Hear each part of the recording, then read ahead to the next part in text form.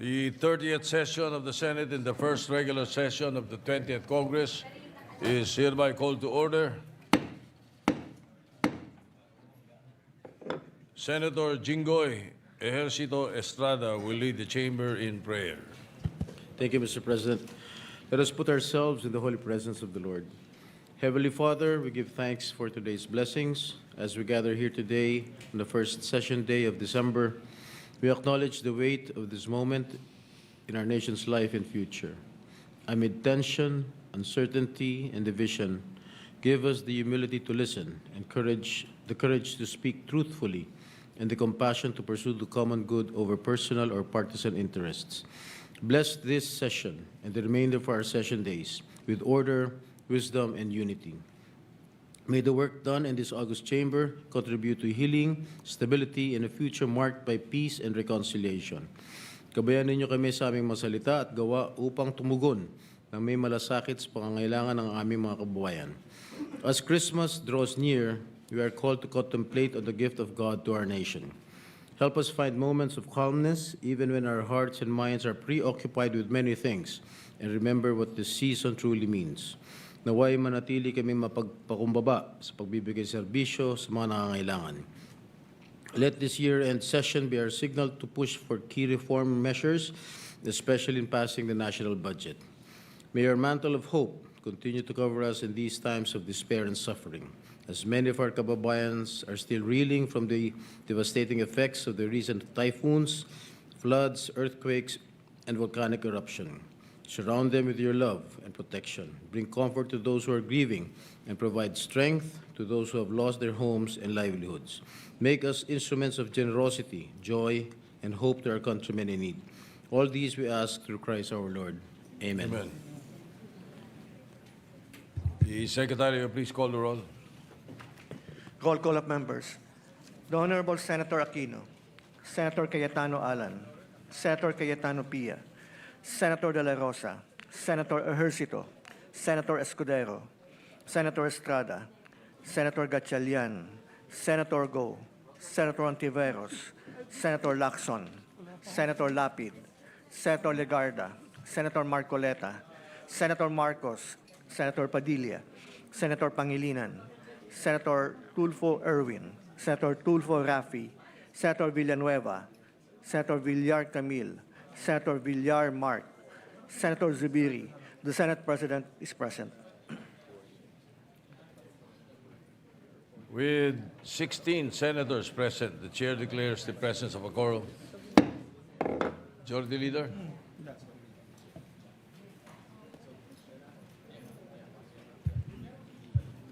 Thank you, Mr. President.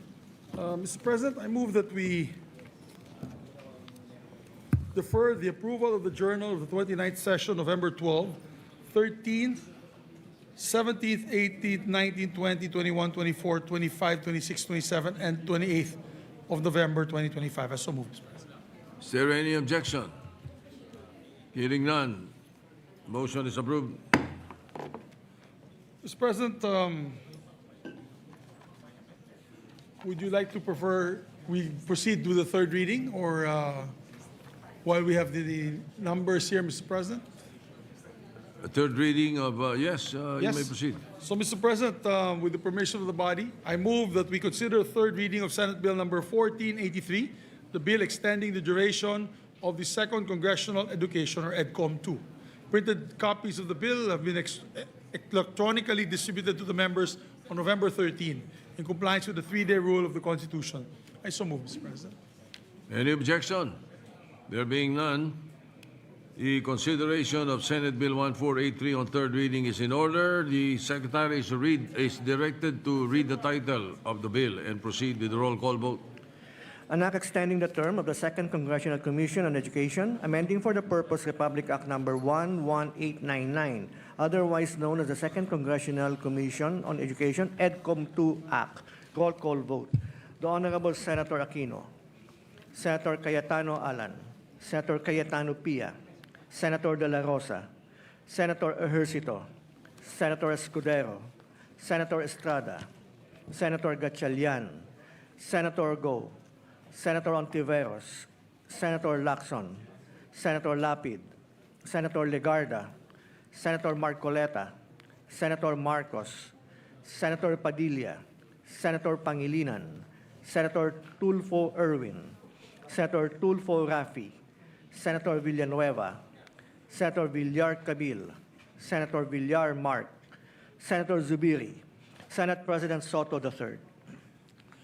With 16 affirmative votes, no negative votes, no abstention, Senate Bill 1483 is approved on third reading. Majority Leader. Thank you very much, and congratulations to the sponsors of the measure, Mr. President. Mr. President, I move that we proceed with the reference of business. Secretary, you proceed the reference of business.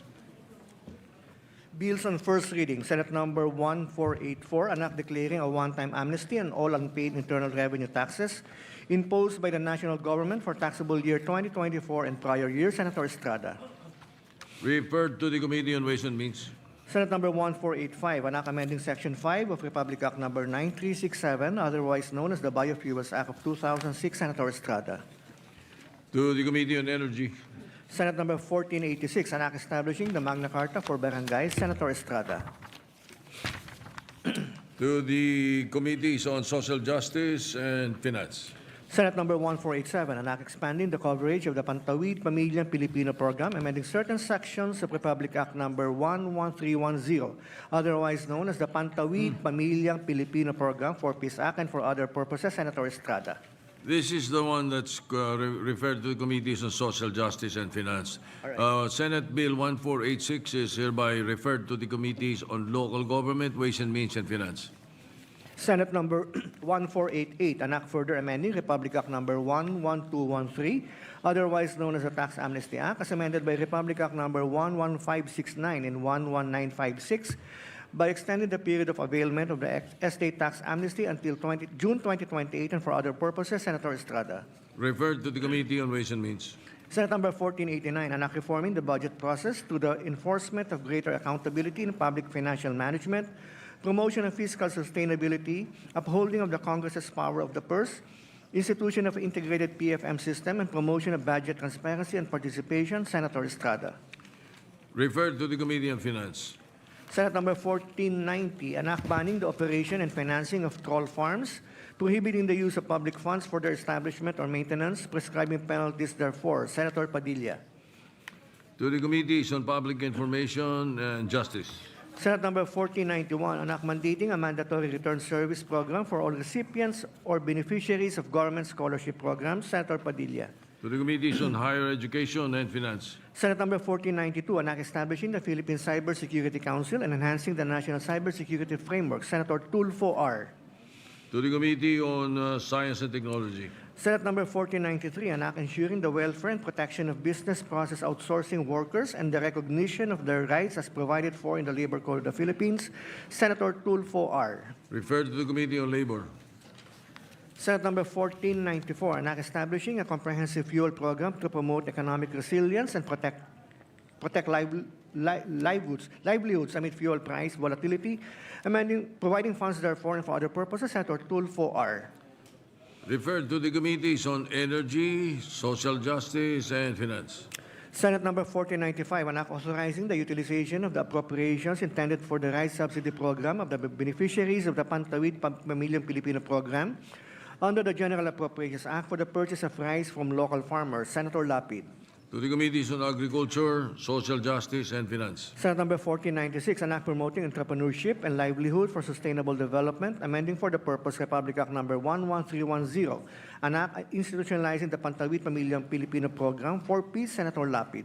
To the Committees on Social Justice, Trade, and Finance. Senate number 1497, an act requiring traffic signal poles to be equipped with accessible pedestrian signals. Senator Lapid.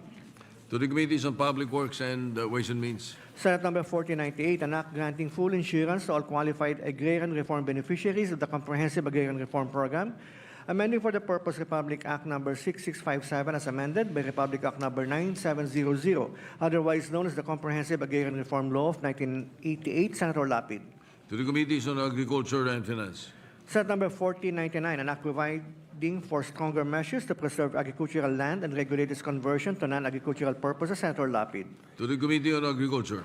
Senate Number 1500, an act establishing the National Center for Geriatric Health and Research Institute, defining its powers and functions, creating regional geriatric specialty centers in the Department of Health retained hospitals and appropriating funds therefore. Senator Villar C. To the Committees on Health, Ways and Means, and Finance. Senate Number 1501, an act providing for the development of green spaces in barangays, municipalities, cities, and provinces nationwide. Senator Villar C. To the Committees on Public Works, Local Government, and Finance. Senate Number 1502, an act providing for the permanent appointment of barangay tanod members who have rendered at least 1 year of service in the barangay government, upgrading their benefits and incentives, providing funds therefore and for other purposes. Senator Tulfo R. To the Committees on Local Government and Finance. Senate Number 1503, an act mandating hazard pay for traffic enforcers and aides, street sweepers, and garbage collectors, providing implementation and funding mechanisms and for other purposes. Senator Tulfo R. To the Committees on Local Government, Labor, and Finance. Resolutions, proposed resolution of both houses number 2, a resolution of both houses of Congress calling for a constitutional convention to revise the 1987 Constitution of the Republic of the Philippines, providing for the designation of the incumbent members of Congress as delegates therein, and subsequent conduct of a snap election. Senator Padilla. To the Committees on Constitutional Amendments and Electoral Reforms. Proposed Senate Resolution 165, congratulating and commending Filipino triathlete Kira Ellis for securing a gold medal in the 2025 Europe Triathlon Junior Cup held in Riga, Latvia. Senator Cayetano P. To the Committee on Rules. Resolution number 166, directing the Committee on Foreign Relations to conduct an inquiry in aid of legislation into the Philippines-United States Task Force Philippines and its legal, diplomatic, and foreign policy implications. Senator Marcos. To the Committee on Foreign Relations. Resolution number 167, commending and congratulating the Philippine contingent to the 3rd Asian Youth Games held from October 22 to 31, 2025 in the Kingdom of Bahrain for delivering the country's biggest medal haul and best performance in the continental sports event. Senator Estrada. Referred to the Committee on Rules. Resolution number 168, urging all government financial institutions and relevant agencies to grant a temporary moratorium on the payment of loans and financial obligations in areas declared under state of calamity, and encouraging private banks and financial institutions to undertake similar measures where possible. Senator Padilla. Referred to the Committee on Banks. Resolution 169, congratulating and commending Quezon City for being recognized by the United Nations Educational, Scientific, and Cultural Organization, UNESCO, as a UNESCO Creative City of Film. Senator Lapid. To the Committee on Rules. Resolution 170, congratulating and commending Filipino professional golfer Miguel Tabuena for winning the 2025 International Series Philippines held at Santa Elena Golf Club in Manila. Senator Lapid. To the Committee on Rules. Resolution 171, congratulating and commending Dumaguete City for being recognized by the United Nations Educational, Scientific, and Cultural Organization as a UNESCO Creative City for Literature. Senator Lapid. To the Committee on Rules. Majority Leader.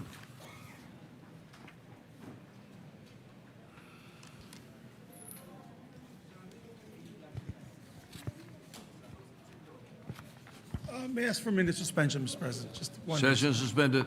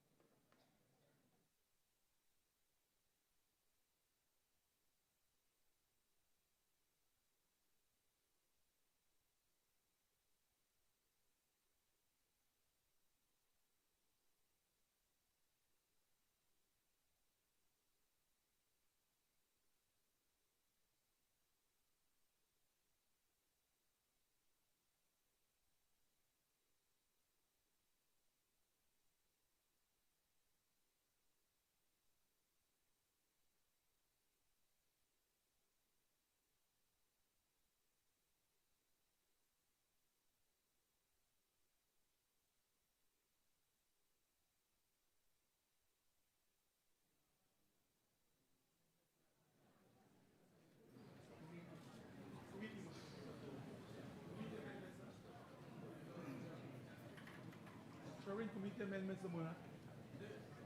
Lahat na?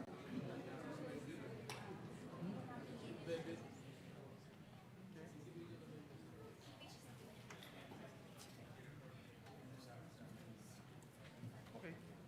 Sige. Ready to resume, Mr. President. Session is resumed. Thank you, Mr. President. Having closed the period of interpellation last week, Mr. President, I move that we resume consideration of House Bill number 4058 under Committee Report number 18. This is the 2026 General Appropriations Budget Bill, Mr. President. I so move. Is there any objection? Hearing none, the motion is approved. Consideration of the said measure is now in order. Mr. President, I move to open the period of committee amendments, or rather the period of amendments, and recognize the sponsor, Senator Win Gatchalian. The chairman of the Finance Committee, Senator Sherwin Gatchalian, is recognized.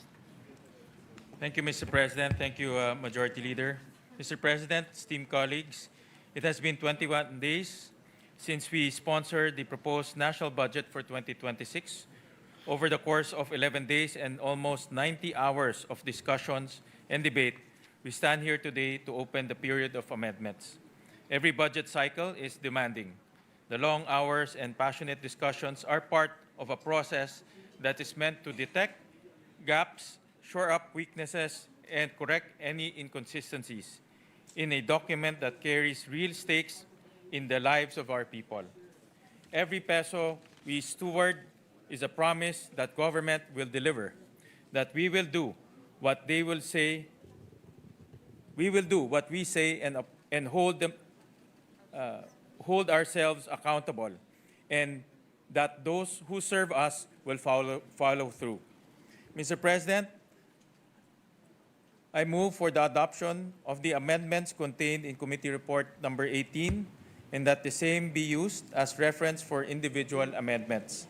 For everyone's information, Committee Report number 18 has been uploaded to the Senate Budget Transparency Portal. Further, consistent with the commitment of the Senate for a transparent budget process that aims to restore the people's trust in Congress and the government, all proposed individual amendments shall be read on the floor and submitted for the body's consideration.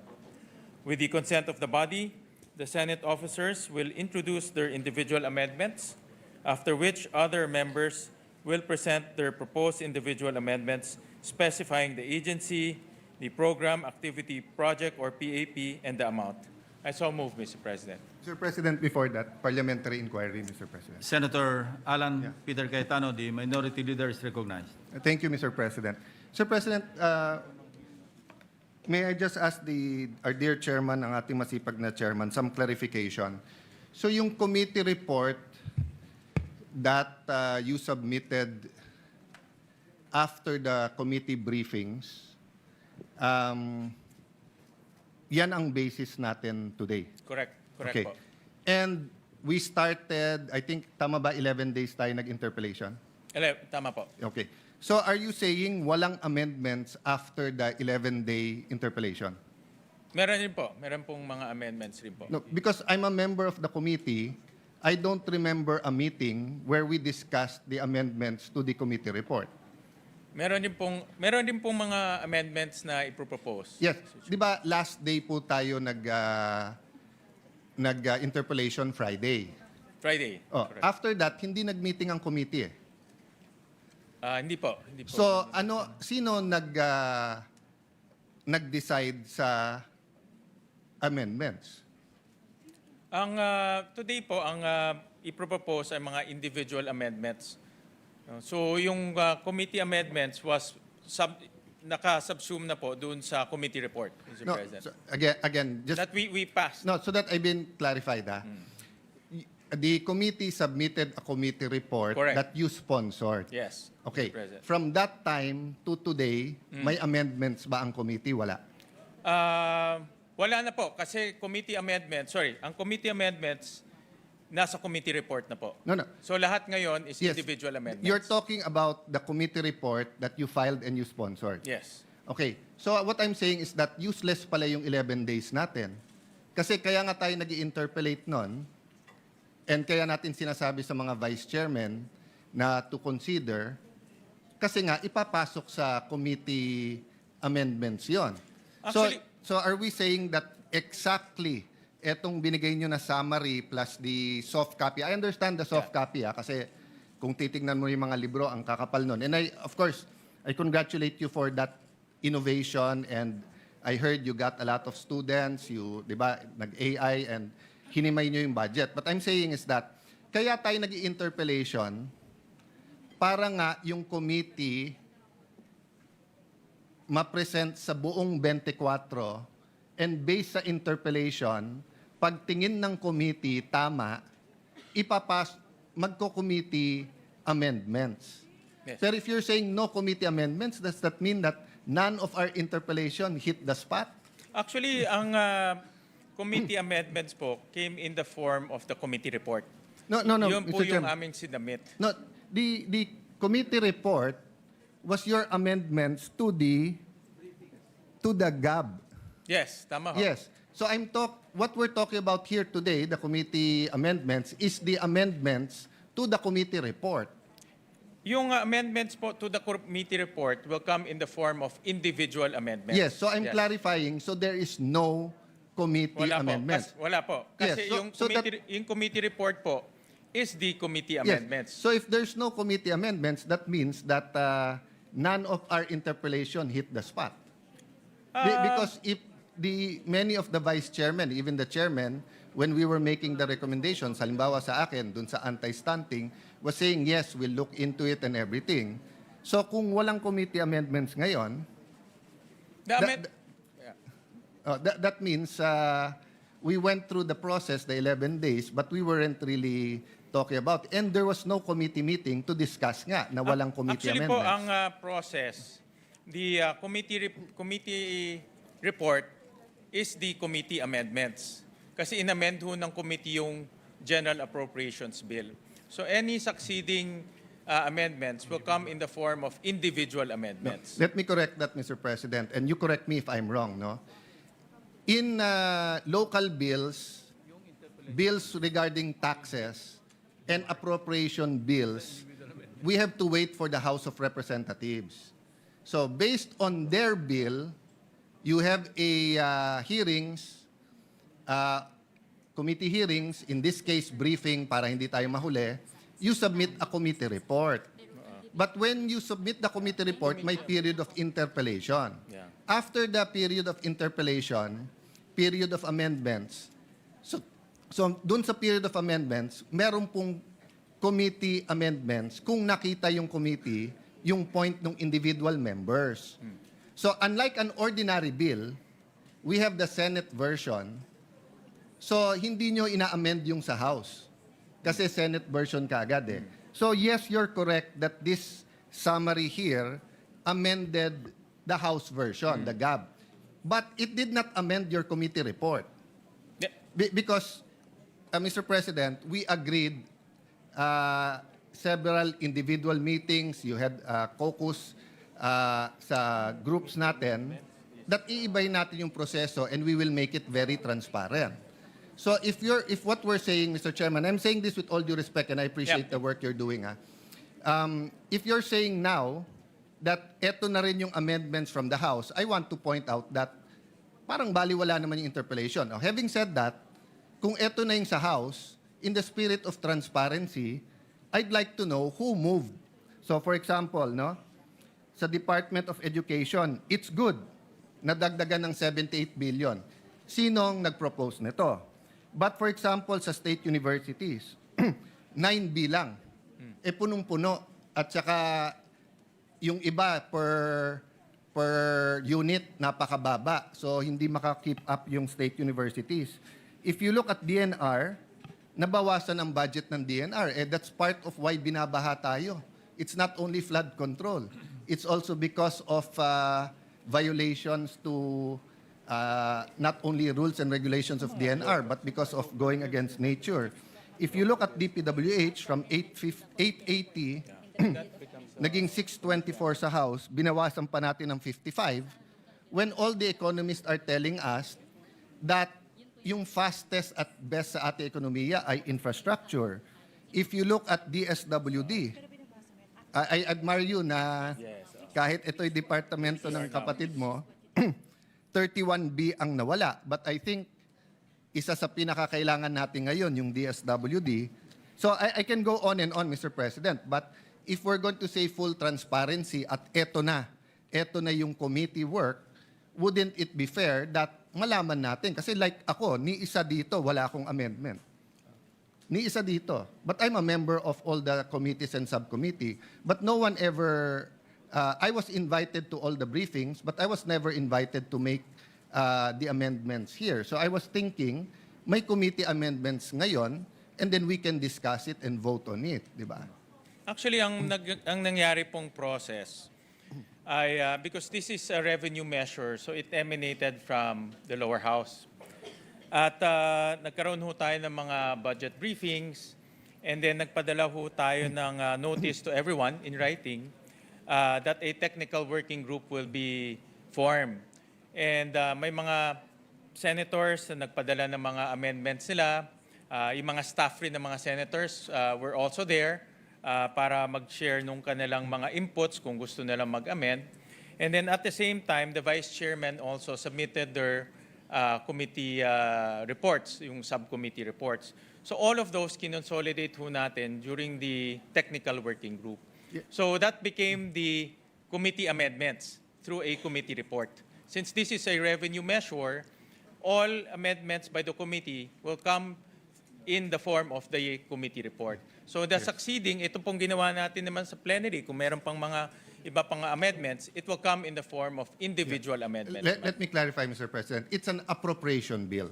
Yes. So, sorry, it's an yes. appropriation bill. So Sorry. the same, kasi chairman ka rin ng Oh, Ways no, and Ways and Means. Means, So oh. the same process, Tama, Mr. tama. Chairman. Yeah. Okay.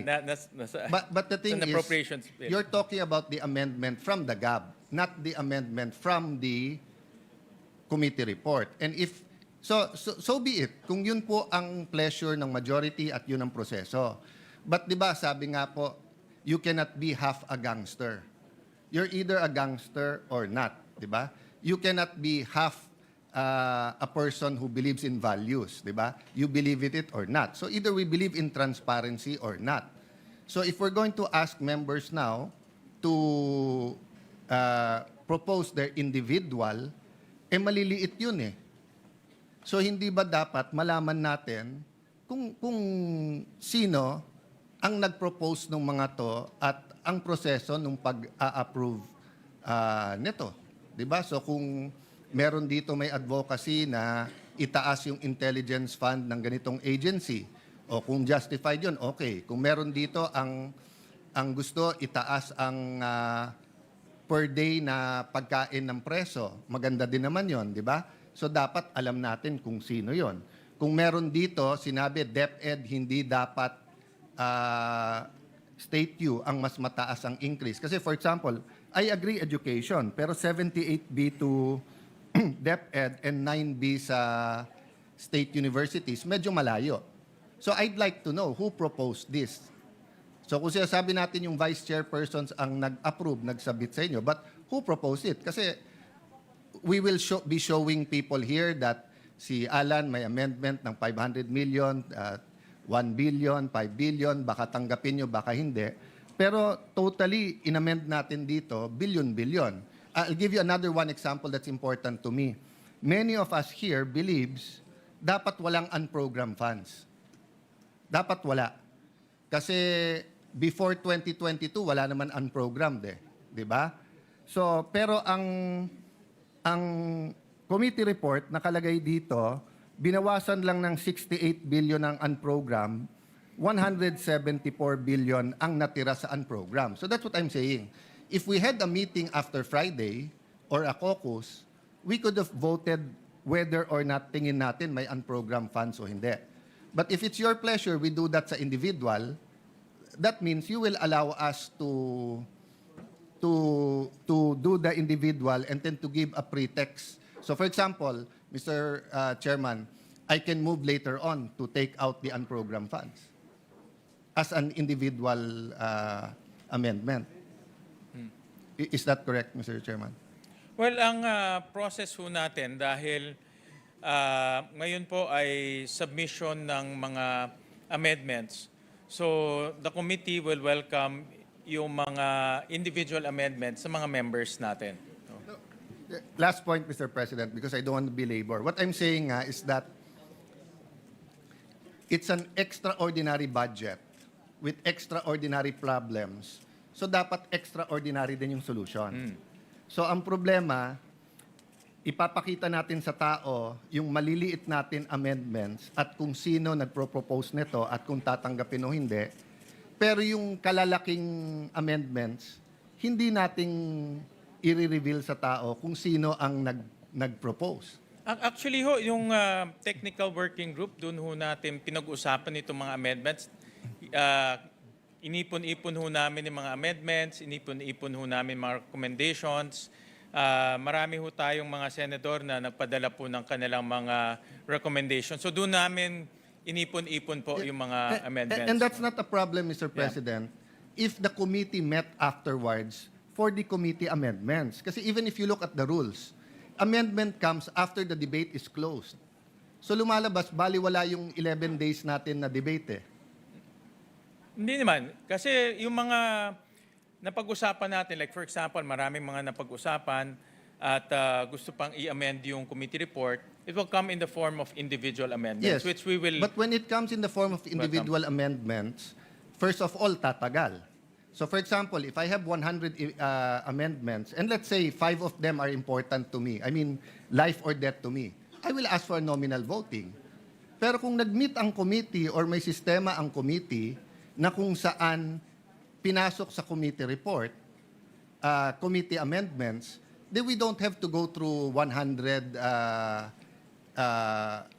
That's why in the previous systems, Mr. Chairman, I'm trying to be brief, but trying to explain it well. So I apologize to our Senate President and Senate President Pro Temp and Senator Win, no? Kasi nga this is new eh. So before, ang sistema natin simple lang. So same system hanggang sa committee report, di ba? And then may interpellation tayo. Then sa interpellation, you talk to the vice chair. Then the vice chair talk to the chair, and then magsasubmit tayo, pwedeng in writing, pwedeng ano. And then, before mag-individual, papasok na natin kung ano sabihin yung committee. Pero hindi issue nun masyado yung transparency. Of course, to be fair kay Senator Lacson, ever since consistent siya. Nung meron pang pork barrel, tatanggalin niya yung isang para sa 24. Kapag may amendments na infra and he thinks it's pork barrel, he'll ask a question. So that's given. And some of us have similar advocacies na mga binabantayan, di ba? Maglalagay ka dito, hindi dapat. Okay. But in general, yung proseso natin allowed our participation at every point in time and then through the leaders. But ngayon, hindi. Kasi ngayon, I'm not saying it's a bad budget, but ngayon, we're basically passing exactly the same committee report before the debates, despite many, many good points sa debate. And then, walang committee amendments. So, papasok na. So, you will have to excuse us if many of us have dozens of individual. Kasi nung araw, because may give and take na doon sa vice chairman at sa chairman, yung mga institutional changes na pag-uusapan yan, whether caucus, meeting, or dito. Ngayon, hindi. Actually ho, dahil nagpadala ho kami ng official letter for a technical working group, the intention was really to lahat ng mga amendments doon na mapag-usapan. Para pagdating ho ng committee report, nandun na yung mga proposals ng ating mga senators. And this was not limited to the vice chairman. Lahat in-invite Yes, ho natin. Mr. Chairman, Yeah. but that was before the committee report and before the 11-day debates. Di ba? So after the 11-day debate, imposible naman na walang magandang punto. Yes, marami po. Maraming magandang punto, pero hindi nagre-reflect sa budget. Dito na ho papasok pag present ng mga senators natin. Yes, usually pag magandang dalawa kasi yung magandang punto eh. Yung parang barkada lang, kasama tayo, di pare maganda yan. Pero sorry, hindi namin tatanggapin. Di ba? Okay. Pero yung magandang punto na we all agree. Di ba? We all agree. So since we all agree, dapat palitan na yon. But let me yield first to former Senate President. He has, on the same point daw, may question daw po siya. With your permission, Mr. President. Before I recognize Senator Escudero, the distinguished minority there may have a valid issue, no? Except that the proposition that the 11-day period of interpellations will not serve its purpose is wrong, because the basis for our individual amendments precisely are our interpellations. Thank you. Mr. President, Senator Escudero is Mr. recognized. President, before that, that was why I asked a rhetorical question. Kasi kung individual lang, we could have gone straight. But that 11-day period, in my view, was to convince the other members na, oh, may consensus tayo dito. And I was hoping, pag may consensus on certain points, yung committee mag-amend. Why, Mr. President? Correct. Kasi pag yung committee nag-amend, malamang hindi matalo yon. Pero pag individual, baka matalo, not because hindi maganda, pero saan kukunin yung pera. But I think we agree, Mr. President. I'm just saying I think we're that, on the same page, except yes, that to say na pointless yung 11-day yes. period of interpellations. I That's will not not an agree to assertion. that. That's a rhetorical question na Yeah, kung walang thank you. committee, does that mean? Thank Yeah. you for Anyway, that clarification. Senator Escudero is recognized. Thank you, Mr. President. With the indulgence of Senator Cayetano, our minority floor leader, nakasanayan po kasi natin na kapag may mga punto para mabawasan na yung debate, minsan yung chairman na lang ang nagpo-propose through the period of individual amendments nung mga amendment na pinanukala nung nagdedebate. Pero ngayon, ang proseso na gusto ng ating ginagalangan chairman ng Committee on Finance, lahat padaanin na sa period of individual amendments, doon ipasok at dito niya pagpapasan kung tatanggapin niya o hindi. Tama po ba? At kung may contention, ayaw niya, pagbobotohan sa plenaryo. Pero ang tanong ko, kagalang-galang na chairman, in the interest of transparency, is it written in any portal who proposed the changes to the HGAB in the committee report? I'll give you an example. Out of the blue, yung Cagayan State University, pinroposa ng 77 million na dagdag. Pero yung katabi niya sa rehiyon na yun, Batanes State College, wala. May I ask, who proposed the 77 million increase? Is that in any of the portals that we have right now? Again, in the interest of transparency. Actually, yung mga proposals, we took into consideration rin yung mga proposals ng mga agencies. Diba, as we always practice, mga agencies po magpapadala ho dito ng mga recommendations, what to increase, what to augment. So we consulted also with our vice chairman, we consulted also with the members through the technical working group. Kaya ho, nag-issue kami ng notice for the technical working group para doon natin mapag-usapan. In fact, si Senator JV was there, Senator Lauren was there, Your Honor, para mapag-usapan. is it your position that all of the proposed increases in the committee report were given by the agencies themselves? Halos lahat po. No. Halos lahat. All or not all? Halos lahat. What Halos about lahat. those that did not come from the agency? Kanino po nanggaling? Sino po ang proponent nun? May mga proponent po na galing po sa mga senators. Sino nga po at sino po ang nagpas? Sino yung proponent at sino yung nagpasya? Dahil yun po ang gagawin natin ngayon sa plenaryo, hindi po ba? Ipo-propose sa floor, pagpapasyahan po ninyo. Kung hindi agree, pwedeng pagbotohan. So pwede po bang malaman, nakalagay po ba sa mas kinasaang transparency portal na ginawa natin, isa sa mga unang resolusyong pinasa natin, kaugnay sa budget, kung sino nag-propose individually nitong mga ito? Halimbawa po, I'll just pick at random, Your Honor. Yung 1 million increase ng Bureau of Treasury, agency? Proposal? Yan po ay galing po sa unprogrammed funds at inilipat ho natin sa program. Proposal po ba yan ng agency? Proposal ho ng technical working group nung pinag-usapan ho. Ano pong pangalan at address ni TWG? I mean, again, we want transparency, Your Honor, right? So we have to put it on the record. Yeah. Well, The whole changes involved in the committee report is about, according to you, 326 billion. So isn't it just proper and right that we know who the proponents are of these proposals? Marami ho kasing mga proposals pinapadala ho sa amin in writing. In iba ho ay tinatry ho natin ma-accommodate by finding sources. So lahat naman ho yan in writing pinapadala ho Mr. sa... Chairman, ulitin ko po ulit. Mr. President, I'm sorry. Wala naman pong problema eh.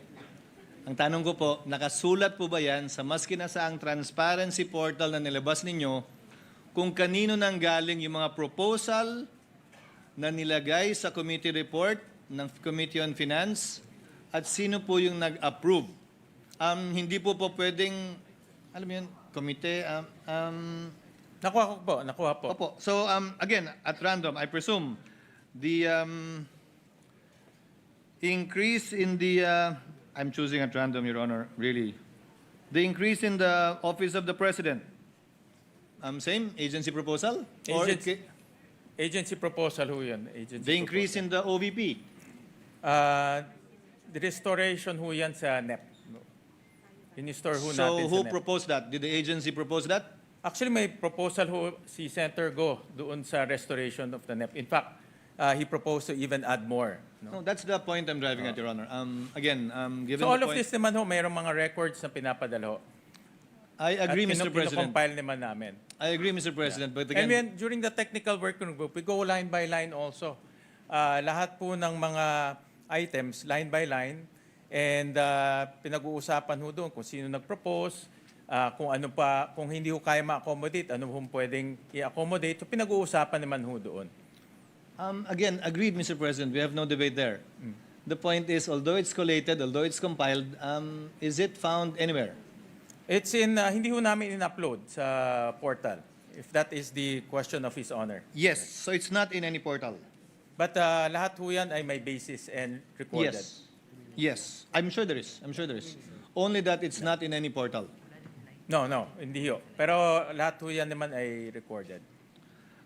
Just to cite a few more examples, which I'm sure are remembered by the good chairperson, yung in-increase po natin sa National Defense Agency proposal.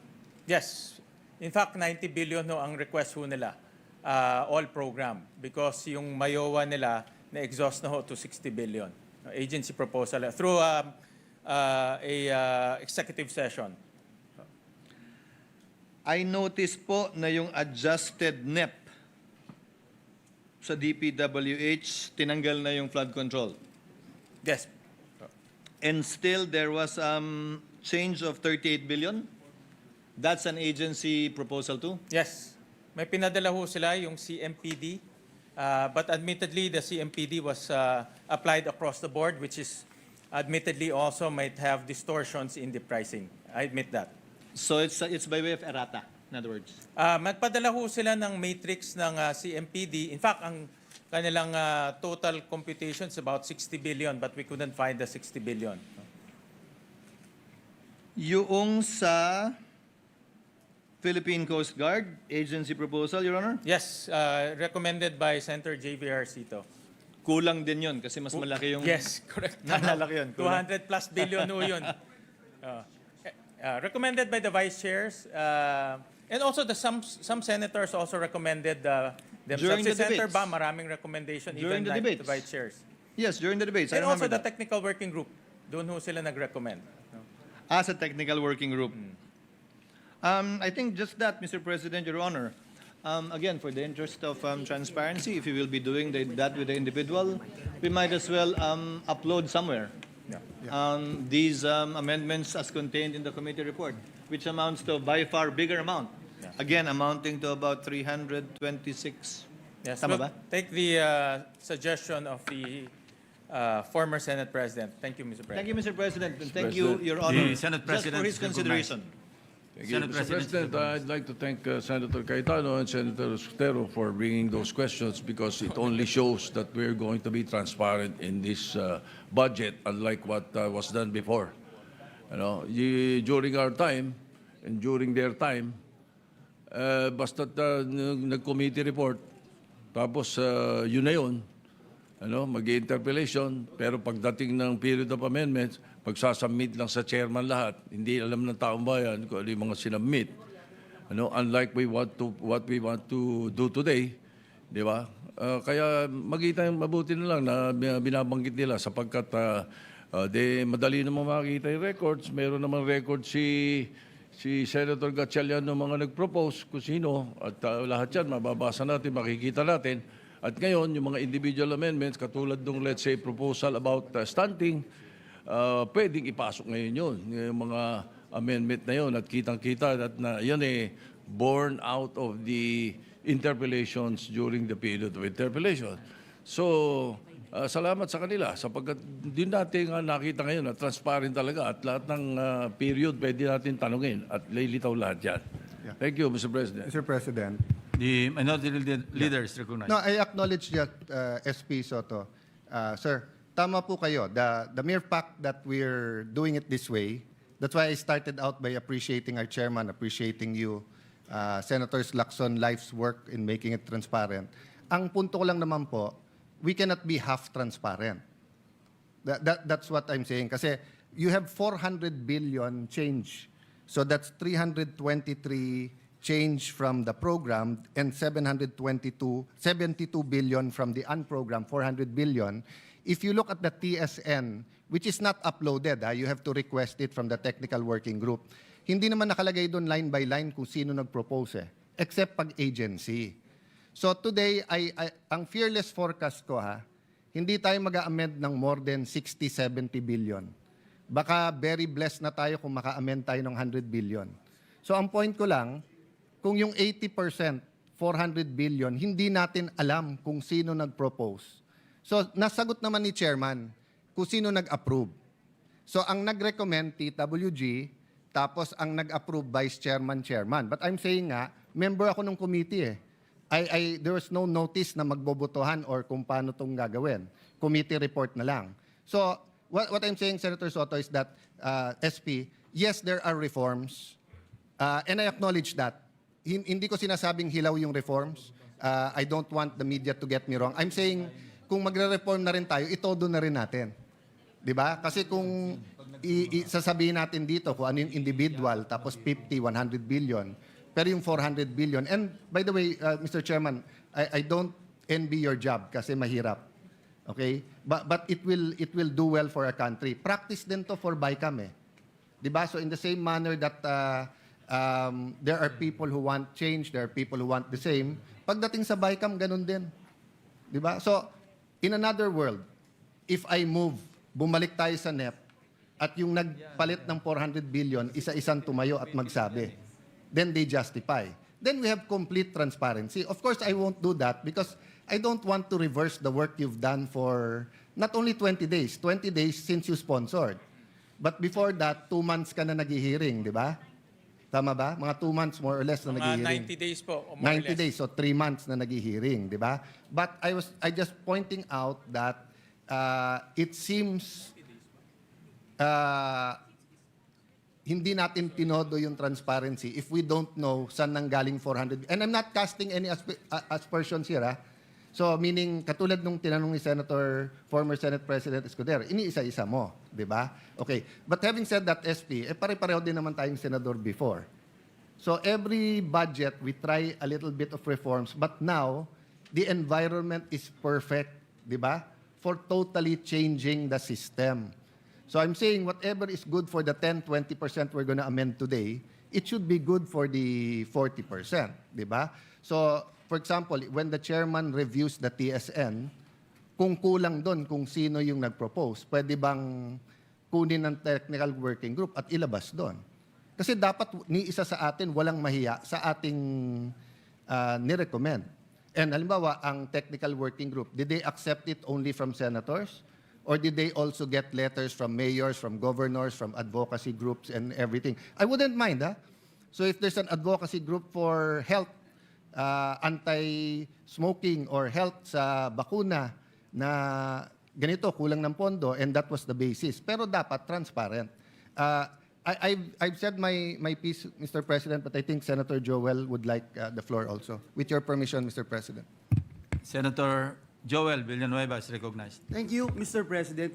we just like to put on record, Mr. President, that we support the initiative of the chairman, that everything else will now become part of the individual amendments.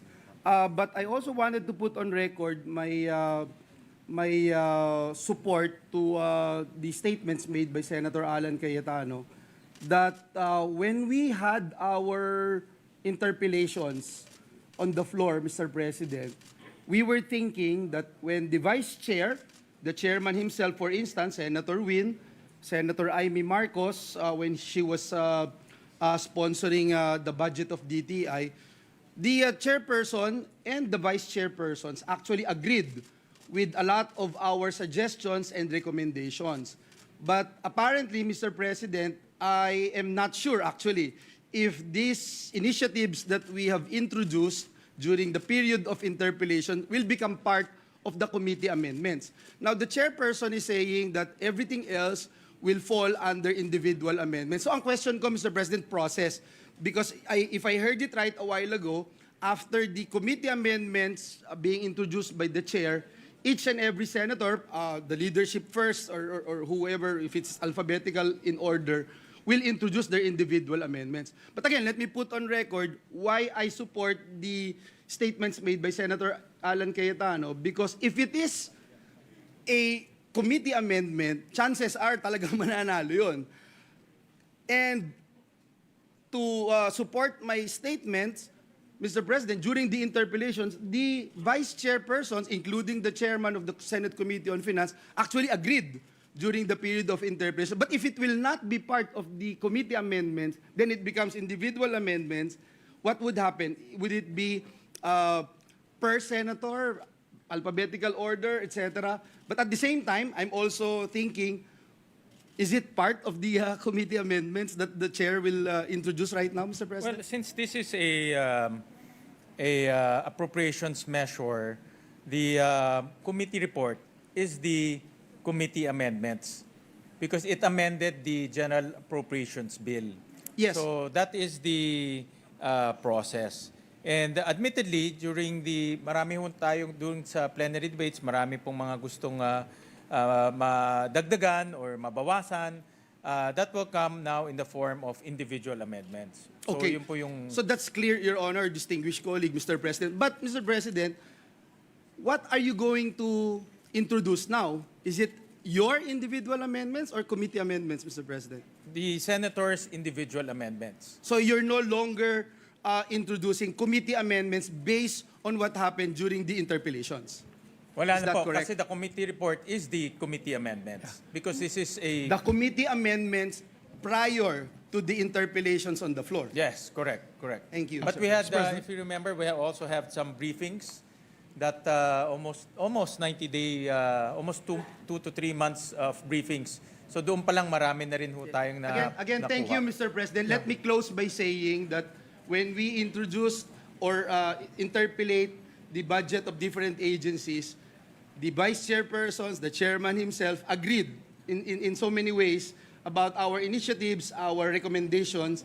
And unfortunately, Mr. President, it will go in the category of individual amendments, and chances are it might, or I don't know the chances of being voted down or being carried by the committee. Thank you, Mr. Chairman. Thank you, Senator Villanueva. Majority Leader. Thank you, Mr. President. Mr. President, just for clarity, and I think I understand the query of our distinguished minority floor leader.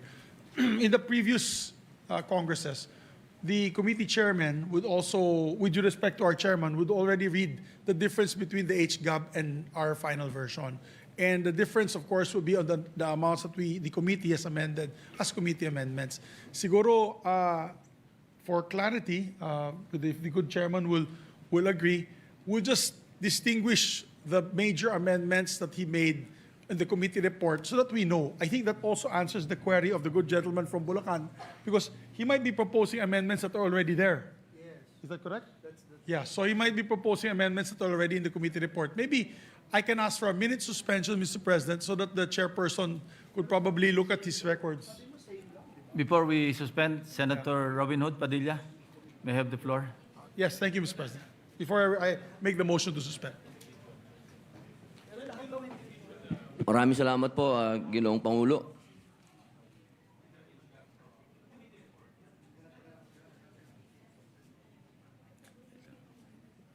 Maraming salamat po, Pinunong Mayorya. Meron lang po akong katanungan sa ating kaibigan, Senator Yes, Bill Gatchalian. Opo. Kanina po kasi ang usapan ay salitang English. Mas mainam po Tagalogin ko. Opo, at maintindihan po ng ating mga kababayan sapagkat yung akin pong imumungkahi at itatanong ay patungkol po sa ating mga katutubo at sa mga kamusliman. Una po, napag-usapan po dun sa interpelasyon na sumang-ayon po ang ating mga kasama po si Senator Mig Zubiri, patungkol po dun sa Sharia Court na inyo pong susuportahan. Gusto ko lang po malaman kung kasama po ba yun dito sa committee report po ninyo? Wala po. Dahil yung committee report na una ho yun doon sa plenary debates. Yun po ang tinatanong din ng ating mga kasama. Pati po yung napag-usapan po doon sa pagpapatitulo ng mga ancestral domain. Wala din po. Wala rin po. Wala rin po. Ano pong ibig sabihin nun aking kaibigan? Bali, ito po'y magiging individual amendment po ito. Ibig Tama sabihin, so pwede pong mangyari na hindi po ito ma-approve. Depende ho sa fiscal space at kung kaya po ng budget. Gusto ko lamang po malaman po ninyo na inaasahan na po ito ng ating mga kababayan na Muslim. Ito po ina-approvean na natin, batas na po ito. Inaasahan po ang Sharia Court. Ganon din po ang mga katutubo na hanggang sa panahon na nandito po sa interpelasyon ni Senator Loren Ligarda na sinuportahan po ng ibang senadora katulad po ni Senator Risa Hontiveros na ang pagmimina, ang pagsasamantala po sa ancestral domain ng mga katutubo, nangyayari po yan dahil wala po silang mga titulo. At nangyayari po ang mga rebelyon dahil hindi po alam ng mga Muslim kung saan sila tatakbo dahil ang Sharia Court po ay nasa 2 lugar lang. Maraming salamat po. Ako po, personally, sinusuportahan ko yung mungkahi ni Senator Robin at yan ay pwede maging parte po ng individual amendments po natin. Salamat po. Maraming salamat. Thank you. Majority Leader. Senator Kiko Pangilinan is recognized. Yes, dadagdagan ko lang yung puntong nabanggit ni Senator Gatchalian at bilang pagsagot doon sa katanungan ni Senator Padilla bilang subcommittee chairman ng Subcommittee J, tayo po ang tumalakay sa judiciary budget at doon tinanong ni Ginoong ni Senator Robin Hood Padilla yung usapin po ng dagdag na budget para sa Sharia. Tayo rin po ay sinusuportahan yung pagdagdag nung nasabing pondo. For the record, Mr. President. Thank you. Majority Leader. Senator Pia Cayetano is recognized. Mr. President, I share the concern of Senator Padilla, but this is the reality of lawmaking, including the budget process. Because I handled the budget of NCIP, when the good senator brought to our attention the concerns of the indigenous people na wala ngang mga titulo at matagal na nga daw niyang sinusuportahan yon, tinignan ko yung record. Yung mismong NCIP, hindi naman nag-submit ng kanilang budget proposal na magdagdag ng pondo para doon. So, paano ko naman gagawin yun na wala man lang submission coming from the agency? At sinabi natin to on record during the plenary debate. So, sabi ko kay Senator Robin na napakaganda nung concern nyo. The indigenous people are blessed to have a supporter like you, pero the agency has to do their job because we cannot invent these figures if wala namang pinopropose. They did not do it in a timely manner, Mr. President. So I suggested to His Honor, pwede kayong mag-submit ng amendment because I'm sure the chairman will accommodate a very reasonable request such as that, Mr. President. So for the record. Senator Padilla. Opo, maraming salamat po. Napakaganda pong mungkahi. Ang akin lamang pong pinapaliwanag, tayo po ay nandirito na. At tayo po ay nakapakinig po sa nangyaring interpelasyon na ginawa po ni Senator Loren Ligarda na patungkol po sa patuloy na pagsira ng kalikasan at ginagamit po ang mga lupa ng ating mga katutubo. Kaya po ako nakiusap na kung gusto po nating marisolba itong kaguluhan na ito, at ito pa po ang dahilan ngayon kung bakit nagkakaroon pa ng mga recruitment po uli ng mga rebelde dahil po dito sa pagsisimula uli ng pagsasamantala sa mga lupa po ng ating mga katutubo. Andito na po tayo eh. Ito nga po, pinag-uusapan nga po kanina, sinabi nga po, nagkakaroon na nga po tayo ng mga malawakang pagpapalit at pagpapaganda ng sistema ng paggawa ng budget. Bakit hindi pa po natin ito talakayin ngayon na? Bakit pa po natin kailangan ito padaanin pa sa kung saan-saang butas ng karayom? Ang inyo pong mga kapatid na katutubo ay naghihikahus na sa sobrang pagsasamantala sa kanila. Yun lamang po naman. Maraming salamat po, Ginoong Pangulo. Thank you. Maraming salamat, Senator Robin. At yung mga magagandang mungkahi po ng ating mga senador ay pinipilit ho natin masama po sa budget at humingi rin po ako ng mga rekomendasyon sa ating mga vice chairman na humahawak po ng mga komite niyon. At admittedly, this process is a new process for all of us, and but this is in line with what we desire for transparency, Mr. President. So, Mr. President, with that, may I seek a minute suspension, Mr. President? Session is suspended for 1 minute.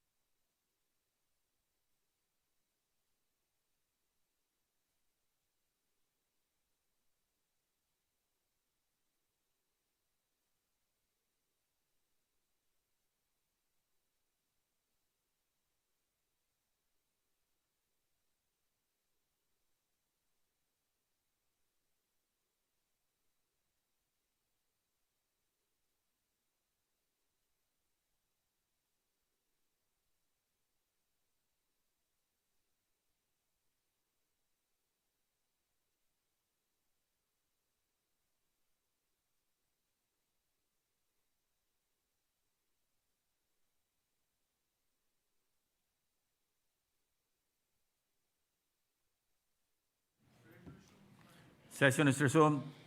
Thank you, Mr. President. Before we go back to our topic of the day, which is the national budget, we'd just like to recognize members, officers of the Union of Local Authorities of the Philippines, headed by our distinguished governor, or one of our hardworking governors, Governor Dax Kua is with us.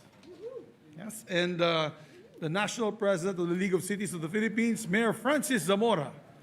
Favorite ng anak ko yan, Mr. President, kasi taga-savior yung anak ko. San Juan yan, Mayor. The national president of the League of Municipalities of the Philippines, Mayor Faustino Ino D., the son of Speaker D, is with us today, Mr. President. And national president of the Liga ng mga Barangays, Honorable Jessica D., as well is with us. And UNAP Executive Director Eileen Lecano, and Executive Director of Liga ng mga Barangay, Attorney Benzon Aquino, are with us today, Mr. President. To our friends and partners from the local government units, welcome to the Senate. May mga dalang resolution sila, Mr. President. Joke lang.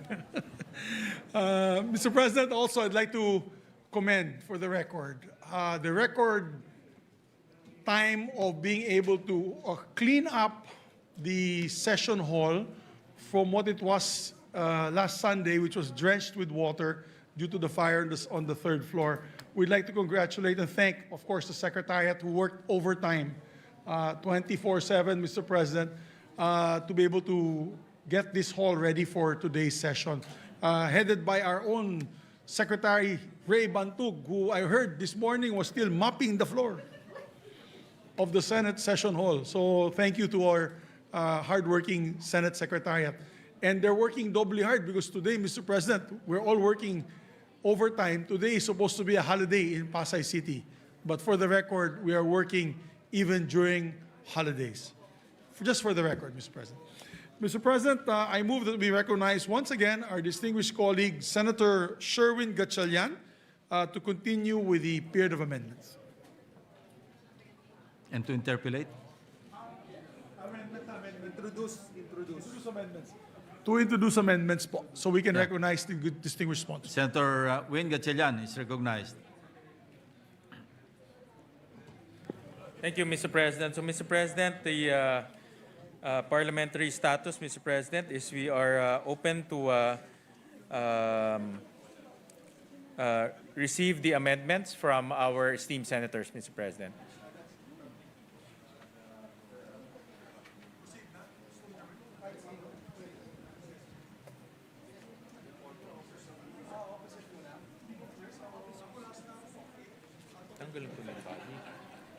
The Senate President is recognized. Thank you, Mr. President. May I propose that these very few amendments be included in the by the committee, accepted by the committee. First of all, if you recall, I kept on mentioning this, and so this gives me a chance to include already in the budget of the DepEd a rehabilitation and reconstruction of the gymnasium of the Laguna State Polytechnic University in San Pablo campus, San Pablo, Laguna, in amount of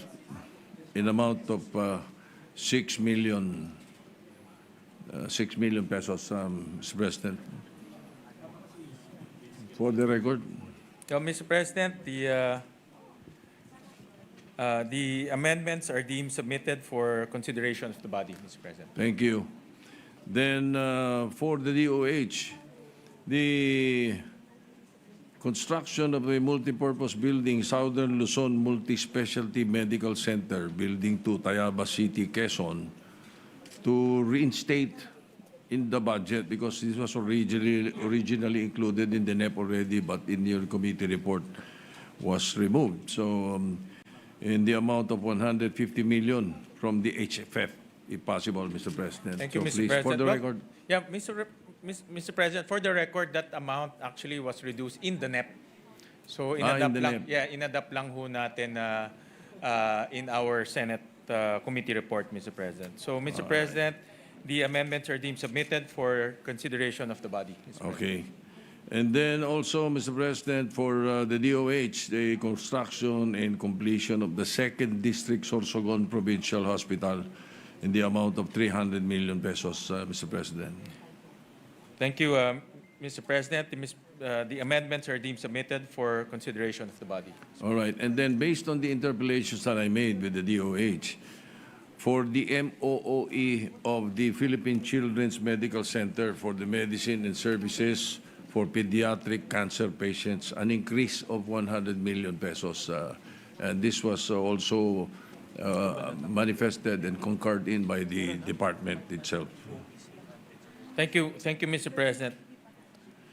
Now, finally, Mr. President, for the CHED, on the medical scholarship or the implementation of the Doktor Para sa Bayan Act, an increase of 185 million because the original amount that was included was only for 12 students a year, to 12 new students. So the suggestion is to make it at least 24, so an additional 180 million pesos for their budget, Mr. Thank you, President. Mr. President. Just on the previous proposal on the Philippine Children's Hospital, that's actually the same proposal as Senator Pia when she submitted the subcommittee report, Mr. President. So we'll also consider that, Mr. President. All right. Thank you very much. That's all, Mr. President, my individual amendments.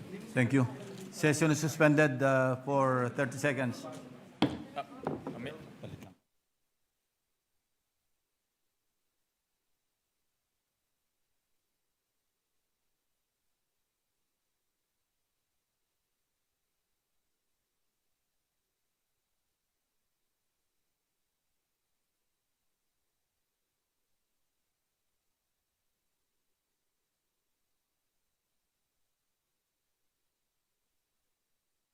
Session is resumed. Thank you, Mr. President. Mr. President, may we recognize our distinguished colleague from Cavite, no other than Senator Panfilo Lacson, our Senate President pro tempore. Senate President Pro Temp is recognized, Senator Ping Lacson. Thank you, Mr. President. Mr. President, Your Honor, may I propose the following amendments to the fiscal year 2026 General Appropriations Bill, House Bill number 4058, under Senate Finance Committee Report number 18. For the Department of Public Works and Highways, deduct the amount of 2 billion pesos from the payments of right-of-way, 1 billion pesos under the various completed projects for the payments of right-of-way, ROW, for nationwide/central office, and another 1 billion pesos from the various ongoing projects for the payments of right-of-way, similarly under the nationwide/central office. Let me explain, Mr. President. Mr. President, the nationwide central office's payments for right-of-way appropriations are redundant as funds are already allocated regionally. If these funds are essential, they should be allocated to the relevant regions. Hence, the amount deducted from the payment of ROW shall be the source of the proposed budgetary amendments. Number one, state universities and colleges. For the state universities and colleges, on the proposed budget of University of the Philippines system, an increase of 30 million pesos for the UP and CPAG governance reform, innovation and transformation collaboratory or GRIT labs. The UP and CPAG governance reform, innovation and transformation collaboratory has served as a cross-disciplinary platform that develops informed data analytics, evidence-based research, and capacity-building programs. Through this program, UP and CPAG assisted the Senate and other government agencies in data analysis and policy reform. The budgetary increase will meet their critical operational needs for continued meaningful collaboration between the academe and government reform. Department of Transportation. For the Department of Transportation, an increase of 400 million pesos for the construction of the DOTR Cars Regional Office. Again, let me explain, Mr. President. The DOTR is a revenue-generating agency. Its reported collections in 2024 were 13.2 billion, targets 13.4 billion for this year, and projects 13.5 billion for 2026. The DOTR Cordillera Administrative Region alone generated about 393 million pesos in 2024 and has already accumulated revenues of about 197 million from January to April this year. Despite being a revenue-generating agency, the regional office of DOTR CAR has been renting from the Philippine Postal Corporation, incurring an annual rental expense of 1.96 million. And it must be noted that the DOTR CAR already acquired a 2,300 square meter parcel of land in 2018. Further, this project was originally part of the Tier 1 proposal of the DOTR to the National Expenditure Program, but to this end, funding the construction of this building is not only practical, but also a fiscally responsible strategy. I so move, Mr. Chairman. Thank you, Mr. President. First of all, I would like to thank Senator Lacson for helping the committee to find sources. Yung po pinakamahirap po maghanap ng source. And I would like to thank Senator Lacson for identifying items that are unutilized.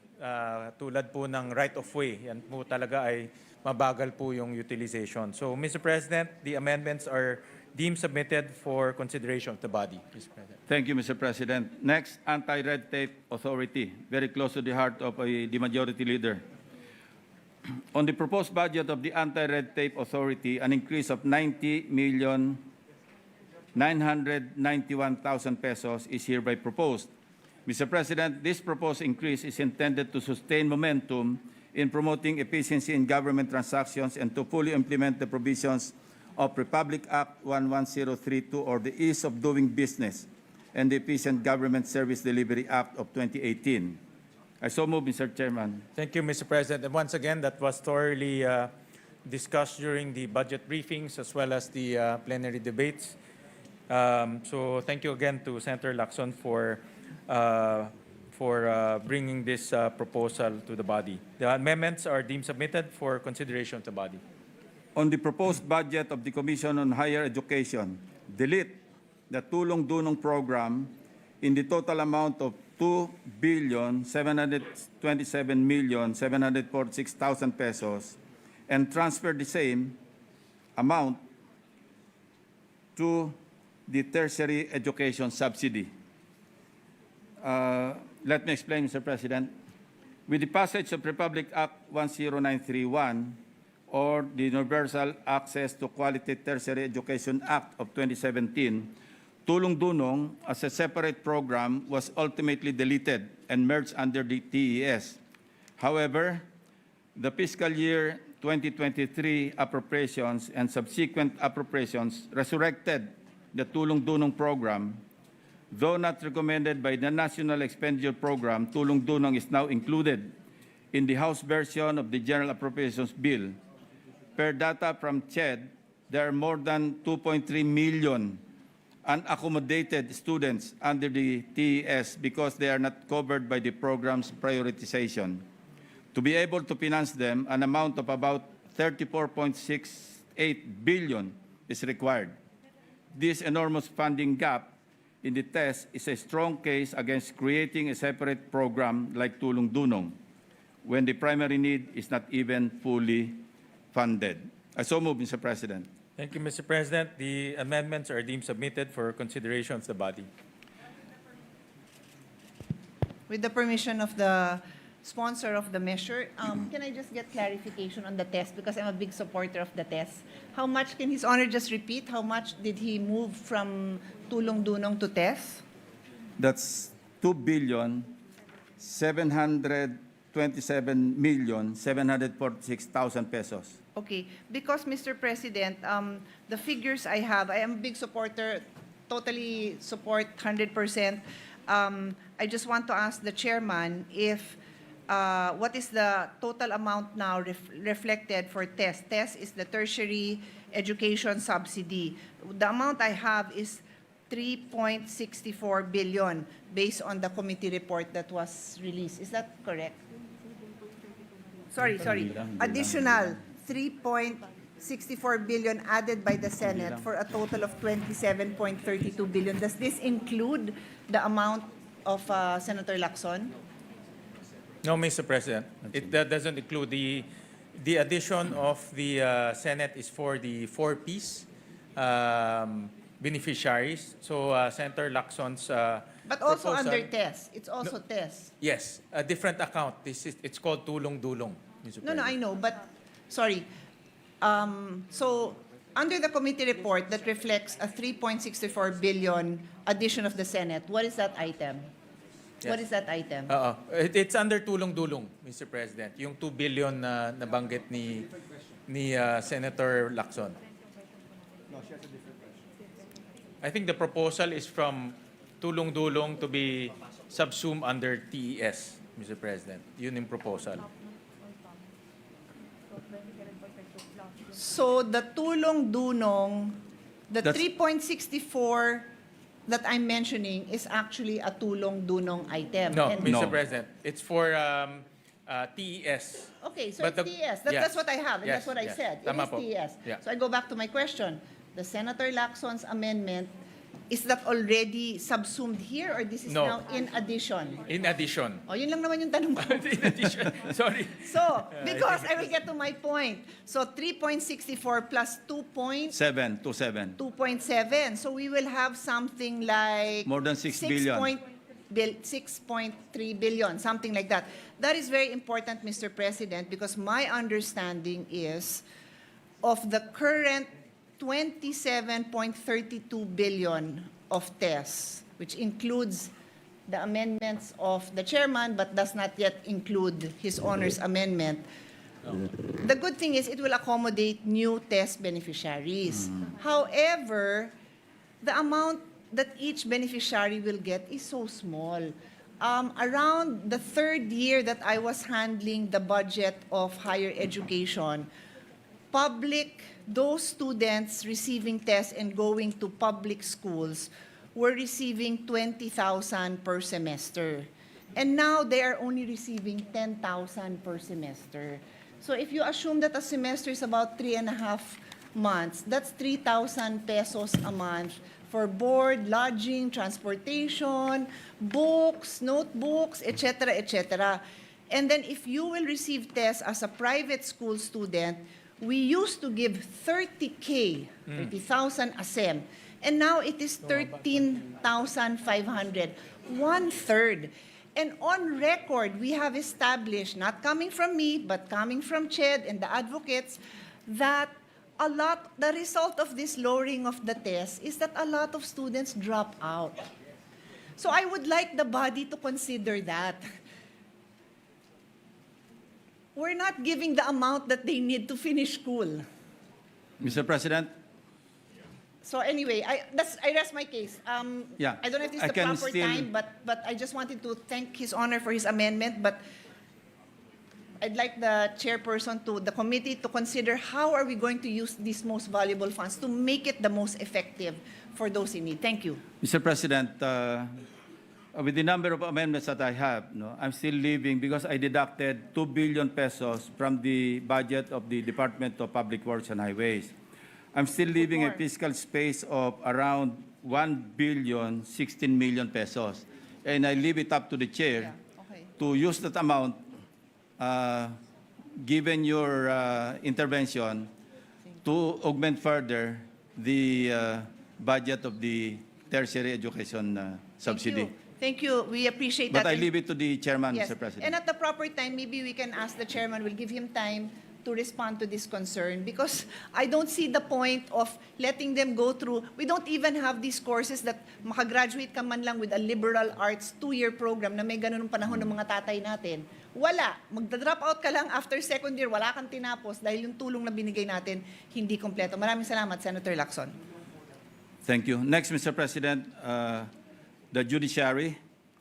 For the judiciary, on the proposed budget of the Supreme Court of the Philippines and the lower courts, allocate the amount of 243,789,671 to fund the operationalization of the Supreme Court Judicial Integrity Office for fiscal year 2026. Again, let me explain, Mr. President. Supreme Court and Bank Resolution AM number 231205 SC, or the Supreme Court, abolished the Judicial Integrity Board, or JIB, and created the Judicial Integrity Office under the supervision and control of the Supreme Court, which shall be headed by the Judiciary Integrity Officer, who shall be appointed by the Supreme Court. During the plenary interpellations, Mr. President, on the budget of the judiciary, the need to fund the creation of the Judicial Integrity Office was recognized. Hence this proposal, Mr. President. I so move, Mr. President. Thank you, Senator Lacson. Mr. President, the amendments are deemed submitted for consideration of the body.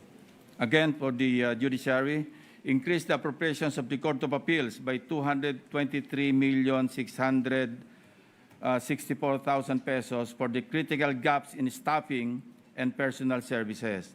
The Court of Appeals originally proposed 8.472 billion, but was cut significantly to 5.788 billion. We therefore propose this increase to address the critical gaps in staffing and personnel services, Mr. President. Thank you, Mr. President. The amendments are deemed submitted for consideration of the body. Next, Development Academy of the Philippines. For the budgetary support to government corporations on the appropriations of the DAP, an increase of 28,500,000 pesos, specifically to support the DAP Graduate School of Public and Development Management. Again, let me explain, Mr. President. Continuing education is crucial for improving the technical and leadership capacities of our government employees. The DAP GSPDM has provided ladderized and master's programs for our civil servants. However, despite the growing number of enlistees this year or each year, DAP can accommodate only a small fraction due to budget constraints. Hence, to ensure wider accessibility to continuing education and a higher return on public investment, the increase in the DAP GSPDM appropriations is proposed. I so move, Mr. President. Mr. President, the amendments are deemed submitted for consideration of the body. That's all for the individual amendments concerning the budget, Mr. President. For the special provisions, Department of Health. For the special provision on the Department of Health, amend special provision number 4 on the Quick Response Fund to clarify the appropriate utilization of the QRF. By stipulating the types of resources and activities such as engagement of emergency health personnel and procurement of additional supplies and commodities, the revision will help ensure that the QRF fund utilization aligns closely with its primary purpose of rapid health service restoration and intervention. Hence, on page 1045, Volume 1-A of the fiscal year 2026 GAB, after the word "of," delete the word "medical." On the same page, after the word "equipment," insert the phrase "procurement of additional emergency health commodities / supplies and other essential resources," and delete the words as well as. On the same page, line 21, after the word "assistance," insert the phrase "including emergency engagement of health personnel to provide medical and public health services and for other operational expenses during the response phase of the emergency or disaster to ensure the rapid restoration of health services, the delivery of critical health interventions, and the stabilization of the health conditions, and delete the words "in order that the situation and living conditions of the people." On line 23, delete the word "which," and in lieu thereof, insert the words "whether this." On the same line, after the word "year," delete the phrase "may be normalized as quickly as possible." The amended special provision shall read as follows. Number 4, Quick Response Fund.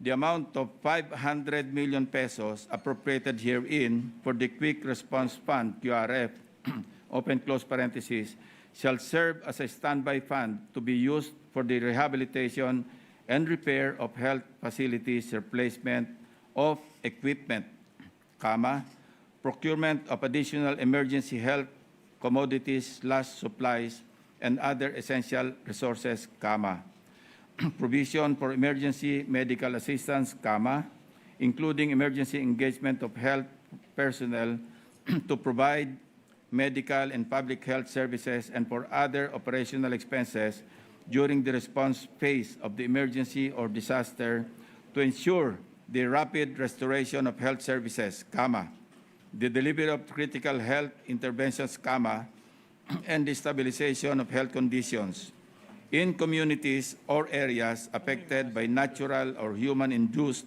calamities, epidemics, crises, and catastrophes, whether this occurred in the last quarter of the immediately preceding year and those occurring during the period or during the current year period. In no case shall the QRF be used for pre-disaster activities, such as conduct of training, insurance of assets, and public information and education initiatives, or any other purpose not authorized in this provision. I so move, Mr. President. Thank you, Mr. President. Mr. President, the amendments are deemed submitted for consideration of the body. Department of Public Works and Highways, new special provision, updating of highway, bridge, and flood management design manual. For the Department of Public Works and Highways, insert a special provision on updating of highway, bridge, and flood management design manuals by ensuring that the design manuals for key infrastructure are updated and consultative. We can foster foresight, strategic, and climate start development in DPWH project implementation. To this end, on page 3, Volume 1-B of the fiscal year 2026 GAB, insert a new special provision between lines and 2 to read as follows. Updating of highway, bridge, and flood management design manuals. To address the worsening effects of climate change and to ensure efficient and high-quality projects, the DPWH shall work with scientists, industry experts, the academe, and people's organizations to comprehensively upgrade its design manuals for highways, bridges, and flood management infrastructures, period. This includes integrating updated climate impact projections, nature-based solutions, hydrological and geotechnical risk assessments, and community-informed adaptation measures to ensure that future infrastructure projects are resilient, sustainable, and responsive to local conditions. Letter B, new special provision, roadmap for digital planning, design, construction, maintenance, and management. Still, for the DPWH, insert a special provision on roadmap for digital planning, design, construction, maintenance, and management. Mr. President, the recent events demonstrate that the scale, complexity, and fragmented nature of the infrastructure projects create the opportunity for corruption. It is therefore an opportune time to adopt a technology that will ensure efficiency, transparency, and integrity in our infrastructure projects. Building Information Modeling, or BIM, BIM, has been recognized by various countries as an effective tool in their construction industry and has institutionalized the transformative technology for designing, constructing, and managing public projects. To this end, on page 4 of Volume 1-B of the fiscal year 2026 GAB, insert a new special provision between lines 8 and 9 to read as follows. Roadmap for digital planning, design, construction, maintenance, and management, period. The DPWH shall adopt a 5-year detailed roadmap for the adoption and integration of building information modeling, open close parenthesis, BIM, in the planning, designing, construction, and maintenance and management of government-funded infrastructures, period. I so move, Mr. President. Mr. President, the amendments are deemed submitted for consideration of the body. For the Department of Social Welfare and Development, Office of the Secretary, for the special provision of the DSWD, insert a new provision between lines 40 and 41, specifically special provision number 9, prohibition on political involvement in cash aid distribution. This special provision will insulate government social welfare programs from partisan politics. Mr. President, there must be no room for political exploitation and manipulation of the government programs in any shape or form, especially when those at the other end are already suffering. To politicize a social welfare program is not only unjust, but also inhumane. To this end, between lines 40 and 41, page 228, volume 1-B of fiscal year 2026 GAB, insert a new provision to read as follows. Number 9, prohibition on political involvement in cash aid distribution, period. The funds appropriated for the DSWD shall be used strictly to ensure that all cash assistance distributions, including but not limited to protective services for individuals and families in difficult circumstances, tulong panghanap buhay sa ating disadvantaged/displaced workers, and medical assistance to indigent and financially incapacitated patients program, are conducted exclusively by authorized DSWD personnel or accredited partners, period.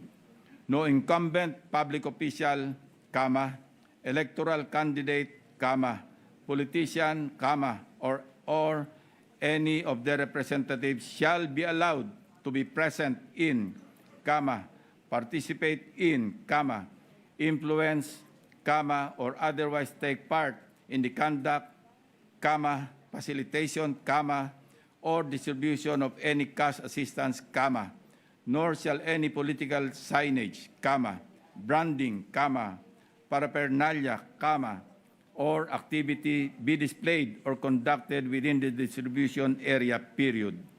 The DSWD shall establish and enforce protocols and reporting mechanisms to ensure compliance, and any DSWD personnel who permit or facilitate such political involvement shall be subject to administrative sanctions under applicable civil service rules, period. I so move, Mr. President. Mr. President, the amendments are deemed submitted for consideration of the body. Next, allocations to local government units, local government support fund. Number 1, LGSF, Disaster Rehabilitation and Reconstruction Assistance Program. For the local government support fund, insert a new special provision on Disaster Rehabilitation and Reconstruction Assistance Program. This is in light of the extensive damage and persistent reconstruction and rehabilitation funding requirements caused by the recent tropical cyclones and seismic events. To ensure that the appropriations are responsive to the needs of the affected LGUs, the funding must align with the approved local rehabilitation and recovery plans, open close parentheses, LRRPs, and be strictly substantiated by the post-disaster needs assessment, open close parentheses, PDNA. To this end, on page 638, volume 1-B of the fiscal year 2026 GAB, insert a new special provision between lines 48 and 49 to read as follows. Number 6, Disaster Rehabilitation and Reconstruction Assistance Program for LGUs, period. The appropriations shall be used to aid in the recovery and reconstruction of the economy and livelihood in local government units directly affected by volcanic eruption of Mount Canlaon, Tropical Cyclone Opong in September, magnitude 6.9 earthquake in Cebu on 30 September 2025, magnitude 7.4 and 6.8 earthquakes in Davao Oriental on 10 October 2025, semicolon. Tropical cyclones Tino and Uwan on 10 November 2025. In accordance with the mandate of Republic Act number 10121 and the powers and functions vested in the Office of the Civil Defense, open close parenthesis OCD, the amount shall fund specific programs, comma, activities, comma, and projects validated by the Post-Disaster Needs Assessment, open close parenthesis PDNA, and included under the approved local rehabilitation and recovery plans, open close parenthesis LRRPs, of the respective LGUs, colon, open close parenthesis Roman numeral 1, shelter and resettlements, semicolon, Roman numeral 2, public infrastructure, dash, roads, comma, bridges, comma, and public buildings, comma, and multipurpose / evacuation facilities, semicolon, Roman numeral 3, education and health services, semicolon, Roman numeral 4, agriculture, dash, scraps, comma, livestock, comma, fishery, semicolon, and Roman numeral 5, social protection, semicolon. Furthermore, comma, the DBM shall ensure that funds are released in the first quarter of the fiscal year, comma, provided that concerned LGUs have completed all the necessary documentary requirements for project implementation, comma, and disbursement and utilization by the LGUs shall be subject to the pertinent provisions of RA number 12009, comma, applicable accounting, comma, budgeting and auditing rules and regulations, comma, and such other guidelines to be issued for the purpose, period. I so move, Mr. President. Mr. President, the amendments are deemed submitted for consideration of the body. Number 2, support to the Barangay Development Program of the National Task Force to End Local Communist Armed Conflict. Further, to special provision under LGSF, insert a new paragraph for the support to the Barangay Development Program of the National Task Force to End Local Communist Armed Conflict. The new paragraph ensures the inclusion of the timeline on the release of the funds, which is crucial to the success of the implementation of the program. In addition, the engagement of civil society organizations or CSOs as part of the social accountability measures is indispensable for transparency and critical in securing the public's trust for the program. To this end, on page 638, Volume 1-A of the fiscal year 2026 GAB, insert a new paragraph between lines 16 and 17 to read as follows.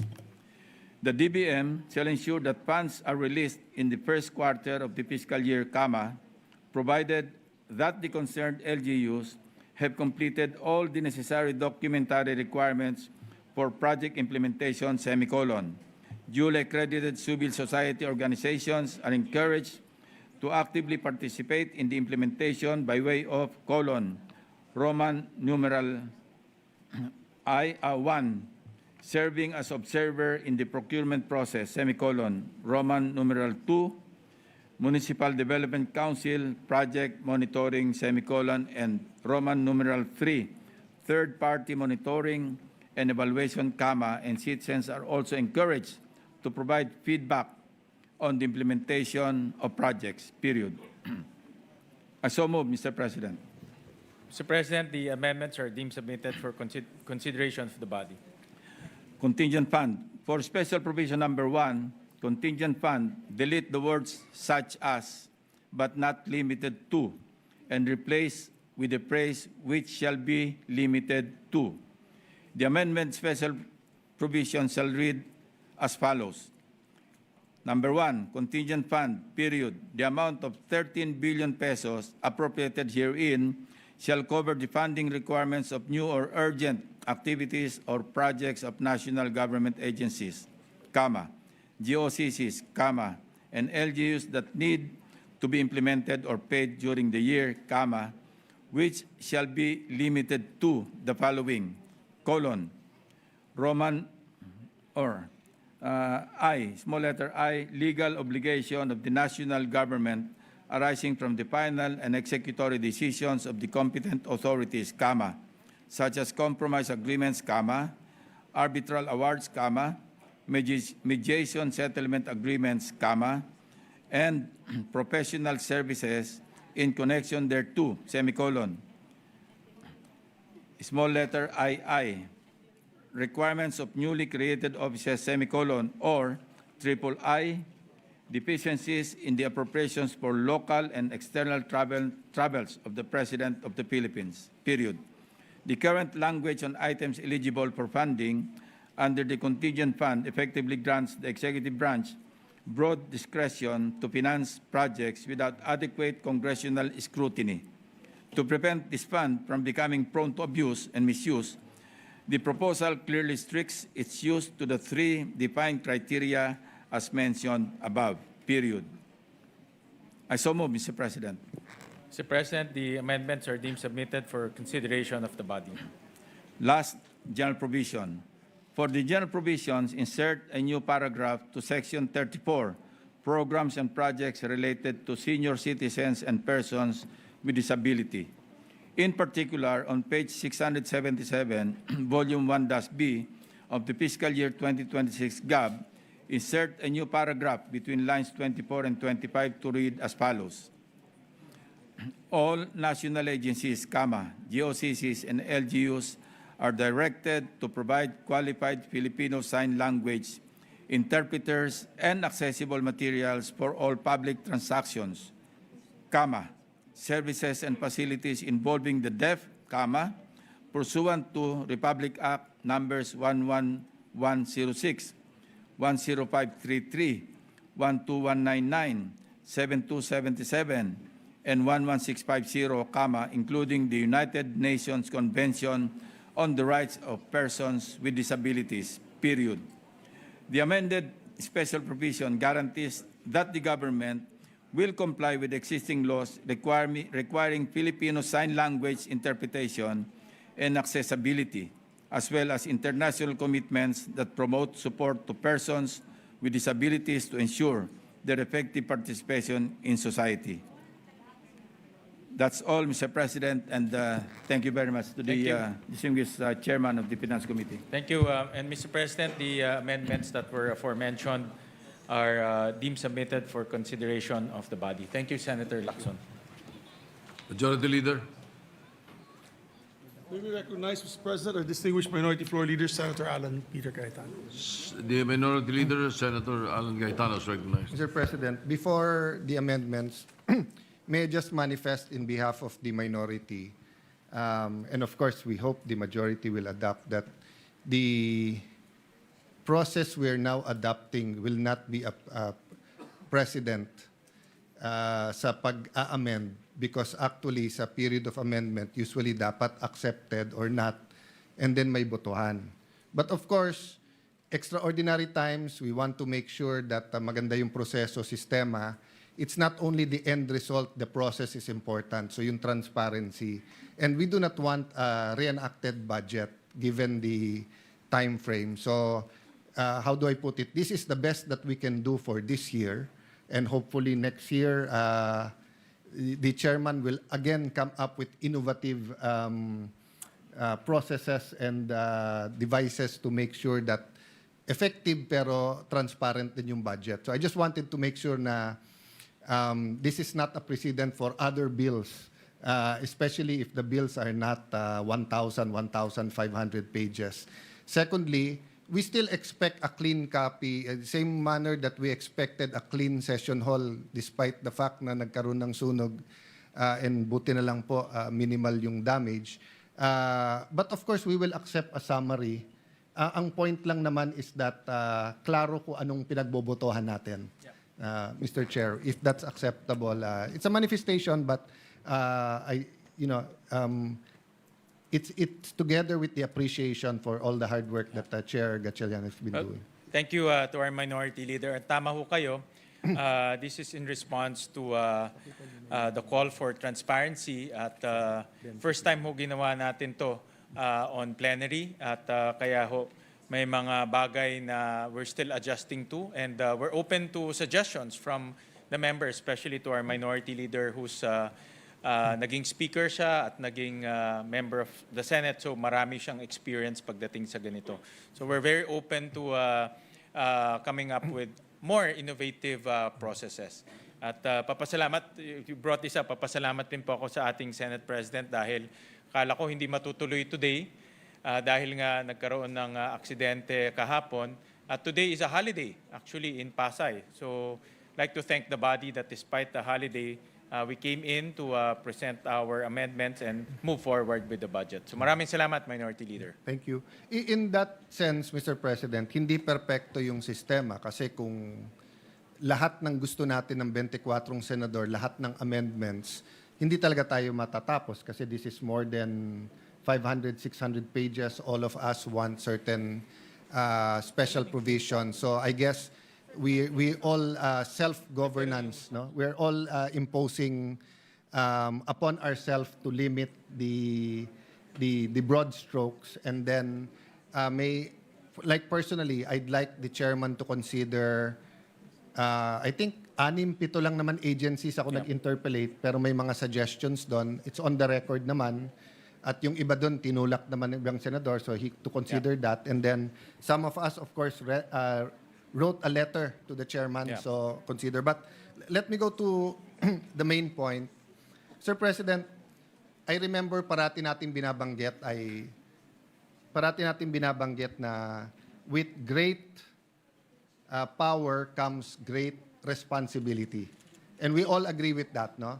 In the same manner, pag may crisis, may opportunity talaga. So yes, the outrage is there. I don't know how to say it na hindi nagmumura sa nangyari sa ating bansa. Hindi lang sa corruption pero sa ghost projects and you know, and how did we get here, 'di ba? We all ask that. But with that outrage is not a simple call to do one or two things, 'di ba? Hindi lang ibalik ang pera, hindi lang ikulong ang corrupt. Kasama din diyan yung tunay na pagbabago, transformation, 'di ba? Change that leads to real transformation. So every single budget has to have a vision. And for example, sa DPWH, nag-start yung vision kay Duterte, build, build, build. Kay President Marcos, build better, more, no? So the point I want to make is that dahil napaka-extraordinary ng circumstance, ng atmosphere, ng problema, dapat game changer din yung budget. Again, hindi tayo matatapos kung isa-isahin natin at I want to acknowledge si Chairman Win mismo may mga innovations na gusto, but as he said, may limitations, whether by law, whether by practice, whether by fiscal space, no? So I want to mention 3 areas that I think are game changers. And if we look at the past, di ba? It is only humbling if we listen. If we look at the past, and sabi nga ni Einstein, just keep doing the same thing, insanity yon. If we keep doing the same thing, then expect a different result, insanity yon, di ba? So kung sasabihin natin, dati may corruption, ngayon lumaki. Kasi if we keep doing the same thing, lalong lalaki at mangyayari talaga ito. So, for example, Mr. President, no, Mr. President, can I show some slides? 4 lang naman to, no? Mr. President, with your permission, Mr. Chairman, no? So, I think apektado din nung tubig. So what the slide will show actually is the population density, people per square, inhabitants per square kilometer in accordance with the 2020 census. Makikita nyo po yung NCR, 21,765. Ang pinakamalapit na is Region 4A, 977 lang. So can you imagine that? From 21,000 inhabitants per square kilometer to 977. Then the third is Region 3, it's 567. And then, ang pinakamaliit is CAR 1991. Ayan yung chart, no? So, the point I want to make here, Mr. Chair, is that one of the root of our problems is rapid urbanization. Di ba? Yung lumilipat lahat. Can I show the next slide? So makikita nyo po, napakaliit na lugar, Region 3, Metro Manila, Calabarzon, compared to the whole area of the Philippines, 39% of our population, nandyan lang sa maliit na lugar na yan. So whether you talk about health, whether you talk about sanitation, water, electricity, traffic, yan ang isang cause. So kahit anong gawa mo pa ng kalye dyan, trains are better, pero kahit gumawa ka ng train, kahit anong flood control mo, if we continue doing this, hindi magbabago. Which goes to the second game changer. So the first game changer is rural development. Diba? Rural development ang gamit nila before. Let me just use that term. Very simple. Tubig, kuryente, internet, schools, and hospitals. Of course, jobs. If you have those 5 things plus jobs in the rural areas, hindi lahat magsisiksikan sa Metro Cebu, Metro Manila, Calabarzon, Bulacan, sa mga highly urbanized cities, di ba? So sa Europe, pag sinabi mong rural, may kuryente, may tubig, may internet, may ecotourism, may agritourism, etc. So it's a choice. Do you want the crowded city or you want the rural? Sa Pilipinas, pag sinabi mong urban, mayaman, may libreng gamot dyan, may scholarships dyan, aircon yung ibang schools. Pero pag rural, kahirapan. So we have to change that. So which goes to my second point. The local government have shown themselves, and I recognize the representatives that are here today, di ba? The mayors, the governors, hanggang sa barangay captains, hindi naman sa walang corrupt sa local government. Pero kung yung pera ng flood control napunta sa local government, malabong magkaroon ng ghost o malabong ganong kalaki yung ghost. Pangalawa, malabong magkaroon ng mismatch sa gagastusan sa pangangailangan. Yes, may pamumulitika whether it's on the national, local government, but the reality is mas alam ng local government yung kanilang kailangan. So that's the second area na may malaki akong propose na amendment. And the third area is stunting o yung pagkabansot, di ba? Kasi kahit maayos natin ang pinakamagandang budget, libre lahat ng education from kindergarten to college, kung stunted na hindi lang yung growth but yung mental, may mental stunting na, wala na siyang gagawin sa scholarship sa college eh. Ganon din sa health. You can have the best health system, anti-cancer, lahat ng pinakamagagandang ospital, tertiary. Pero kung stunted na yung bata, limited na yung pwede niyang gawin, no? So the first, can I go to the next slide? So the first amendment, Mr. President, is dun sa 200 plus billion plus the 50 billion na tinanggal ng House at saka ng Senate sa DPWH, idiretso na natin sa mga provinces, cities, and municipalities. If we give 1 billion per province, that's 82 billion, 500 million for the 149 highly urbanized cities, and 50 million for the 1,500, a little bit over, municipalities, that's only 231 billion. May matitira pa na 7 billion. So I know this is a radical proposal, but it also is a game changer. So I do know, Mr. Chairman, that we have allocated the 300 billion. No? The House has allocated the 260 ba? 255? Mga 140.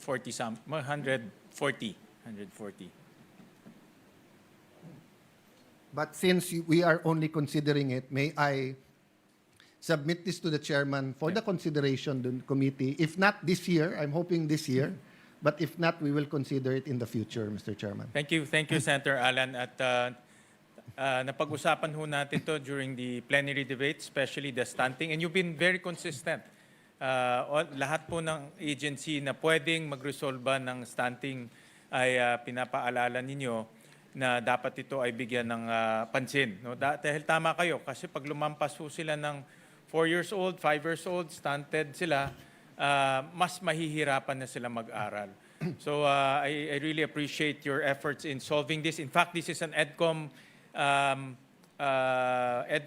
proposal to resolve our malnutrition and stunting issue. So your proposal are deemed submitted for the consideration of the body, and we will definitely look at this very seriously. Thanks for the acknowledgement.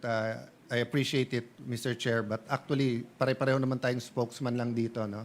Yeah. May mga NGOs talaga at saka Tama mga ho kayo. champions who've been fighting for it for such a long time. I think Senator P has a list of those health advocates. But you know, it's a privilege to be able to push for it. And I must admit that sa daming chairman ng appropriation sa House at sa Finance, no, you've really given me the full attention on this issue. So I have smaller amendments there. I think Senator Pia is standing. May I? Yes. I will yield sandali. If with the permission of the two gentlemen, just two very quick items to add to the discussion. Regarding the population density that Senator Alan showed us, just to put on record that following the Sustainable Development Goals, the data tells us that by the year 2050, 2/3 of the population will be living in cities. So I go back to your proposal, and as His Honor had said, he defers to the chairman when and how much time it will be needed to take a look at these numbers, to consider these things, because 2/3 of the population. So in as much as we want to support everyone from Luzon, Visayas, Mindanao, all over, but 2/3 of the population by 2050, and currently 55% are said to be living in the major cities. So it's not just NCR, it's the major cities all over the country. That's my first point. My second point regarding stunting, I just want to inform His Honor, because I also support the issue on stunting. Stunted growth is largely irreversible after the first 1,000 days. So the first 1,000 days is so important. And for the information of the body, uunahan ko na si Chairman, he supported our amendment. It is also his amendment, so there's many of us who support it. The Chairman added 900 million to, I think, practically double the amount that is given to mothers in the first 1,000 days. From 350 pesos, it's just 350 pesos a month. So if you wonder why are they stunted, I don't really know that you can seriously affect stunting with 350 pesos a day. That's 10 pesos a day. So, but now, with this additional funding, it will grow to 750 pesos a day. Inunahan na kita, Mr. 1KD. Chairman. I think the Thank you. program is called 1KD. F1KD. Yes. Yeah. Under Pantawid Pamilya pa rin yan. So, Mr. Chairman, quick slides lang sa stunting. Can you go to the first slide? So, pag tinig natin prevalence, meaning hindi lang ito yung potential, ito talaga yung nangyayari. It's higher than 25%. It's 27%. At yun ang sinabi ng DOH at saka ng mga official, no? Pero meron kaming interactive map na web-based. Hindi ko na papakita today because of lack of time, but it's really higher than 27%. Having said that, that's 1 out of 4 of Filipinos, di ba? So are we willing that 20 years from now, 30 years from now, di ba? So kung 0 to 1,000, di ba? Yung ngayon, the next 3 years, are we willing that 18 years from now, 21 years from now, yung young adults natin, 1 out of 4 of them cannot reach their full potential because of this? Next slide. So, the proposal sa amendments, Mr. Chairman, as Senator P has said, as all the experts have said, as you yourself has said, di ba, na you're willing to, Sec Sani has also said, Sec Rex, you're willing to put money, you're willing to spend, pero kailangan effective. So, hindi natin pinopropose wild amounts of 50 billion, 100 billion, kung hindi natin sure, no? Pero sa mga lugar na to, BARM, Soc-Sargent, Zamboanga Peninsula, Mimaropa, and Davao Region. Davao lang yung below 30 pero more or less nasa 30. I'd like to propose yung hindi na pondohan sa DOH na 2.4 billion ay lagyan ng amount, but because nga of certain doubts on the effectivity of DOH doing it alone, let's say if you put 3 billion, I'd rather that 1 billion be in LGSF, 1 billion be in DSWD, 1 billion in DOH, or if it's 3 billion, if it's 1.5 billion, that tig 500 million, one program pa rin, pero different yung sources ng pagkukunan. Ang maganda sa LGSF, mahigpit yung guidelines, tapos yung mayor ang diretsong governor o kukuha, di ba? Ang maganda naman sa DSWD, medyo kuwang-kuha na ni Secrex yung whether it's sa AIX, di ba? Kasi, I mean, I don't know officially now, but we should consider those in danger of stunting to be in crisis, di ba? So, that's one amendment. Just one last slide there, then I'll move on. Ano yung last slide dyan? So, yung yes, 0 to 5 years old, pero makikita mo yung dalawang 0 to 5 years old, tapos pinaka-importante, first 1,000 days. Dalawang nakikita ko sa chart na to, ano? Yung pagka nabuntis na. So, as soon as, well, sana alam niya na kagad, nabuntis siya, because the sooner na alam niyang buntis siya and she goes to the health center and may prenatal and everything, di ba? Mas alaga yung nanay at mas alaga yung anak. So, but makikita mo, 0 to 5 years old, 23%. So, 0 to 5 months, 15%. Half of the, yung danger na 30%. But makikita mo, from 6 to 11 months, bumababa nga eh. So, mukhang yung ating barangay health workers, yung ating nutrition scholars, yung ating barangay, yung DOH, at saka yung mga cities, municipalities, yung health centers are doing their job. But pagdating sa 1 to 2 years old, 30% biglang tumataas. So nutrition is the major factor there. May I ask quickly lang, more or less, magkano ang AIX at saka tupad? To be exact, 20, AX, 27 plus tupad. 10, 27. Ang tupad? 10, tupad. So 37. Ang sa AX po, it's 27 billion. Ang tupad po is 10 billion. So more or less 40 billion, no? 30, yeah, more or less. Because sa LEDAC, I'm not sure, please correct me, I think you were there, Mr. Chair, when we had one LEDAC and Senator JV was really pushing for a 3,000 per month para sa barangay health workers. Yes, I remember. And ang total is somewhere 9B. The DBM promised us, or the NEDA promised us na titignan nila yung AIX at tupad kasi ang tingin nila, a part of AIX tupad already goes to barangay health workers because volunteers sila. So, volunteer category. please consider a special provision that 20% ng tupad at AIX goes to barangay health workers. That will fulfill 8 of the 9 billion. May monthly na sila.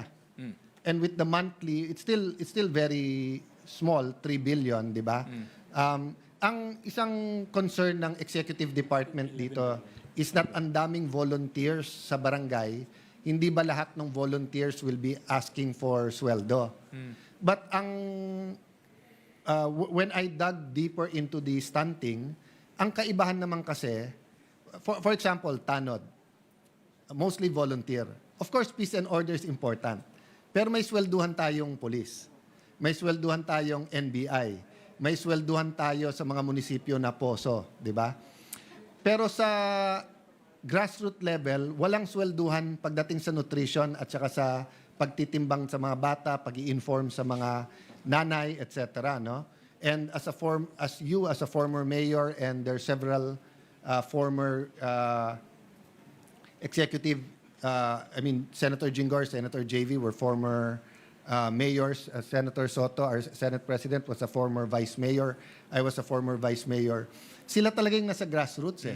So I think kung bibigyan talaga natin minimum allowance pero kung pwede nga sweldo, I think it will magkakadent talaga sa stunting. Yeah. So may I ask you to consider those two amendments. No? One, yung to have part of AIX and TUPAD so that it's not a new product, not a new program. Yeah. So either we increase TUPAD by another 9 billion and it goes to the health workers, or 20% of the existing is to the health workers. No? So the other amendment is yung magkaroon ng pondo, DOH, LGSF, DSWD, maybe sa LGSF pwedeng konting equipment din para sa barangay health workers kung kulang sila sa mga modern equipment para magbahay-bahay, lalo po sa mga pregnant. May nagtitake note. So Mr. President, yun lang yung aking major, kung major na amendments. Can I quickly go to some that are important but not necessarily major? Before I left as speaker, actually nasa committee report to pero napalitan. Camp Development Fund, 10 billion for, at that time 5 billion nilagay namin. 10 billion for AFP, 10 billion for PNP. Right now, may konti sila sa DPWH, but usually they depend on the congressman or the governor, mayor to help them. So, marami sa mga kampo, may informal settlers o kaya hindi na fully utilized. Pero kung bibigyan natin ng lump sum, pwedeng may annex din, katulad ng HPEP, ang police at saka AFP. And if it's yearly, maplaplano nila in the next 5 years kung paano lang mapapaganda yung kampo. This is not only for security, kasama na dito yung para sa kanilang physical well-being, mental well-being. It could also be for clinics. It could also be, you know, for example, when you go to Camp John Hay, di ba? May golf course, may bowling, may Protestant church, may Muslim mosque, may evangelical churches, may officers club and everything. So, sa Pilipinas, hinihintay ng mga anak na yung police at saka militar umuwi. Sa mga US bases, gusto nga nilang bumisita sa kampo kung hindi sila doon nakatira kasi lahat ng facilities na sa kampo. So we have several camps all over the Philippines that are beautiful pero walang pondo pang gawa. So may please consider that. May amendment. na-allocate tayo, Minority Leader Senator Alan, about 2.7 billion for various repairs ng mga barracks nila, mga covered court inside the camp. But admittedly, in 3 billion Those are very important, pero realistically, repairs, etc., it doesn't really develop, it fixes it up. No? Ano lang for yung Yes. regular I maintenance? personally, in the past, sa Camp Bagong Diwa, napakarami kasi may jail, but I don't usually help there. Mostly sa drug rehab and sa SAF. And then now, meron na crime lab. Usually naman, pag sinimulan mo, itutuloy-tuloy ng DPWH. Yeah. Pero I think if it's a lump sum, kung hindi kayang 10 billion, 1 billion, 2 billion, but if it's a lump sum and ang magplaplano nito ay hindi DPWH kung hindi yung mismong commanders, di ba? Which goes kasi to my next amendment. I proposed this during when I was Secretary of Foreign Affairs, na yung ating mga engineering brigades sa military, I think specifically sa Army, bigyan ng equipment para by administration ang gawin ng mga project kasi maganda ng civil relation, anti-insurgency. Tapos ngayon kasi by contract, nakakalimutan natin na meron din by administration. Yeah. No? Isabay ko na rin, Senwin, kasi ang proposal, one, bumili ng mga dredging machines ang DPWH at ipagamit to sa mga mayor at governors para anti-flood. Pero mas makakamura ang DPWH kasi yung maintenance at saka yung tao, pwedeng sa kasi by administration. Same thing, if we buy the right equipment for the engineering brigades ng military, they can use it. So actually, China gave us equipment. Unfortunately, binigay sa DPWH instead of they kept it sa engineering brigade. So the chief of staff told me they have 4 or 5 ata, pero yung isa gagawin nilang combat engineering. So may actual silang 4 eh. So nabanggit na may ghost project sa AFP, hindi sila yung gumawa.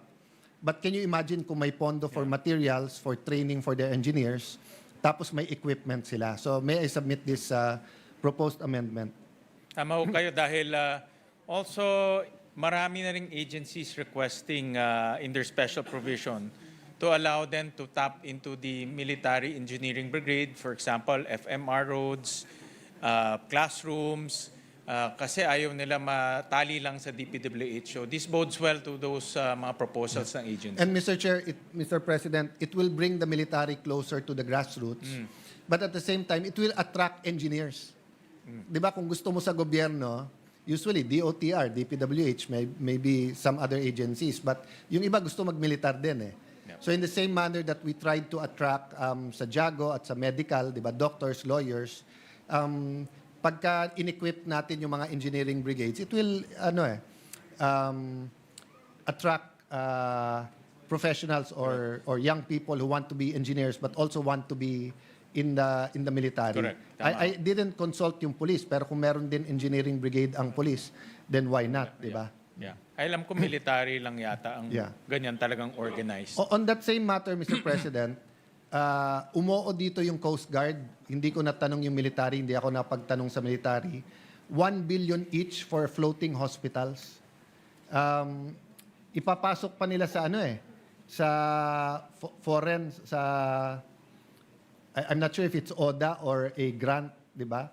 But 1 billion pesos, we can spend 1 billion pesos. 1 billion pesos for one floating hospital, given that we're an archipelago and given that we are always in danger. Kung hindi pwedeng dalawa kaagad, isa sa Coast Guard, isa sa military, then one of the two of them. If I'm not mistaken, yes, go ahead, please, Mr. Majority Leader. Thank you, Mr. President. Mr. President, maybe not just us to buy brand new, Mr. President, with the permission of the two gentlemen, even if it's not to buy a brand new ship, because the Red Cross donated remember that boat that they had, Save Grace? Amazing Grace? Amazing Grace, yeah. It was, the Red Cross donated a nice ship to, it was actually from the U.S. military, donated to the Philippine Red Cross, and the Red Cross donated it to the Coast Guard. That needs refurbishing. That's a hospital ship. So maybe the terminology, kung i-accept ng chairman, is either brand new or repair of existing hospital ships. Or sa compromise, di ba? Yes. One new one, then refurbishment. and But, refurbish. you know, if we did this in the 2020 budget, na-deliver na to ngayon, sayang, di ba? So, next, Mr. President, inamin to ng DOTR, itatali ko lang dun sa pagiging dependent sa foreign aid or sa concessional loans, no? Inamin ng DOTR na ready na sila for phase 1 of the Mindanao Railway System. And we all agree, our majority leaders from Mindanao, Senator Pia brought up sustainability. Nakita nyo yung density and everything. Because like Luzon, Mindanao, at least a big part of Mindanao is one island. Of course, there are several smaller islands. Naghihintay, kompleto na to, feasibility study. Actually, meron na silang mga ibang work on the ground, yung sa right-of-way. So sabi nila, for 10 billion, mauumpisa na nila. At kung sakali man papasok to, let's say sa Japanese, we still have to put up anyway 25%, 25B local counterpart. So parang advance to. Kung hindi man advance, kung ituloy-tuloy na natin in the future, 100B for perspective. 100B is only the subsidy that we plan for the Metro Manila subway every year. So when the Metro Manila subway was planned, between 90 to 100B ang subsidy for the first few years until it becomes very profitable. So can you imagine if we can do the first part nung Mindanao Railway na funded ng Pilipino para sa Pilipino, it also sends a good message to the Chinese, the Japanese, the Koreans, the Australians that thank you, we appreciate your support, we appreciate the ODA and everything, but we're also beginning to do our own work. Kasi kung ganon, yung isa ko kasi sanang gustong special provision din pag yung mga ODA ganyan, kailangan may technology transfer Kasi despite the fact na malapit na tayo maging upper middle class, we still act like beggars Di ba? Kasi sabi nila, pag humihingi ka lang, tumatawad ka, beggars cannot be choosers, di ba? And nadali na tayo ng World Bank at saka ng IMF in the 60s and 70s. They did a lot of good, but they also did a lot of damage to many third world countries at usually walang technology transfer. One reason China is what it is today because they demanded na pag may investment sa country nila, may technology transfer. I mean, US is US today because also of technology transfer from the UK, no? So going to the next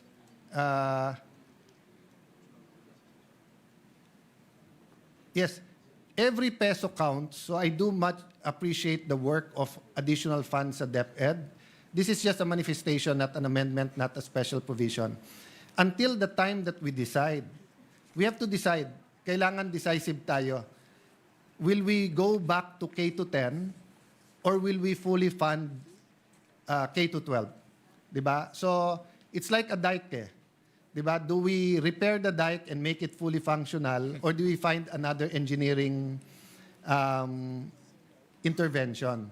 Pero yung may butas ang dike at nilalagay lang natin daliri natin, kahit sinasabi natin thank you, 24 na tayong senador na may daliri doon, it's still a daliri sa butas. So 70 billion additional, 80 billion additional is no joke. And I congratulate everyone who worked on that, Senator Bam, yourself, the other senators, no, Senator Joel sa TESDA. But really, we have to decide whether K-12 or K-10 muna, then mag-K-12 pag kaya na natin, or itodo natin yung funding. Next, ang isang malaking tumutulong sa values, hindi lang DepEd at saka kindergarten, college. Of course, churches, but it's really television. Of course, social media. So, may I ask, Mr. President, Mr. Chair, if we can put some money on MTRCB, a small amount, 25-50 million, not too small, for a value orientation program.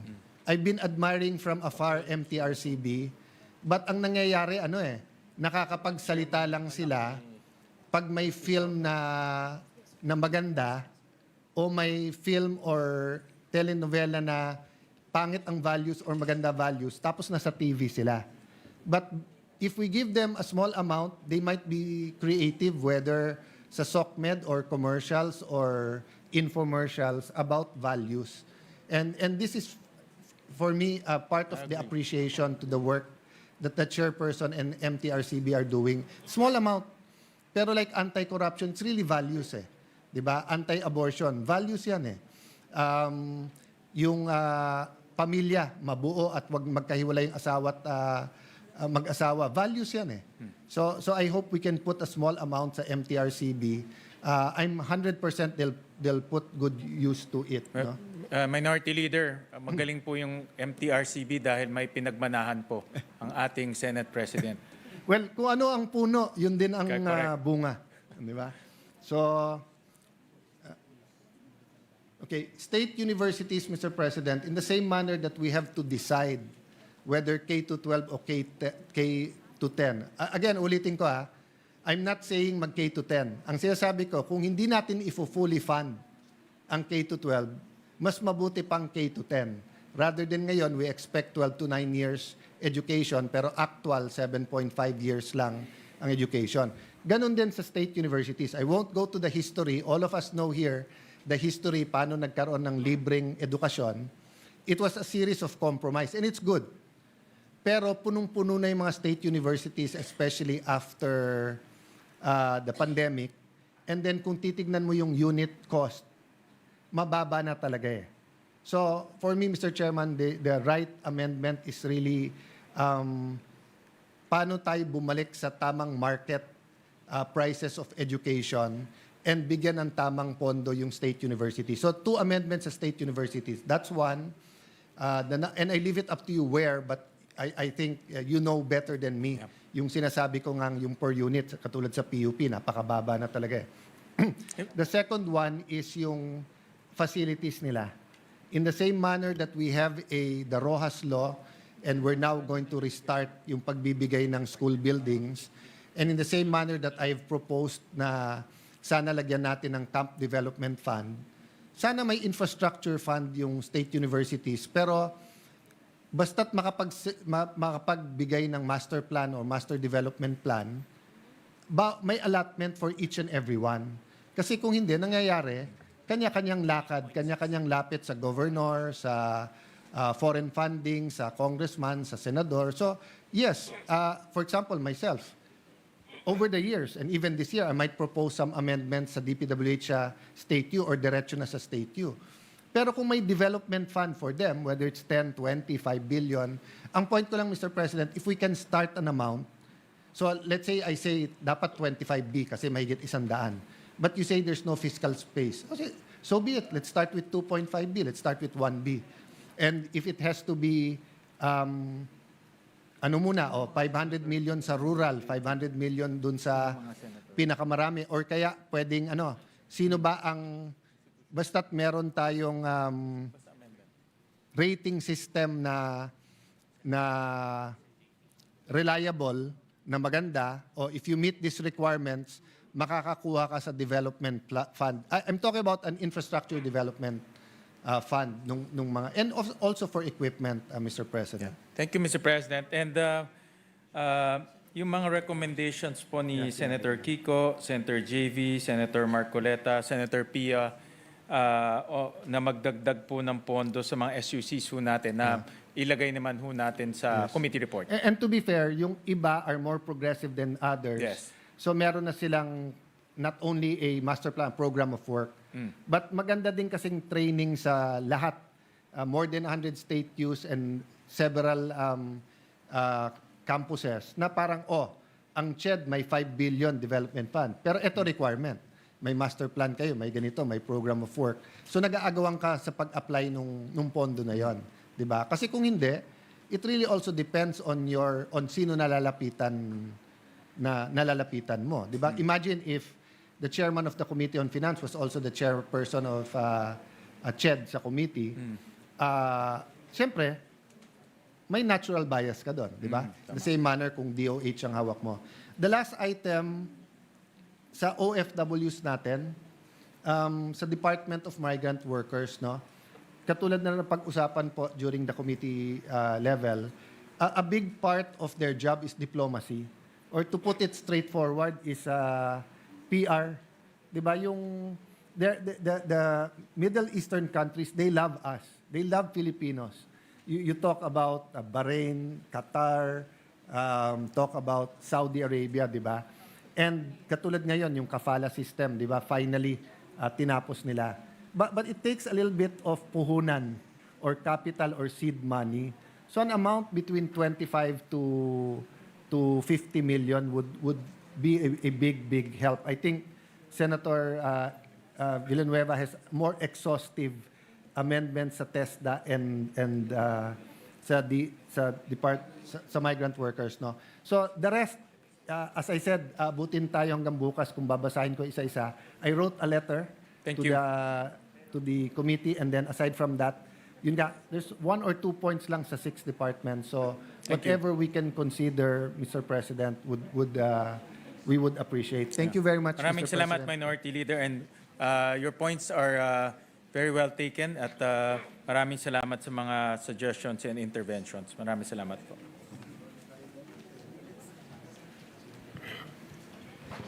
Thank you very much, Mr. President. Mr. President, next to propose these amendments is Senator Joel, the Deputy Minority Floor Leader, Senator Joel Villanueva. Senator Joel. Mr. President, after which we can do it alphabetical already, with the permission of the body. Thank you. So Senator Joel Villanueva. Villanueva is recognized. Thank you, Mr. President. Thank you, our distinguished Majority Leader. Mr. President, magandang hapon po, at siyempre, unahin ko pong batiin ang ating masipag at napaka-innovative na chairman ng Senate Committee on Finance. Wala hong naiinggit sa kanyang trabaho, lalo na sa mga panahon na ito. Mr. President, we'd like to underscore that these amendments that we wanted to introduce are based on the letters also submitted by various government agencies, most of which, Mr. President, we were able to discuss during the committee hearings, budget briefings, and the the interpellations that this representation intervened during the period of interpellations, Mr. President. Mr. President, may I go first with the Department of DICT, Mr. President? I remember it was the good chairperson who sponsored the budget of the Department of Information and Communication Technology. This representation would again reiterate the proposal that this representation made during the interpellations, that we increase the budget for cybercrime prevention, investigation, and the coordination program. The letter from DICT that we received, Mr. President, is an addition of 115,996,000, and this comprised of 107.596 million in the MOOE and 8.4 million in capital outlays. Mr. President, let me point out the justification, and this was thoroughly discussed during the interpellation of this representation. It restores the budget of cybercrime prevention, investigation, and coordination program. Particularly po, Ginoong Pangulo, yung components covering the formulation, coordination, monitoring of cybercrime plans and policies, as it was already included in the GAB, Mr. President. But this funding, Mr. President, is crucial to ensure that the CICC has the resources it needs to carry out its mandate effectively and to significantly strengthen the nation's ability to prevent, detect, and respond to cybercrimes and cyber threats. Mr. President, during the interpellations, the distinguished sponsor, Senator Gatchalian, clarified that during the time they had a leadership gap, Mr. President, which hindered major procurement activities and project implementation na naka-apekto po dun sa utilization of the 2025 budget, kaya po na-decrease yung proposal for 2026 budget. Pero during the interpellations, Mr. President, the CICC made mention through the chairperson, Senator Gatchalian, that it has regained momentum and was able to address these pending requirements at na-strengthen na po nila yung internal processes nila to enhance its absorptive capacity. And so, today, Mr. President, at this juncture, may I respectfully move that we increase the budget of cybercrime prevention, investigation, and coordination program based on the letter that this representation also forwarded to the distinguished sponsor, Mr. President. Thank you, Mr. So moved. Mr. President, thank you. Indeed, we received the letter and the justification in this letter.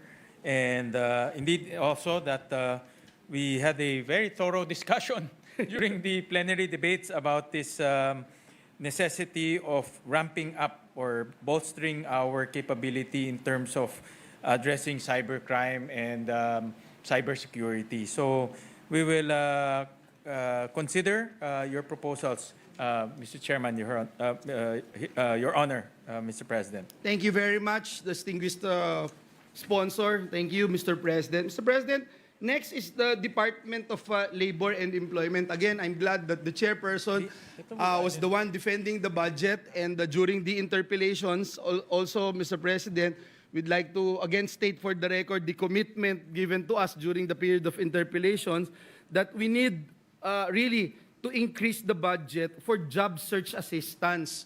Mr. President, the Department of Labor gave us a... Mas malaki, no? Mas malaki po yung hiningi nila, but we were looking at the absorptive capacity, Mr. President, and we feel that 60.969 million would be a good number to increase the budget for job search assistance. The justification, Mr. President, just to put on record, is that this is the department's job fair program, Mr. President.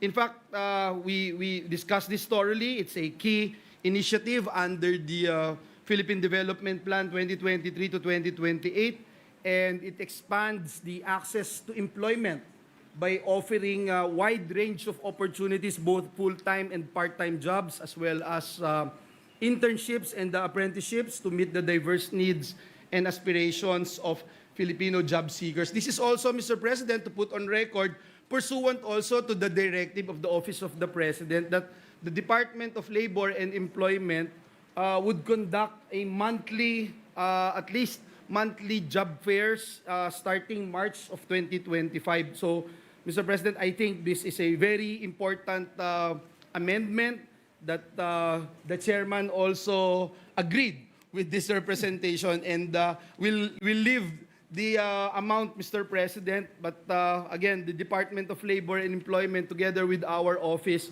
agreed, Mr. President, that 60 million is a decent amount, Mr. President. Tama kayo, I so Mr. move, Mr. President. Tama kayo, Mr. President. And I remember during the plenary debates, there was also this concern about a slowdown in construction, in the construction industry. And it might affect 100,000 construction workers. Yes. I think His Honor was the one who brought that up. So this bodes well again to what's happening right now, and we will consider His Honor's proposal. Thank you, Mr. President. Thank you, distinguished colleague. Mr. President, let me go to my most favorite agency, the Technical Education and Skills Development Authority. Again, let me put on record that this representation is elated and excited when I found out that the chairman of EDCOM 2, the first chairperson, Senator Win Gatchalian, would defend the budget of TESDA. And during the interpellations of this representation, we also look at the proposal to increase the budget for promotion, development, and implementation of quality technical education and skills development programs in TESDA Central Office. The proposal of this representation is to increase it by 70 million, allocate, Mr. President, an amount of between 50 to 70 million, Mr. President, to support TESDA's ongoing digital transformation efforts. Particularly po, Ginoong Pangulo, yung activities identified in its submission to strengthen technology-driven training, assessment, and program development. Kasi ho, hindi po nakasama yung ilan sa mga tinutukoy natin na, for example, development of AI-assisted tools for course and curriculum creation, yung digital platforms po for emerging technology skills training, nabanggit po ng ating chairperson, yung gig economy. Ang dami ng kailangan na po pwedeng gawin. Yung enhanced labor market analytics to better align yung TVET offerings with, of course, the industry demand, na pag-usapan din po natin during the interpellations, na dapat demand-driven, industry-driven. And this initiative, Mr. President, that we are introducing will help modernize the agency, the TESDA systems, by improving the speed of the quality training regulation updates. Kasi ho, in the world of AI and robotics, alam natin, Mr. President, na mabilis magbago yung mga trade disciplines, Mr. President. Kaya kailangan talagang na-update natin yung training regulation. So, this is the proposal of this representation to allocate funds for quality technical education and skills development programs para ma-promote at ma-develop po itong mga training regulations na to. I so move, Mr. President. Maraming salamat, Senator Joel, and alam ko ito yung pinaka-paborito niyong ahensya. At alam ko hindi niyo pinapabayaan ho to, so we will also consider this proposal, Mr. President. Thank you, Mr. President. Maraming salamat po. Next, Mr. President, is the TESDA's Special Training for Employment Program. Marami pong mga kababayan natin hindi alam kung ano itong programa na to. Ito po ay community-based training program. Dinadala po yung TechVoc program sa iba't ibang komunidad, at hindi lang po sila tinetrain, kung hindi sinisiguro na mabigyan sila ng assessment and certification. At pag sila ay na-certify, nagagamit po nila ito as a passport for employment. Pero meron pa pong isang napakahalagang input nitong proyekto na ito. Special Training for Employment Program. Hinasa ka na maging isang welder, naging welder ka, NC2, NC3 holder, pero ang kagandahan po nito, Ginoong Pangulo, binibigyan ng ahensya ng TESDA ang beneficiary ng sarili niyang toolkits. Kunyari po, kung ito ay welding, bibigyan siya ng welding machine. Yung pong bread and pastry, binibigyan po ng oven. Nang sa ganun po, makapagsimula po siya dun sa kanilang lugar, sa kanilang komunidad, nang hindi lang certified test the graduate, NC holder, kung hindi magkaroon siya ng hanap buhay dun sa kanyang komunidad. And that's why this representation would respectfully propose an amendment, Mr. President, sa volume number 1-A, page 1280, lines 35 to 36, between the words of and appropriated, delete the amount in words and in figures, yung 1,622,525,000, and replace it with 2,022,525,000 pesos. So the amended paragraph will now read as follows: Special Training for Employment Program, the amount of 2,022,525,000 pesos appropriated herein for the Special Training for Employment Program under the Promotion, Development, and Implementation of Quality Technical Education and Skills Development Program shall be used for the conduct of community-based specialty training. So, ang proposal po natin ay mag-add ng additional funding of 400 million para po sa community-based training program na pag tinignan po natin ang lahat ng programa ng TESDA, ito ho talaga yung pinaka nararamdaman nila dahil may naiiwan pong toolkit sa kanila at ito po napapakinabangan nila na meron silang pagkakakitaan sa kanilang mga komunidad. I submit, Mr. President, I so move. Thank you, Mr. President. The amendments are deemed submitted for consideration of the body, Mr. President. Thank you, Mr. President. Mr. President, for the record, also when you talk about employment generation and job creation, alam po natin when we pass the enterprise-based education and training program, halos 90% or 92%, if I'm not mistaken, ay naha-hire pagka po sa ganitong modality. And the reason being is that they are already in the workplace, dun sila nate-train, kaya ho mabilis na naha-hire po yung mga estudyante po at parokyano ng enterprise-based education and training program. And so, let me respectfully make a proposal to amend, Mr. President, volume number 1, IA, page 1281, between lines 3 and 4, insert a new paragraph to read as follows. Ito po, Ginoong Pangulo, before I read, Mr. President, ito po ay hindi additional funding, Mr. President.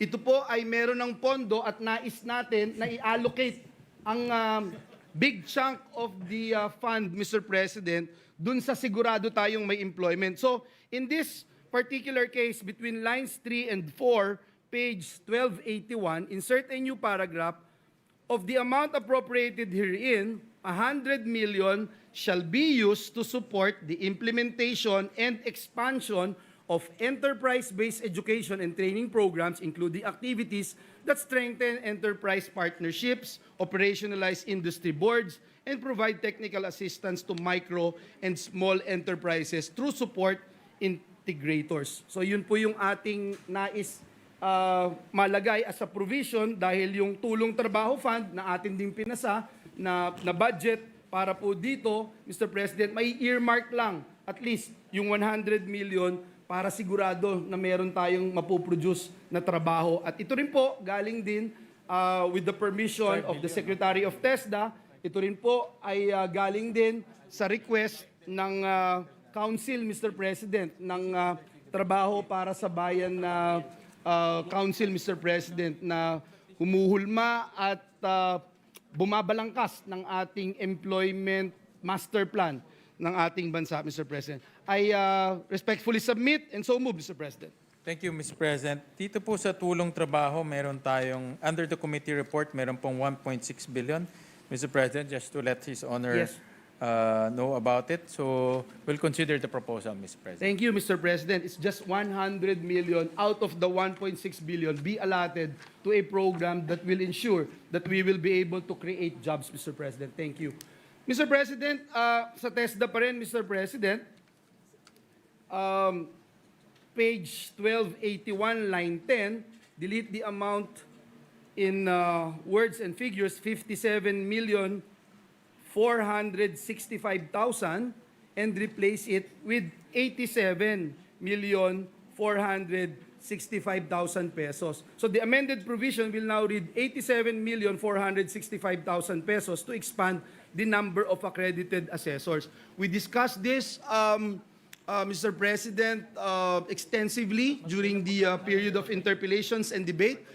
No other than Secretary of TESDA admitted the shortage of assessors.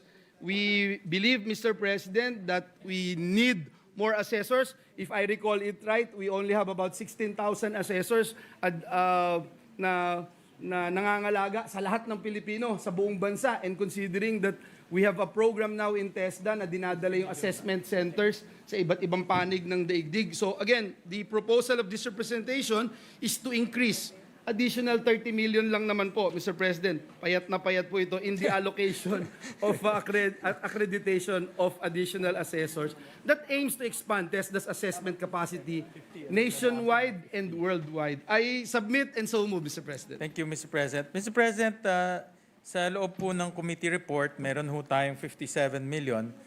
Pero tama ho kayo na I think almost every year pinag-uusapan natin to sa TESDA budget. So, but ang maganda ho dito, yung inilagay natin for I think 2 years na, ay nagagamit to ng TESDA to create more assessors. No? So we will consider po your suggestion, Mr. President. Thank you, Mr. President. Another for consideration, Mr. President, ito pong TESDA Scholarship Program. And I'm sure this is also close to the heart of our distinguished colleague, Senator Pia Cayetano. Yung for eligible incumbent child development workers, nais po nating i-propose doon sa page 1281 between lines 10 and 11, madelete po yung amount and figures na 226,895,000 pesos and replace it with 306,895,000 pesos. So the amended provision will now read scholarship program for eligible incumbent child development workers or CDWS, the amount of 306,895,000 pesos. Appropriated herein under the promotion, development, and implementation of quality technical education and skills development programs shall be used for the scholarship program of incumbent child development workers to equip them with the necessary competencies to deliver improved early childhood services pursuant to RA number 12199. In no case shall more than 2% of the total amount be used for administrative expenses. The justification, Mr. President, is to the increase of 80 million in the allocation would help promote the professionalization of the CDW workforce and strengthen the delivery of early childhood care services across the country.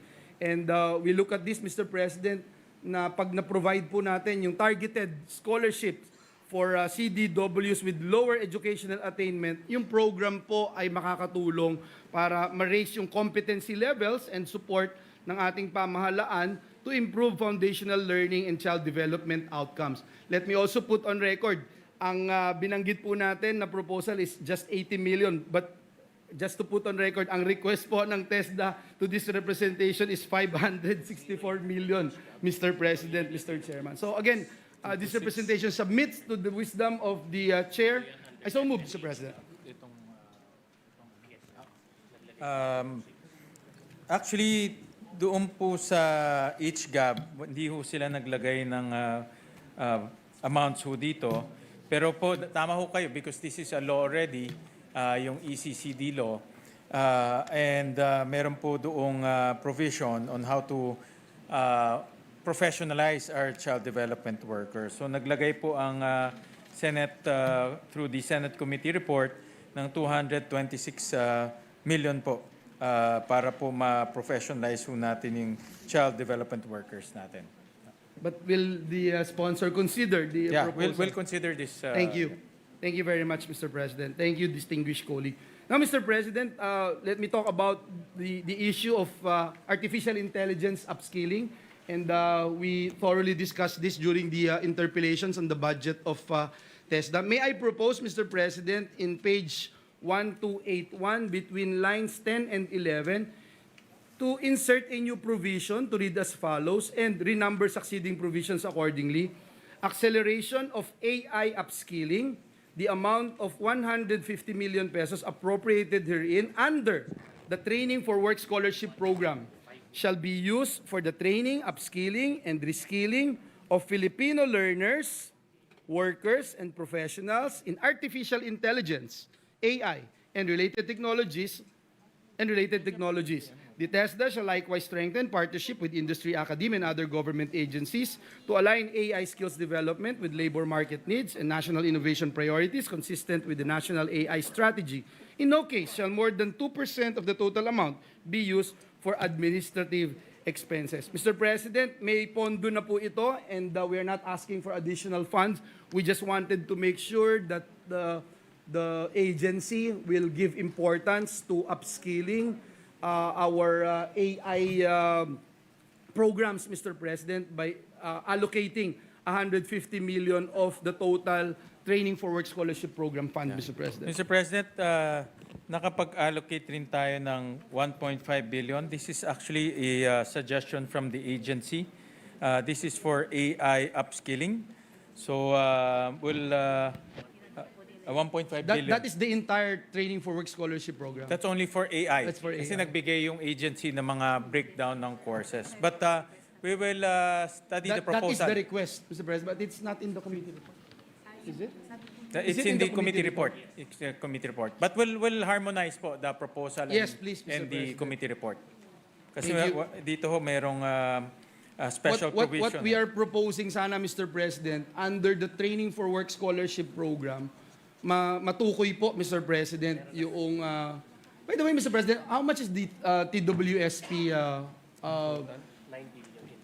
9 billion po in total. That's why, Mr. President, in the total amount of 9 billion, we're only ensuring that 150 million would be allotted for AI upskilling. And you also propose, so that is the proposal. Yeah, you also propose a special provision, so we'll harmonize po yung... Yeah, I think the special provision is the development, Mr. President. This time around, the proposal is for scholarship itself, Mr. President. Yes, we'll harmonize po. Thank because you. we have a special provision there for healthcare, AI, construction, and creative industries, as proposed po by the Private Sector Advisory Council. But we'll harmonize po His Honor's proposal and what's inside the committee report. Thank you, Mr. President. Mr. President, let me go to the Department of Migrant Workers. Mr. President, this representation proposes to allocate a budget for the establishment, and this was mentioned a while ago by our minority leader, yung establishment po of OFW help desk in 82 provinces, amounting to 183.753 million. Ito po yung letter na natanggap natin from the department. And letter B, Mr. President, to introduce an increase of the budget for the licensing and regulation services, including anti-illegal recruitment services, by 51 million, Mr. President. The proposal, Mr. President, is self-explanatory, Mr. President. Yung help desk in 82 provinces, sana po makonsider. And ito ho, napakahalaga yung licensing and regulation services. Kasi po yung anti-illegal recruitment and trafficking in persons program is central to the Department of Migrant Workers' mission to protect the rights of overseas Filipino workers, Mr. President. Thank you. Thank you, Mr. President. The amendments are deemed submitted for consideration of the body. Thank you. Mr. President, dun po sa proposal kanina ni Senate President Soto, dun sa Commission on Higher Education, dun po sa dagdag na MSRS. scholarship MSRS. slots, Mr. President. May we know how much is allotted now for the scholarship program ng 2026 to 2027 pursuant to RA 11509, Mr. President? Because if I'm not mistaken, during the interpellations also of this representation, ang kino-cover lang po is 3,199. Yun po yung ongoing scholars. At ang nakapaloob po ay only 550 new slots. Binanggit po kanina ni SP Soto, I think 14 o 15 lang yung bagong slots doon sa Cebu Normal University. And tinitignan ko po, Mr. President, yung mga SUCs, nakita ko lahat may dagdag. Hindi man ito para dun sa doktor, para sa Bayan Act, Mr. President. Tinitignan ko po yung Bulacan State University na nag-iisang university na SUC sa Region 3 na mag-o-offer na po this year ng School of Medicine, pero wala pong dagdag. So ang gusto ko malaman sana, Mr. President, kung yung pong proposal kanina ni Senate President Soto na madagdagan, madoble yung sa Cebu Normal University, may I propose, Mr. President, na magdagdag din, Mr. President, dun po sa Bulacan State University ng additional budget, at least 50 million, Mr. President. Your Honor, correction, that was not for Cebu Normal University. For the that entire. was for all. Including your Bulacan So State University. 15 slots lang po, Mr. President. 24. 24 slots lang ang idadagdag. We made it 24 from 12. In all. Lahat. Yes. There are Lahat only ng 20. SUC na may medicine. It's not only Cebu. So from 15, Mr. President, gagawing 24 na lahat. So Mr. President, yung 24 po na yon, Mr. President, lahat na nang nag-o-offer ng School of Medicine, whether it's private or SUCs? Suks lang, suks. Suks lang, Mr. President. Including, like for example, Mr. President, right now, how many SUCs are offering School of Medicine in Region 3, Mr. President? 27 po. Nationwide po, 27. But in 27. Region 3, Mr. President? I would assume Bulacan State. Just Bulacan Kasi malaki State. yun. We're checking pa, Mr. President. Kasi Mr. it's just President, Bulacan baka po dun sa Bulacan State, not only 14 yung... Kasi I think it's just Yeah. Cebu Normal Pero- University, yung 14, Mr. President. Hindi po lahat ng SUCs, ganun lang din yung pumapasok na new entrant, Mr. President. Mr. President, I saw the list. Depende rin, may mga... ang target is 12 new, pero may mga iba 7, iba mas mataas. So depende sa school, depende sa size ng school. So the proposal a while ago is from 14 to 24, Yes, new. each and every, Of new. Mr. President. Yes, of new. But depending yan sa release ng CHED because sometimes for example, yung isang SUC mas malaki, more than 24 na release. Yes. Pag mas maliit sa 24. Because I share But the benchmark sentiment is of our 24. Senate President. For instance, Mr. President, yung nag-apply ng scholarship, talagang pinaghirapan po nila. But when they get there, the funds is only available for 14 or 12 new scholars, Mr. President. So, gagawin na ho natin 24. And how much are we looking at, Mr. President? The Senate President proposed 185 million, Mr. President. That 185 million will cover all 27 SUCs Yes, Mr. President. with at least 24 new entrants. Yes, Mr. President. Thank you, Mr. President. But just the same, Mr. President, may I appeal to the body and to the chairperson to increase the budget, Mr. President. Not just Bulacan State University, but all SUCs offering School of Medicine, Mr. President. Thank you. Thank you, Mr. President. Thank you. Mr. President, on another agency, Mr. President, for National Commission for Culture and the Arts, may I respectfully propose, Mr. President, to amend the budget of the curatorial development of the Bukawi Cultural Hub, Mr. President. And let me point out, Mr. President, why I'm doing this. Kasi nung ginagawa po nila itong cultural hub na ito, na-discover po nila na ito lang ang isa sa dalawang heritage center sa Bulacan na way back, I forgot, Mr. President, the reason being, Mr. President, na kaya lumaki ho ngayon yung pondo dahil nakita nila, na-discover nila yung ilalim, naging kwadra pala ng panahon ng Espanyol, Mr. President. And so, because of that, Mr. President, lumaki ngayon yung budget na kinakailangan ng National Commission for Culture and the Arts. And so, they wrote us a letter na madagdagan yung budget para matapos nila, Mr. President, yung pong curatorial development of the cultural hub in Bukawi, Mr. President. May I respectfully move, Mr. President, and with the permission of the chairperson. Thank you, Mr. President. The amendments are deemed submitted for consideration of the body, Mr. President. Thank you, Mr. President. Last two, Mr. President. For Philippine Sports Commission, under the executive offices, this representation proposes to increase the budget for financial assistance to athletes, including community sports development, sports fest, and sports activities by 20 million, Mr. President. May I respectfully move for that, Mr. President, for the chairperson's consideration, Mr. President. Thank you, Mr. President. The amendments are deemed submitted for consideration of the body, Mr. President. Mr. President, last but not the least, and this is not an additional budget that we'd like to propose, this representation would like to just introduce a new special provision under the Department of Tourism budget, the Office of the Secretary, similar to our amendment, Mr. President, last year, which was adopted in the 2025 General Appropriations Act. In page 267, between lines 6 and 7, Mr. President, insert a new provision to read as follows and renumber succeeding provisions accordingly. Promotion and development of tourism enterprises. The DOT shall ensure that the adequate support and assistance are provided to micro, small, and medium enterprises, MSMEs, engaged in the tourism industry in order to strengthen their competitiveness and generate more employment and revenue in the sector.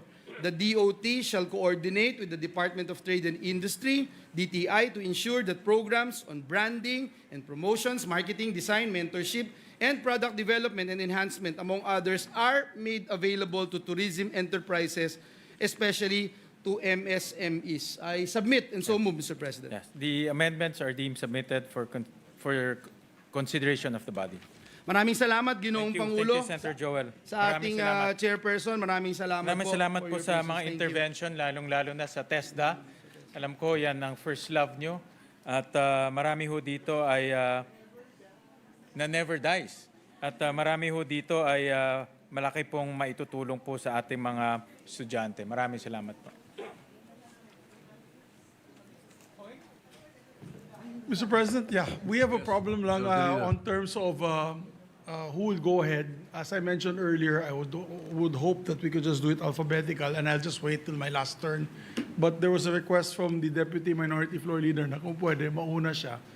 I leave it to the presiding officer, our Senate President, in his better judgment. Do we do it alphabetical, or do we do it the request of the Deputy Majority and Minority Leaders? Mr. President, sa akin lang naman po, Senator. kahit na, I think I'm number 2 alphabetically. I don't really mind kahit sinabi mong reverse alphabetical, kahit last. Pero sumusunod lang naman ako dun sa nasabi kasi kailangan ko din mag-step out to attend to a few things. So I was waiting for my turn. So yun lang sana masunod kasi alam kong mahaba Yes. to eh. Mahaba to. I prepared for this day na mahaba ito. So yun lang naman kasi yun yung na-announce. Yun lang naman. Kaya nga sinabihan ko pa si Senator Bam, are you ready? Kasi ako yung next sa'yo. Yun lang naman po, with all due respect to let's do it everybody. alphabetical. Kaya lang, sana, let's confine it to the proposed amendment. And hindi na kailangan mga predicate, mahaba, no, Mr. It's President? no longer the period of interpellation, you're in the period of amendments. And, there are colleagues of ours who called my attention. And if you will look at we're on live stream, and if you will look at the comments of the live streaming, you won't like it, believe me. Oh, yes. So, let's So with the let's permission proceed. of the deputies, can we just go back and revert to the alphabetical Yes. order? So let's go with Senator Bam Aquino. Bam is recognized. Thank you, Mr. Chairman. Thank you, Majority Floor Leader. This will be brief, Mr. President. Bago po ang lahat, this is a short predicate, Mr. President. I just want to congratulate our Chairman of Finance for doing a very difficult job of juggling all of these different concerns. Gusto ko rin banggitin, Mr. President, kanina, in the first manifestation of the Minority Floor Leader, nabanggit na yung TWG. Baka daw pwedeng mailabas rin yung mga laman ng TWG which led to the increases in our committee report. And I support that, Mr. President. So may I ask the position of the good chairman if he is willing to release the minutes of the TWG para matrace po talaga, Mr. President, mula dun sa NEP, papunta po dun sa committee report natin dito, na pinirmahan po ng mayorya, ng majority of us, pwede po bang ma-release po yung minutes na yon, Mr. Chairman? Yeah, meron ho yung transcript, Mr. President, and we can share that to the body, Mr. President. Thank you. And will you also to share it with the public? Yes, Mr. President. We can share that to the public. Maraming salamat, Mr. Chairman. Pangalawa, Mr. Chairman, may I just say that most of my suggestions were actually taken already and are reflected in the committee report.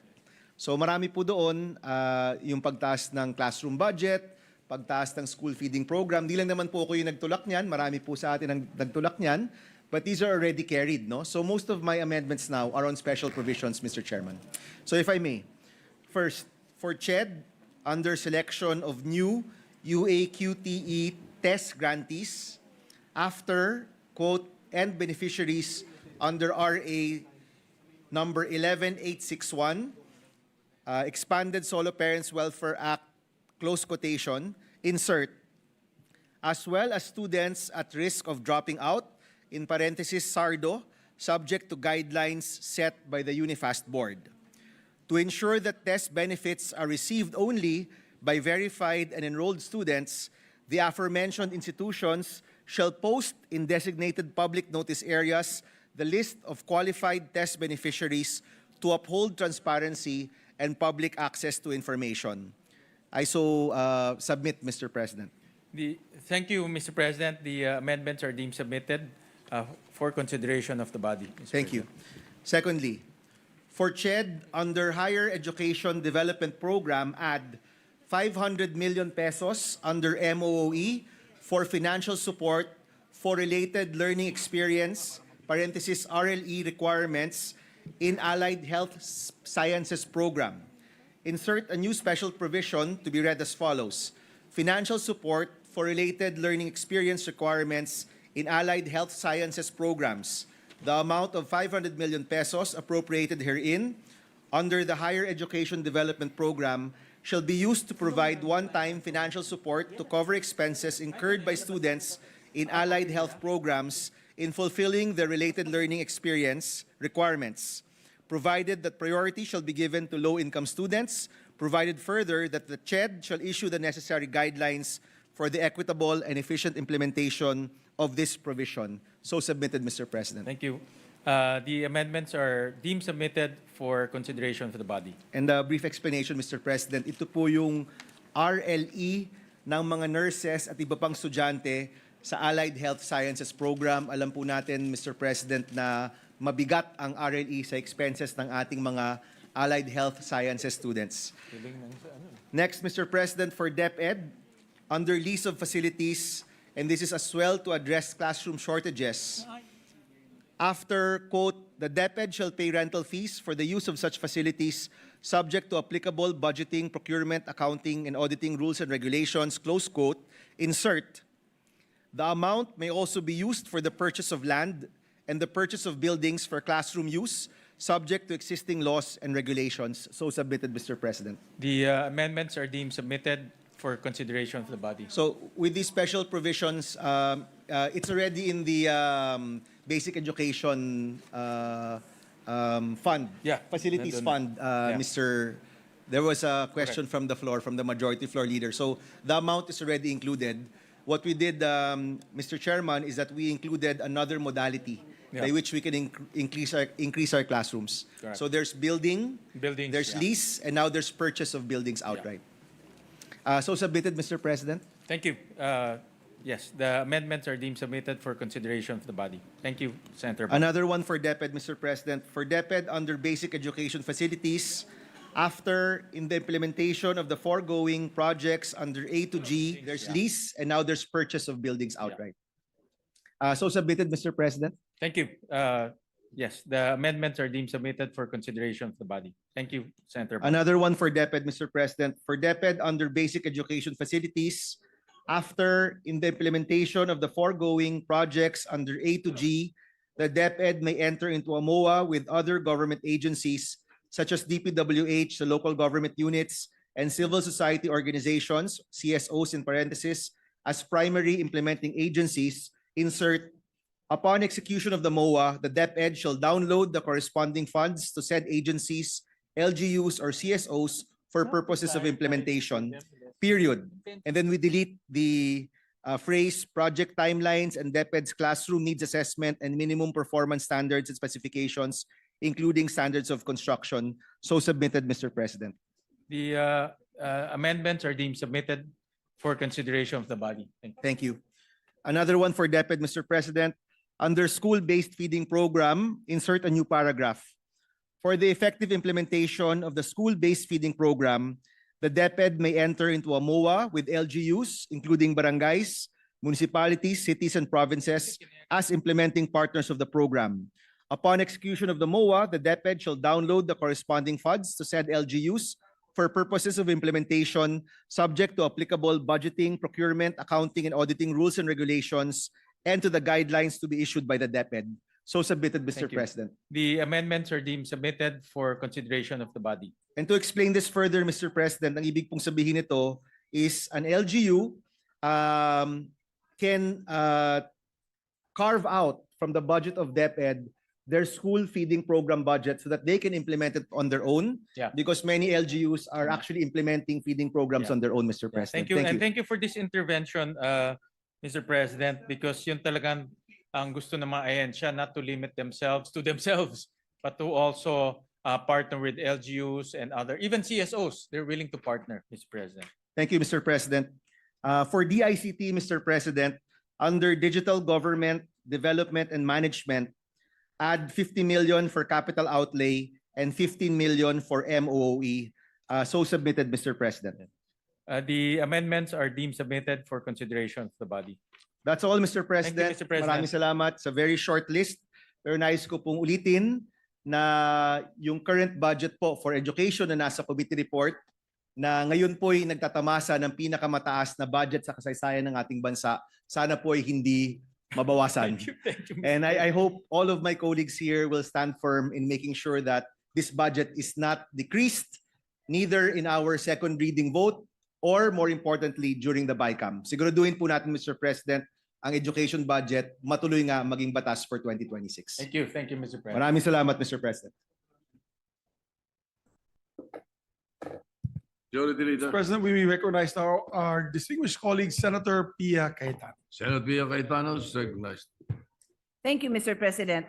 The following are the proposed amendments of this representation on Committee Report Number 18 for state universities and colleges, for UP-PGH for the liver transplant program, an amount of 20 million. For UP Manila, implementation of the National Vision Screening Program, an amount of 10 million. For the mentoring and mental health for UP College of Medicine, an amount of 5 million. For the University of the Philippines System, development of the UP AI research tool, an amount of 5,486,000 pesos. Financial assistance to student athletes to cover their living, training, and competition needs, an amount of 30 million pesos.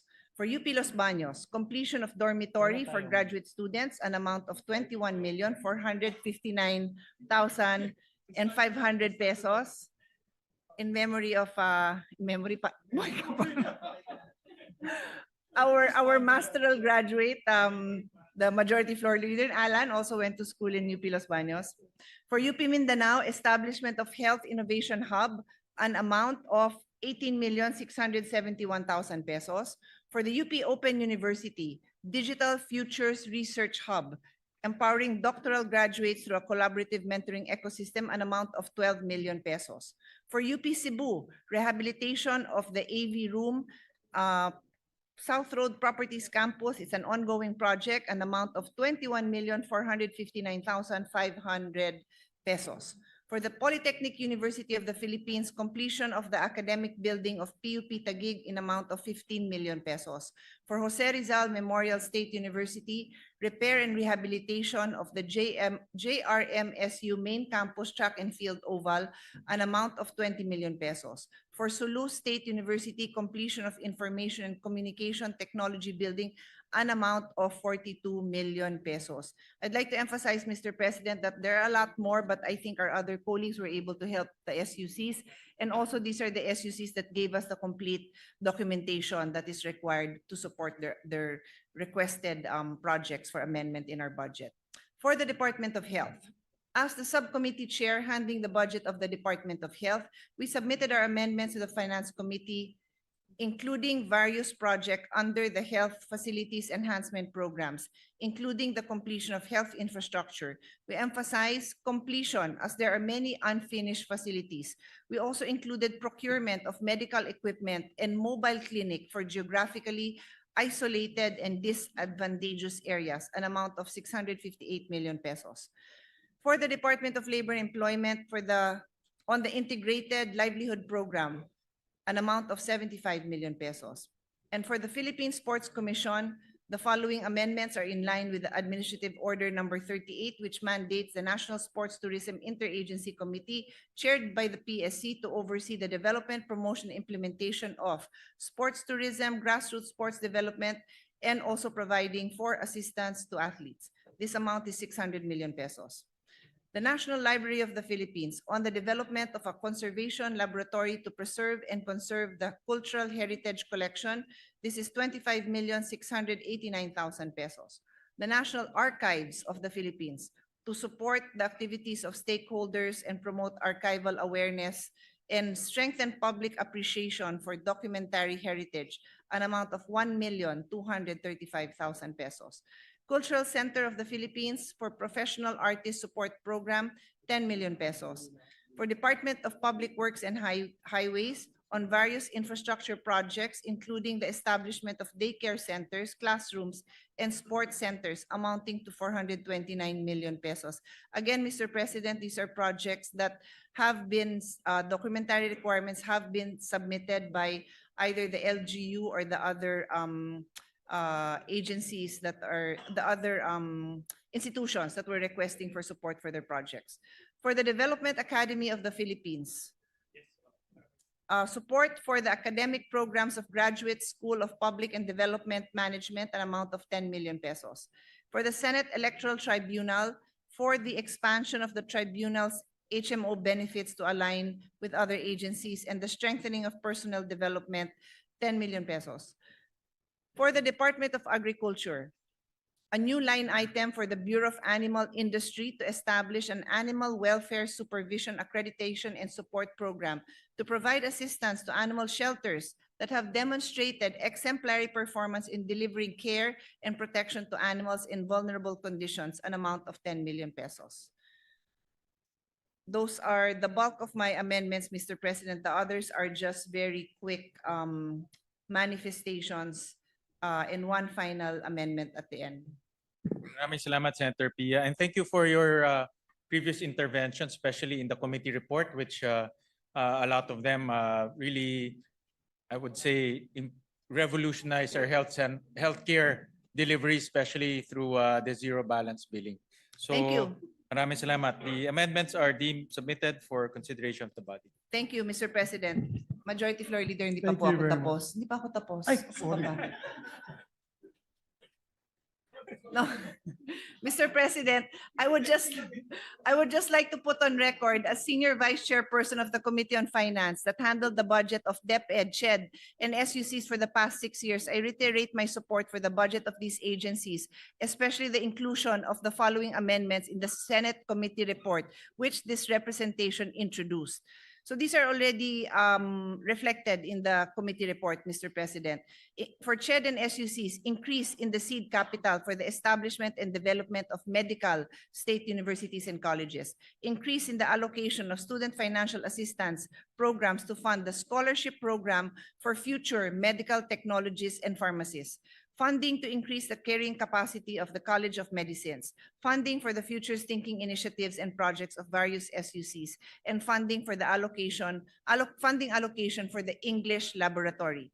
For DepEd, increase in basic education facilities fund, funding for textbook and other instructional materials, funding for disaster preparedness and response program, budget for professional development programs for teaching and teaching-related personnel, and increase in funding for school-based feeding programs. Meanwhile, we acknowledge that the amendments we submitted were accepted by the Committee on Finance for the budget of DOH and DSWD. These already form part of the Senate committee report. But to highlight, Mr. President, for DOH, OSEC, additional funding for the zero balance billing program.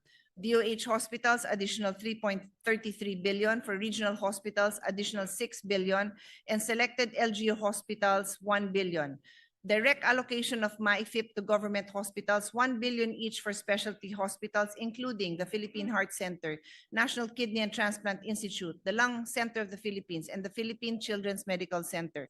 For the Research Institute for Tropical Medicine, development of their antivenom production capacity, alongside the upgrading of its technology, equipment, and facilities, 100 million pesos. For the Cancer Assistance Fund, 250 million pesos. And for their Futures Thinking program under the Health Sector Research Development, 10 million pesos. For the DOH attached agencies and corporations, for the Lung Center, in line with tobacco control, the Smoking Cessation Program, 10 million pesos. For the Alliance Care Program and the IROS and Endoscopic Center, while acquiring key diagnostic and treatment tools and enhancing the biobanking Phase 3 to strengthen specialized cancer care, thoracic surgery and research, 1.02 billion pesos. For the National Kidney and Transplant Institution, construction of the Phase 2 of their new 8-story outpatient department building, 500 million pesos. For the acquisition of linear accelerator with stereotactic body radiotherapy, 400 million pesos. For the Philippine Children's Medical Center, procurement of essential medical equipment for pediatric neurosurgery and specialized services, 885 million pesos. Development of advanced pediatric care and capacity building, 10 million pesos. For the Philippine Heart Center, acquisition of essential medical equipment such as the robotic surgical system and cardiac-specific gamma camera, 863 million pesos. For the Philippine Institute of Traditional and Alternative Health to upgrade their herbal processing plant and acquisition of laboratory equipment, 32.1 million pesos. For DSWD, these are our amendments which were carried by the Finance Committee. Social pension to indigent senior citizens, 8.2 billion pesos. Supplementary feeding, 3.3 billion pesos. Establishment of Regional Bahay Pag-asa, 200 million pesos. Subsidy for accredited private social welfare and development agencies, 204.98 million pesos. For the DSWD attached agencies, for the National Authority for Child Care, for capacity building training for social workers on adoption and alternative child care, 26.27 million pesos. For the National Council on Disability Affairs, augmentation of their support services for PWD, 16.3 million pesos. And then, Mr. President, we would like to express our support for the individual amendments of Senator Gatchalian, which would have formed part of our amendments as well, but we understand that the chairman of the Committee on Finance is carrying this. This is for the first 1,000 days that we earlier discussed on the floor with Senator Alan Cayetano to address stunting. This is under the Pantawid Pamilya program. This is to increase the cash grant to the families from 350 pesos to 750 pesos per month. For 1 year, this is a total of 900 million pesos. Maraming salamat, Chairman Senator Gatchalian. We also continue our appeal for additional budget to provide assistance to those in calamity-stricken areas. We understand that the Finance Committee has or is preparing a budget for this, for the LGUs, Mr. President. And I think I am close to my last point. PhilHealth, Mr. President. I've raised this during the period of interpellation, and I raise it again because I do want the support of the Finance Committee and the support of the body for this. I will quickly flash on the screen for clarity, but this will be very brief. There are earmark funds by law. The law is very clear that these amounts are set aside for, these are part of the sin tax collection, and they are by law meant for PhilHealth. The amounts are certified by the collecting agencies, which is the BIR, and the total amount of the deficit from 2023 to 2026 is 129.96 billion pesos, Mr. President. So, 4 na taon na may deficit po ang gobyerno sa perang ito. This is not just an unfunded law. This is amount that is already certified and earmarked for PhilHealth. There is no reason, there is no explanation, there is no basis not to transfer this funding to PhilHealth. In fact, for this year, for 2026, the syntax earmarked amount is 69.78 billion pesos. What was provided in the NEP is 53.26 billion pesos. So there is a deficit of 16.52 billion pesos. We humbly appeal to all our colleagues and to the chairman. This is a formal amendment that I can make now or at the proper time, because I know the chairman is considering all of the amendments at this present time. But this 16.52 billion pesos is due by law for this year. And as I said, the total amount for the past 4 years is 129.96. In addition, Mr. President, earmarked from PCSO and PAGCOR collection from 2019 to 2025 is the amount of 106.95 billion pesos. Yan din po ay never natanggap ng PhilHealth. There were 2 years, I think it was 2023 and 2024, that the amount from PCSO and PAGCOR was in the GAA, but it was never released. So they have never released these earmarked laws, these earmarked amounts from PCSO and PAGCOR. So the total of that, including the return of the diverted funds that happened in 2024 when the Department of Finance and DBM requested the agencies, including PhilHealth, to transfer funds back to Treasury is 60 billion. This is now in the GAB, and I understand from the Committee on Finance that we are also retaining that amount of 60 billion. But just to be able to identify and fight for it all the way through BICAM, this total amount that is earmarked and is there, but I don't know where, is totals 296.91 billion pesos. Now, last point, Mr. President, of course, we understand that the chairman is always trying to look for fiscal space. But this occupies a different level because this is already earmarked. Now, kung ang next question is saan ang paggagamitan, the Deputy Majority Floor Leader, Senator Risa Hontiveros, and I think also Senator Ping Lacson, and might be 1 or 2 other senators, pointed out that bakit yung mga indirect contributors, hindi lahat na pondohan yung share nila. Totoo po yun. And if you look at it, it's also in the billions of pesos. So all I'm saying, Mr. President, is those indirect contributions are supposed to be made so that may pondo na ibibigay si PhilHealth pag nagkasakit sila. And we go back to the zero balance billing. Ito po yung mga pangpondo doon. Ang sinagot ko sa mga nagtanong, including the Deputy Majority Leader, is according to PhilHealth, they will make do. Gagawa nila ng paraan. Pero ako po yung naniniwala na I don't know if by mid-year or I don't know, 2/3 into the year, baka hindi na magkasya yun kasi kulang talaga yung nilaan para sa PhilHealth. So ito po yung amount that is earmarked. So this is going to be my amendment at the proper time when everybody is present, that we find funding to actually not find funding because the funding is already there, to take the funding and to deliver it where it properly belongs, which is PhilHealth.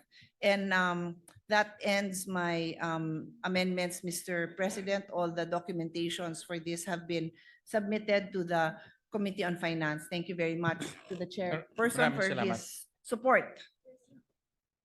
Thank you very much, Senator Pia, and maraming salamat dun sa mga suggestions po ninyo. Thank you. Thank you very much, Mr. President. Mr. President, we recognize now our distinguished colleague from San Juan, Senator Jingo Estrada. Senator Jingo Estrada is recognized.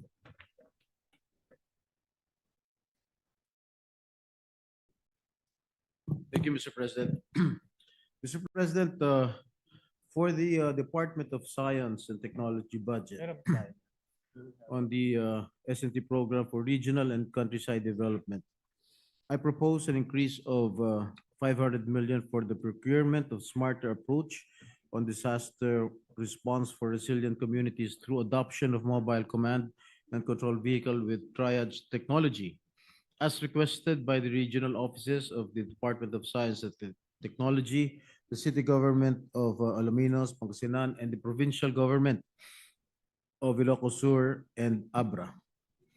This amendment is crucial in order to enhance the capabilities of local government units and partner agencies through the strategic applications of science, technology, and innovation. This also aims to reduce the vulnerabilities and strengthen preparedness against natural hazards that threaten our nation. As mentioned by no less than President Marcos himself in his last State of the Nation address, at least 11 LGUs have benefited from the mobile command and control vehicles by the DOST for the effective rescue and response. Mr. President, more is needed, thus the requested additional funding. For the consideration of the Finance Committee Chairperson, we will submit the detailed list of amendments. I so submit, Mr. President. Mr. President, the amendments are deemed submitted for consideration of the body. Thank you, Mr. President. On the Department of Energy, for the National Electrification Administration under the National Rural Electrification Program, I propose an amendment in the amount of 50 million for the mobile power substation turnkey, Zamboanga del Norte Electric Cooperative, Dipolog City. My justification is the recurring power outages in Dipolog City and nearby areas substantiate this proposed increase, and this amendment will alleviate power interruptions and serve as a solution to restore power during emergencies or outages in areas vulnerable to natural disasters. I so submit, Mr. President.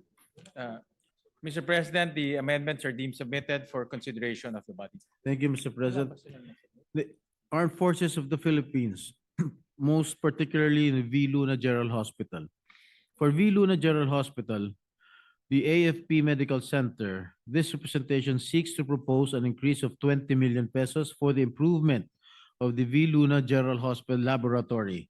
This would enhance the medical services provided to our active military personnel, their dependents, and authorized civilians. This would also help in our vision to have a modernized, favorable, and conducive environment for patients. I submit, Mr. President. The amendments are deemed submitted for consideration of the body. Thank you, Mr. President. Again, under the Armed Forces of the Philippines, the National Amnesty Commission. Mr. President, for the National Amnesty Commission, I propose the following amendments. 62 million for personal services to hire additional plantilla and support personnel needed to expedite processing, improve service delivery, and ensure smooth coordination at both national and regional levels. Number two, 10 million for community engagement and advocacy in order to implement strategic communication, stakeholder engagement, and grassroots advocacy initiatives that raise awareness of the amnesty program, particularly in conflict-affected areas. I so submit, Mr. President. Yeah. The amendments are deemed submitted for consideration of the body. Department of Justice. For the National Bureau of Investigation, I propose an increase of 85.164 million for the restoration of hazard duty pay for technical and forensic personnel, an increase in hazard duty pay for all NBI agents, special investigators, and technical and forensic personnel. This essential provision is crucial for maintaining the morale and retention of specialized experts. Also, the adjustment is intended to better reflect the dangerous nature of their responsibilities and the critical role that they play in maintaining national security. I so submit, Mr. President. The amendments are deemed submitted for the consideration of the body. Again, the DOJ Board of Claims. For the Board of Claims, I propose an increase of 12.8 million pesos broken down as follows. Training expenses, 3 million. Representation expenses, 1 million.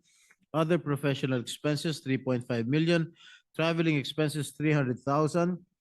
Capital outlay to procure for the development and improvement of a data management system of the Victims Compensation Program, the amount of 5 million pesos. This budget augmentation is submitted to fully exercise the mandate of the Board of Claims particularly for the training and retraining of its personnel to properly address claims of victims of violent crimes and unjust detention. I so submit, Mr. President. The amendments are deemed submitted for consideration of the body. Thank you, Mr. President. Under the Department of Migrant Workers, Mr. President, we propose an inclusion of a special provision under the Department of Migrant Workers budget to allow the utilization of 5% of the Action Fund or Agarang Kalinga at Saklolo para sa mga OFWs na nangangailangan for the program's management costs and administrative expenses. Special provision. The Agarang Kalinga at Saklolo para sa mga OFWs na nangangailangan fund.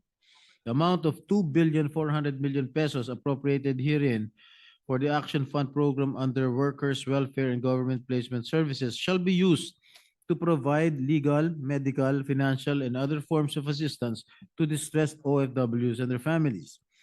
In the implementation of the Action Fund program, the DMW shall be permitted to utilize up to 5% of the mentioned amount for program management costs and administrative expenses, including bank transaction fees, communication expenses, representation expenses, travel expenses, office and ICT supplies, postage and courier services, other professional services, and other maintenance and operating expenses to support effective program management. I submit, Mr. President. Yeah, the amendments are deemed submitted for consideration of the body. Thank you. And lastly, the Philippine Sports Commission.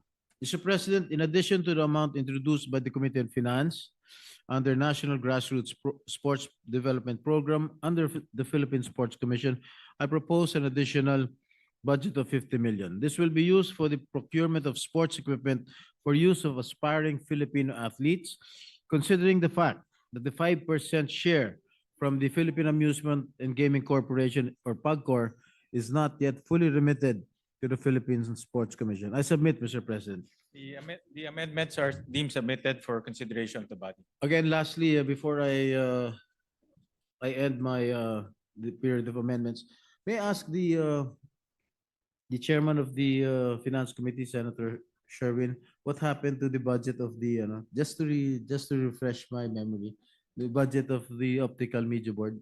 Well, Mr. President, I know that has been your advocacy since time immemorial, Mr. President.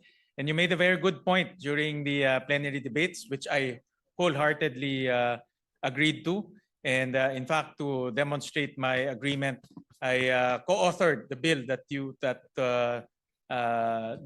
co-authored the bill that proposed to abolish the Optical Media Board. So, Mr. President, what we will be proposing is to reduce the budget to only 3 months worth in 2026. That will allow them to wind down their operations. After that, we will transfer the employees to the FDCP? The Yes, Philippine Mr. Development President, we Council? will put a special provision that that will allow the transfer of those employees to FCDP. FDCP. Film FDCP. Development Council of the Yes, Philippines. Mr. President. Thank you very much, Mr. Maraming President. salamat po. In that particular issue, the office of the Optical Media Board, whose is that? Do they own it, or are they renting, or? Mr. President, as far as I know, they are still Yeah, they're renting. still renting the place. Renting, Yes, renting. not own, they do No, not I own don't it. think they own it. If I'm not mistaken, I think we can validate my. Yes, Mr. President. I believe it's also leased, Mr. President. Leased, Oo. Nagli-lease lang ho sila. Nagre-rent. because I was informed that the MTRCB is interested in taking over the area. But let me check, place. Mr. President. I'll get back to the Senate President on the Thank you. facts. Thank you. Thank you, Senator Estrada. Majority Leader. Thank you, Mr. President. While we're waiting for Senator Goy still in the meeting, we can proceed with Senator Ontiveros, our Deputy Majority Floor Leader. The Deputy Majority Leader, Senator Risa Ontiveros, is recognized for her amendments, individual amendments. Mr. President, before we continue, I just ask my staff. You're right, Mr. President, Senate President, that the OMB owns the office. Yeah, Mr. President. So, so sila po may-ari ng office. In other words, gobyerno may-ari. Gobyerno may-ari. Okay. Oo. So it's possible. Thank you.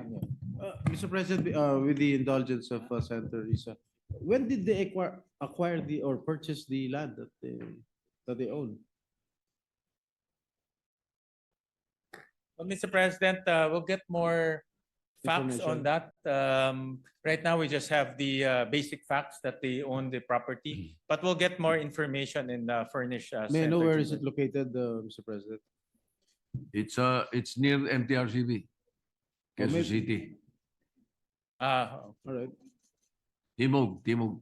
So the MTRCB is interested to purchase the building or the land of OMB, Mr. President. Something like that, I suppose. Mhm. So at Bigay na least- natin. Hindi naman masasayang yung office. Hindi mo sasayang, bigay na Kasi natin sa magagamit. MTRCB. Yes. Thank you, Mr. President. Thank you. Salamat po, Mr. President. Mr. President, and to our dear chairperson of the Committee on Finance, before I proceed to my individual amendments, I would like to express my gratitude to the chair and the Senate leadership for leading this very important initiative to have a more transparent budget for fiscal year 2026. The reforms that were introduced, such as having a transparency portal, inviting civil society organizations, and committing to an open BICAM process are certainly steps in the right direction. Mahalagang mga hakbang iyan tungo sa mas bukas at tapat na pagbabudget. Sabi ko nga po sa chair, Mr. President, pagkatapos niyang mag-sponsor nitong budget natin, this is the start of a new era. Ang aking mga pangunahing institutional amendments, for the record lamang po, Mr. President, ay umiikot sa pagpapatibay ng universal healthcare, pagpapalawak ng access sa edukasyon, pag-angat sa ating mga mahihirap na kababayan, mas matibay na proteksyon sa ating kalikasan, at pag-akay sa mga komunidad na makabangon sa sakuna at kalamidad. Para sa PhilHealth, I propose to add 53 billion pesos to its subsidy, previously removed in the 2025 GAA. I also propose to add an additional 72.6 billion pesos for the payment of the premiums of indirect contributors. And lastly, to allow PhilHealth to expand its benefit packages, we should infuse 30 billion pesos for this purpose. Mahalaga ang lahat ng ito para tunay nating maipatupad ang universal healthcare at mapataas ang support value ng PhilHealth para mas maraming Pilipino ang hindi na iinda sa mahal na pagpapagamot. Para sa sektor ng edukasyon, according to the requests of the different state universities and colleges, I propose to augment the budget for free higher education by 3.2 billion pesos, 3.28 billion pesos to be precise, Mr. President, directly to the state universities and colleges in order to allow our SUCs to cater to more students this upcoming school year. Ito po'y para mas maraming kabataan ang makapagpatuloy ng pag-aaral at magkaroon ng magandang oportunidad sa kanilang kinabukasan. Para sa DENR, I propose the amount of 3.5 billion pesos for a Sierra Madre Protection Fund for the protection and reforestation of the Sierra Madre. This will include a dedicated budget for the 250,000 hectare multi-year restoration program and funding for the deployment of forest rangers to protect the area. Para sa Commission on Audit, I propose 250 million pesos to fund the special audit services of the Commission for a comprehensive internal control integrity audit. I also propose a special provision for a more effective pre-audit mechanism that will include civil society or professional groups to flag high-risk infrastructure projects. Para po ito sa mas mahigpit na pagbabantay sa pondo ng bayan at paglaon sa pagbabalik ng tiwala sa ating mga institusyon pagdating sa pagbabudget. Para sa DOJ, ayon sa mga isinumiteng requests, I propose to augment 82.7 million pesos for the National Coordination Center Against Online Sexual Abuse or Exploitation of Children, o SAEC, and Child Sexual Abuse or Exploitation Materials, CSAM. I also propose to add 50 million pesos for the Interagency Council Against Trafficking or IACAT budget. I also submitted specific special provisions covering DSUD, DOTR, and DMW, among others, Mr. President. Now, for my individual amendments, Mr. President, the same themes of health, education, disaster response, and recovery may be gleaned from the support given to our DOH hospitals, LGUs, DepEd schools, and SUCs.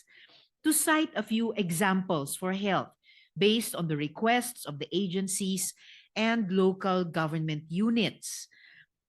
Number one, rehabilitation of the operating room, East Avenue Medical Center, Diliman Medical Center, 40 million pesos. Two, medical equipment for Jose R. Reyes Memorial Medical Center, National Center for Geriatric Health, 20 million pesos. Three, medical equipment for the Mother and Child Unit of the Corazon Locsin Montelibano Memorial Regional Hospital, Bacolod City, Negros Occidental, 30 million pesos. 4. Construction of the Nauhan Community Hospital, Nauhan Oriental Mindoro, 50 million pesos. And 5. Additional MOOE for the Philippine General Hospital for Liver Transplant Program and the Quirino Medical Center for Deep Brain Stimulation Surgery and Cochlear Implant Program, 30 million pesos. For education, Mr. President, based on the requests of the agencies and local government units, I propose to provide funding for 1. Construction of the Bicol University Health Sciences Building, Legazpi City, Albay, 50 million pesos. 2. Construction of the College of Medicine Dormitory, Eastern Samar State University, Borongan City, Eastern Samar, 25 million pesos. 3. And 3, construction of classroom building for Mamburao Central School, Negros Occidental, 70 million pesos. Tinamaan ng lindol at bagyo, Mr. President, ang Cebu at Negros Occidental. Kaya layon po ng mga infrastructure projects na aking isinusulong na makatulong sa mga LGU sa kanilang muling pagbangon. Kabilang dito ang 1. Construction of Municipal Agriculture Office and Municipal Environment and Natural Resources Office buildings, Daan Bantayan, Cebu, 20 million pesos. 2. Construction of Evacuation Center, La Castellana, Negros Occidental, 60 million pesos. And 3. Construction of the MDRRMC Command Center, Barangay Baseco, Mariveles, Bataan, 20 million pesos. Panghuli, Mr. President, iminumungkahi ko rin na maglaan ng dagdag na pondo para sa DRM budget ng DSWD dahil sila ang forefront ng ating disaster response. Dapat tiyakin nating may kakayahan at kapasidad silang rumesponde agad, lalo pat vulnerable tayo sa mga kalamidad. For these mentioned proposed amendments, Mr. President, and samples of these proposed amendments were given in my manifestation, Mr. President. I so move, Mr. President. First of all, Mr. President, nagpapasalamat po ako kay Senator Risa at binigyan niya ng malaking pansin yung mga areas na tinamaan po ng bagyo. Bagyong Tino, Bagyong Uwan, even the earthquake. At meron ho tayong pondo sa NDRMC pero alam naman ho natin na parating kulang rin to. In fact, as we speak, halos close to almost 600 million pesos na lang natitira yung NDRMC fund. So maraming salamat. Parte ng inyong amendments ay matutukan yung mga areas sa Cebu at sa Negros Occidental. Likewise, I'd like to thank Senator Risa for putting attention to education. Marami po sa inyong mga amendments ay para po matulungan yung ating mga estudyante, lalo na yung dormitory. Ito ho, madalas kong naririnig dahil marami tayong mga estudyante na nakatira sa malalayong lugar at nagdo-dorm sila during the weekdays para po mag-aral. So maraming salamat at nabigyan po ninyo ng pansin. So thank you very much. So the amendments are deemed submitted for consideration to body. Maraming salamat, Senator Risa. Salamat po, good share at Mr. President. At sa huli, upang matiyak na tapat, wasto at malinaw ang paggamit sa kaban ng bayan, ni-require po natin sa mga LGU na magsumite ng resolusyon mula sa kanilang barangay, municipal o city councils o provincial boards. Humingi rin tayo ng program of works para matiyak ang transparency sa kung paano nila ipatutupad ang mga proyektong ito. For the record, Mr. President, opisyal na naisumite at natanggap ng komite ang amendments na ito noong November 25. Mr. President, these amendments reflect not only numbers on a page, but the values we choose to uphold as a Senate. When we strengthen healthcare, expand education, protect the environment, guard public funds, and help communities rise from disaster, nararamdaman ng bawat Pilipino na ang budget na ito ay para sa kanila. Kasama na rin dito ang pangako ng isang budget na transparent at bukas sa pagsusuri ng publiko. Maraming salamat po, Mr. President, at sa ating Chairman, Senator Sherwin Gatchalian. Maraming salamat, Senator Risa, sa pangbanggit doon sa resolution na hinihingi natin sa LGUs. Kung meron ho silang request sa Senado, isa sa mga requirements na natin ngayon ay yung sanggunian panlunsod, pang-munisipalidad at pang-lalawigan na mga resolutions para properly coordinated sa mga LGUs, yung mga projects na rin-recommend natin at most importantly, mayroong pangangailangan. No? Dahil kung may resolution, ibig sabihin ho nito, talagang kailangan ng LGU yung mga rin-request nila sa atin. So maraming salamat, Senator Risa, for that clarification. Mr. President, may we now recognize our distinguished colleague, Senator Lauren Legarda. Senator Legarda is recognized. Thank you, Mr. President. At the outset, allow me to thank the hardworking and brilliant and very calm-tempered Finance Chair for listening through it all and for instituting the technical working group, which is very helpful, although most of it was attended by legislative staff. It made it very transparent, and for doing the committee and individual amendments in plenary. So we're grateful for this methods, which I think could be institutionalized in the years to come. Mr. President, as chairman of the subcommittee H, may I read into the record the amendments we have proposed on House Bill 4058, the 2026 General Appropriations Bill. For the Department of Agriculture, Office of the Secretary, additional funds for fishing paraphernalia for coastal municipalities, 50 million. For the Department of Education, Office of the Secretary, funds for the alternative learning system, 251.503 million. Oh, may I just, should I pause per department? If we go through the the amendments. so that it's quicker. Yeah, it's quicker. Yes, Yeah. thank you. Alternative learning system, 251.503 million.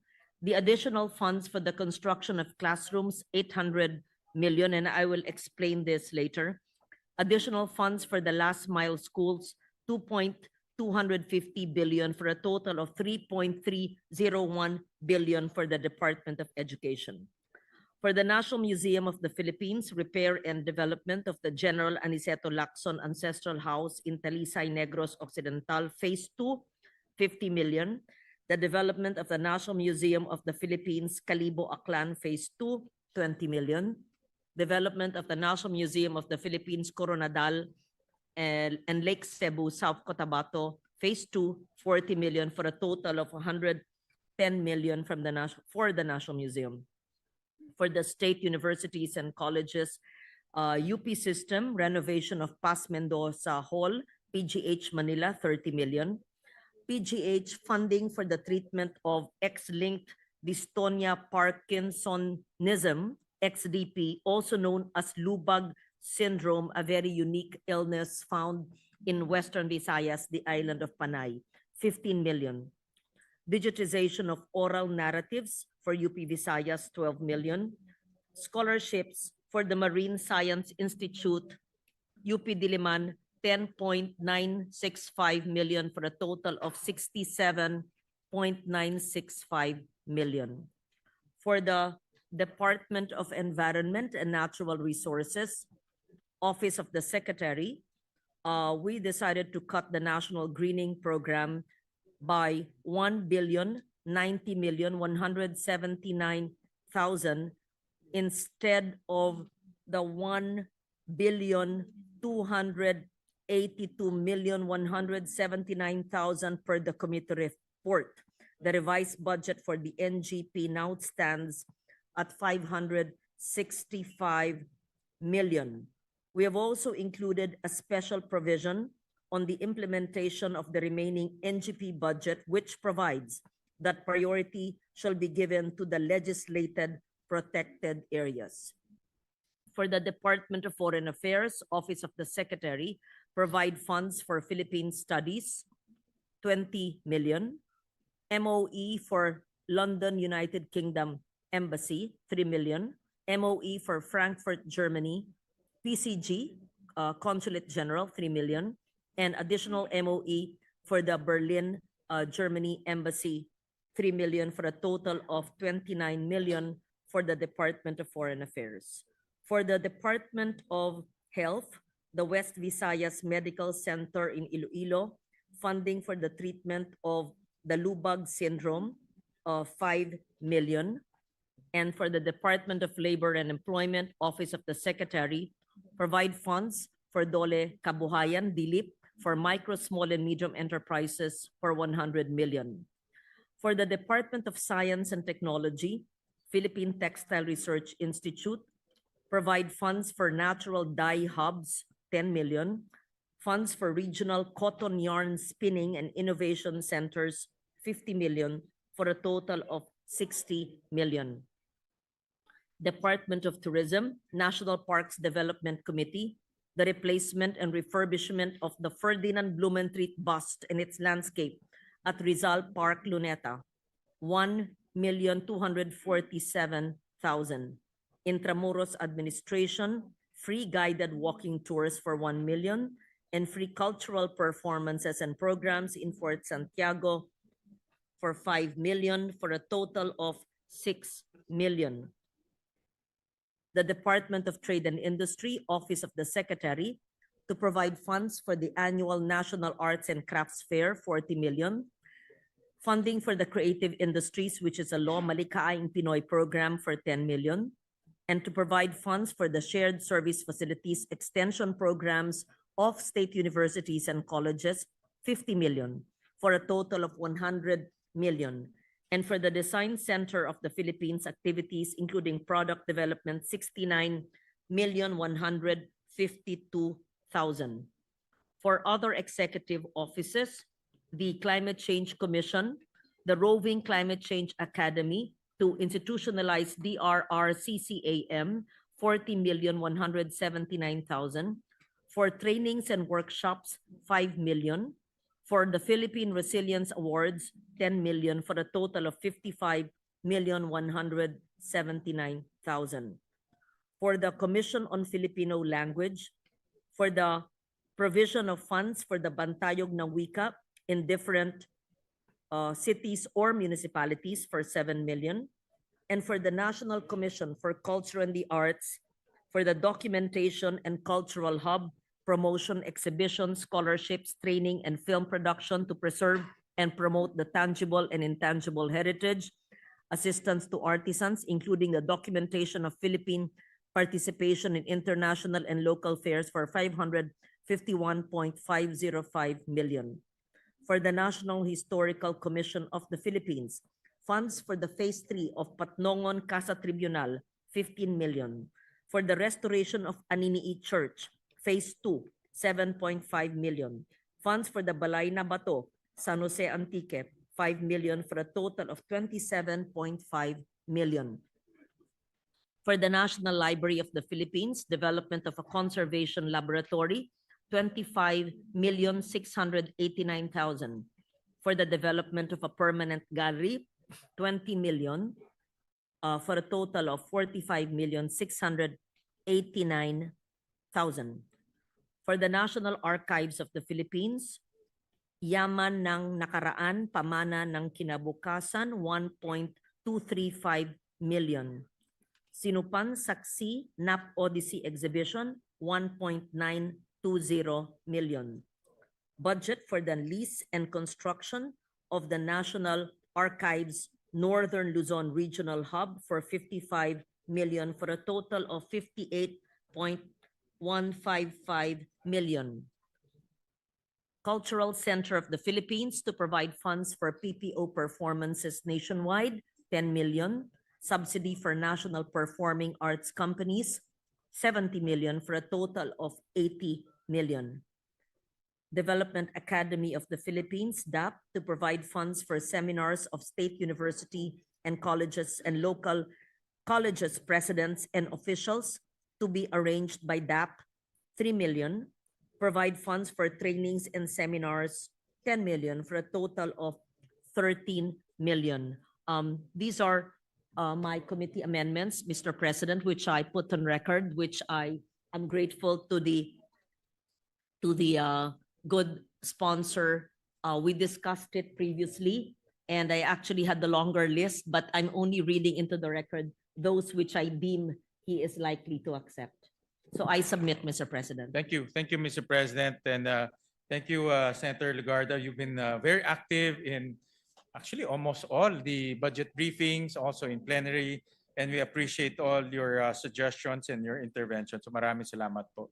The amendments are deemed submitted for consideration of the body. Thank you. May I also put onto the record, Mr. President, some of the committees which I did not chair, but because of the plenary debates, Yes. I just like to make on record, even if you chaired it, just so that Yes, I, Mr. President. on record, would like to support. Yeah, well, Yes. well, Mr. President, the Thank- senators are not limited to the committees they chaired Yes. because actually everyone is a member of the Yes. Finance Committee. And so that's they can why make I up wanted to answer changes. earlier.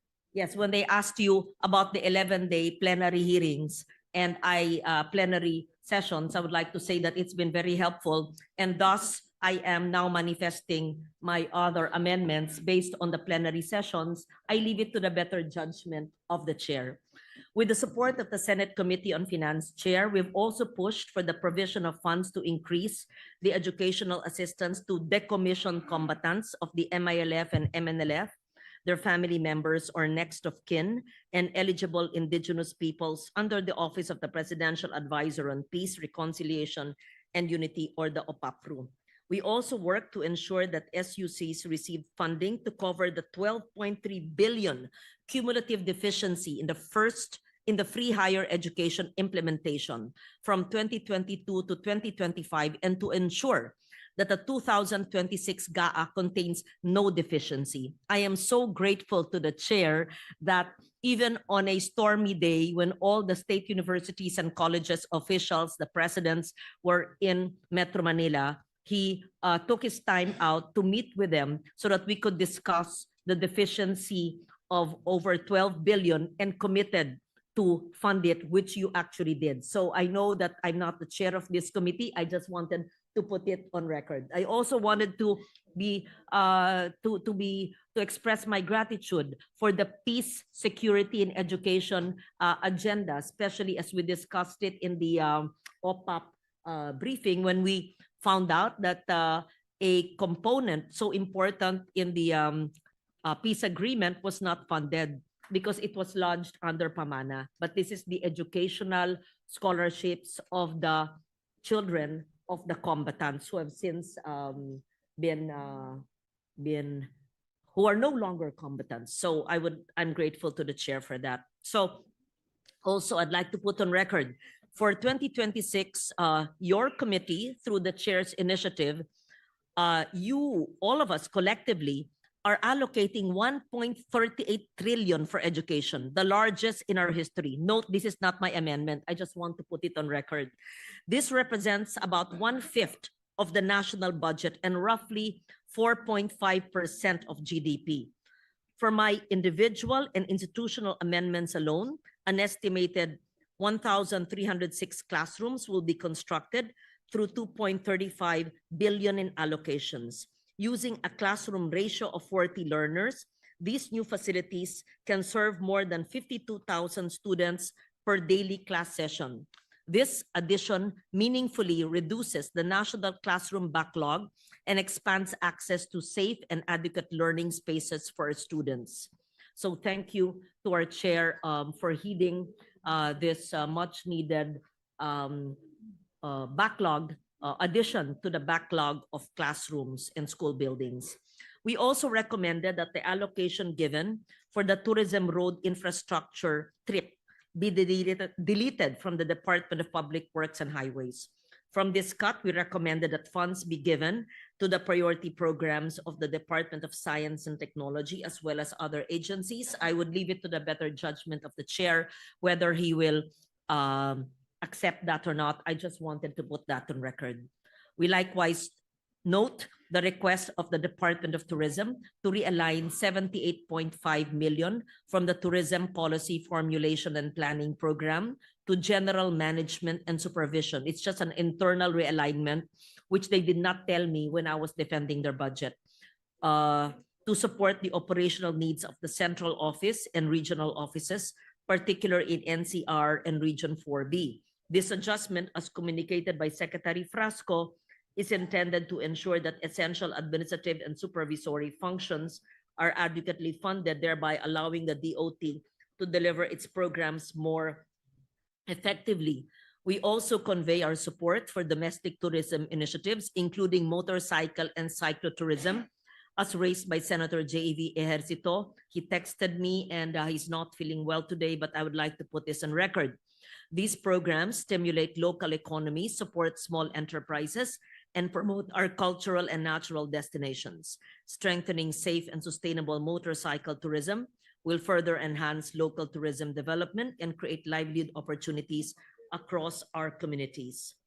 Again, during the debates last Friday on the budget of the Department of National Defense, we learned that the armed forces of the Philippines, in addition to the role in managing external threats, are also called to action during calamities, particularly for rescue and retrieval operations. We proposed during the plenary debates that a quick response fund be provided under the AFP. I leave it to the better judgment of the Chair of Finance how much QRF will be dedicated for this. For the consideration of the committee, I've submitted proposed special and general provisions which are very, very long. How many pages? 50 or 100? Attorney Doblon, almost 100. And Senator Pia Cayetano begged me not to read the special and general provisions because they are not budgetary or monetary in nature, but I wanted to mainstream CCAM DRR into... Yes, so... In fact, you gave us an advance I copy gave of you that. advance copy. It took us 2 hours to go through all that. I think it was, if I'm not mistaken, 50 pages of... More than 50 pages more now. than I 50 even page- added. But I assure you, it does not Yes. cost a cent. Actually, I went through it one by one. Yes, thank you for that. yesterday. Actually po, these were already included in the budgets when I was chair. And then when I became representative, it was not included. But these are just to enhance, like Yes. the SDGs, climate change Yes, adaptation, etc. So Correct. these are special provisions that will govern the use of the funds also being appropriated, and that will require NGAs, GOCCs, and LGUs to comply with existing laws, particularly environmental laws. Finally, I've also submitted my individual amendments for infrastructure projects requested by LGUs and by an SUC. All these requests are supported by resolutions from the respective sanggunian and by a board resolution. In so far as the SUC is concerned, the requests are categorized as school buildings, multipurpose buildings, an SUC building, waterworks, barangay system, and health facilities. So I submit that these are my manifestations for the second part, which I have given to the chair and to the LBRMO way in advance, maybe Yes. 2 weeks ago. I think more. I think almost a 3 month weeks ago. ago. Yeah, almost Because almost I a was month already. informed that the deadline was 3 weeks ago, and we stayed Yes. during the long. Oh, okay, I remember now. The weekend of October 30, 31, and 1. Yes. So actually, more than 1 month ago. Almost a month. I know Sinabi po more. kasi Almost. deadline nung Friday That was na the yun. original deadline, but Yes. alam niyo naman ang deadline. And I called the majority leader. He said it was a deadline. Correct. So Yeah. he and I submitted it Correct.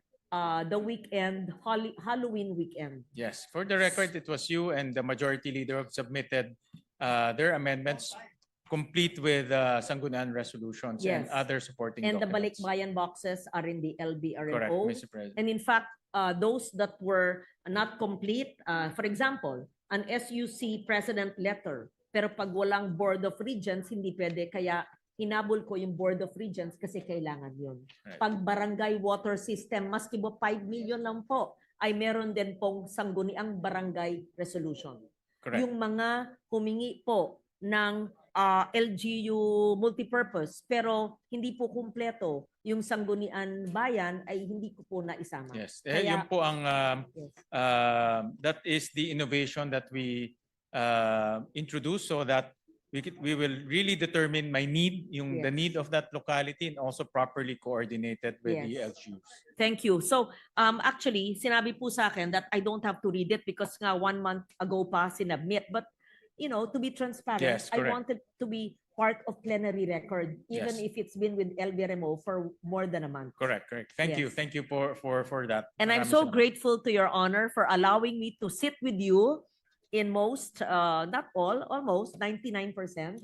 Yes, I wish I was more involved even because there were some that I missed conflicting schedules. But kala ko po masipag na ako. May nakita ko mas masipag dahil mas bata siya sa akin.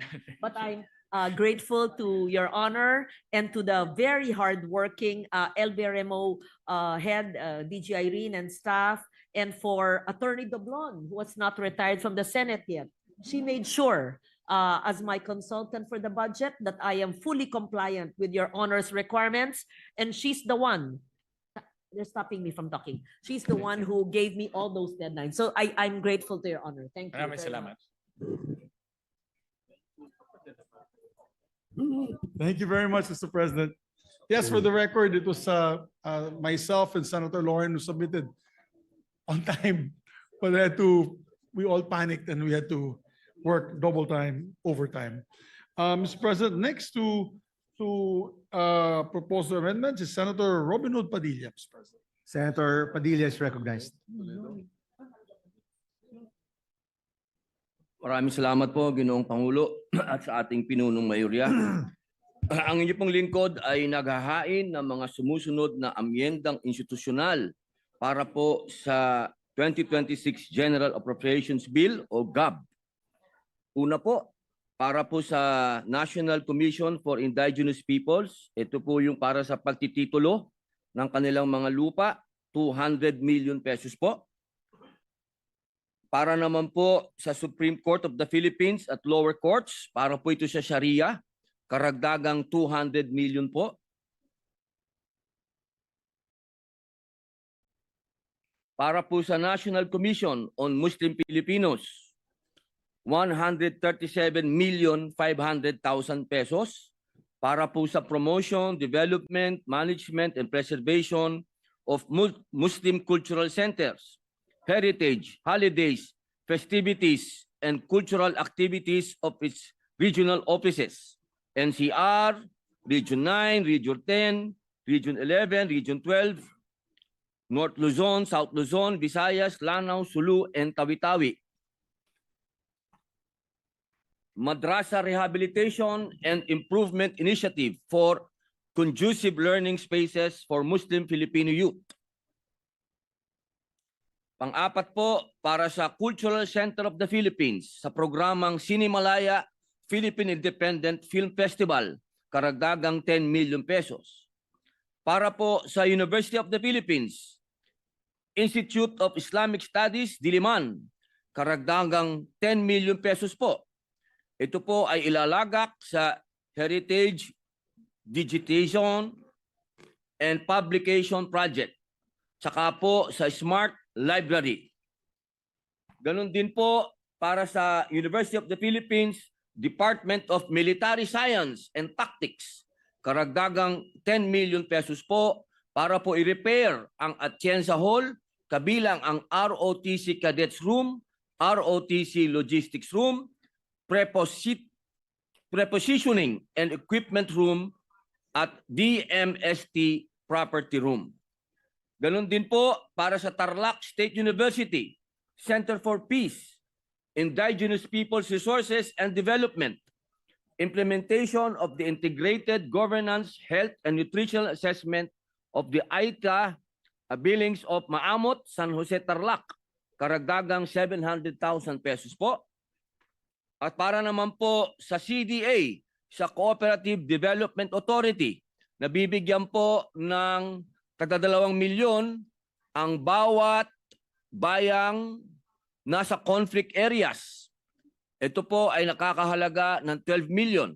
Iyan po yung bayang Agri-Fishery Producer Cooperative, Bakong Kalilintad Agriculture Cooperative, Al-Iraj Agriculture Cooperative, Pangaw Munay Abaca Farmers Agriculture Cooperative, Pagnawan Bangsamoro Agriculture Cooperative, Sultan Makapaar Agri-Producers Cooperative. At siyempre po, meron din po tayo para sa DA, karagdagang 413 million.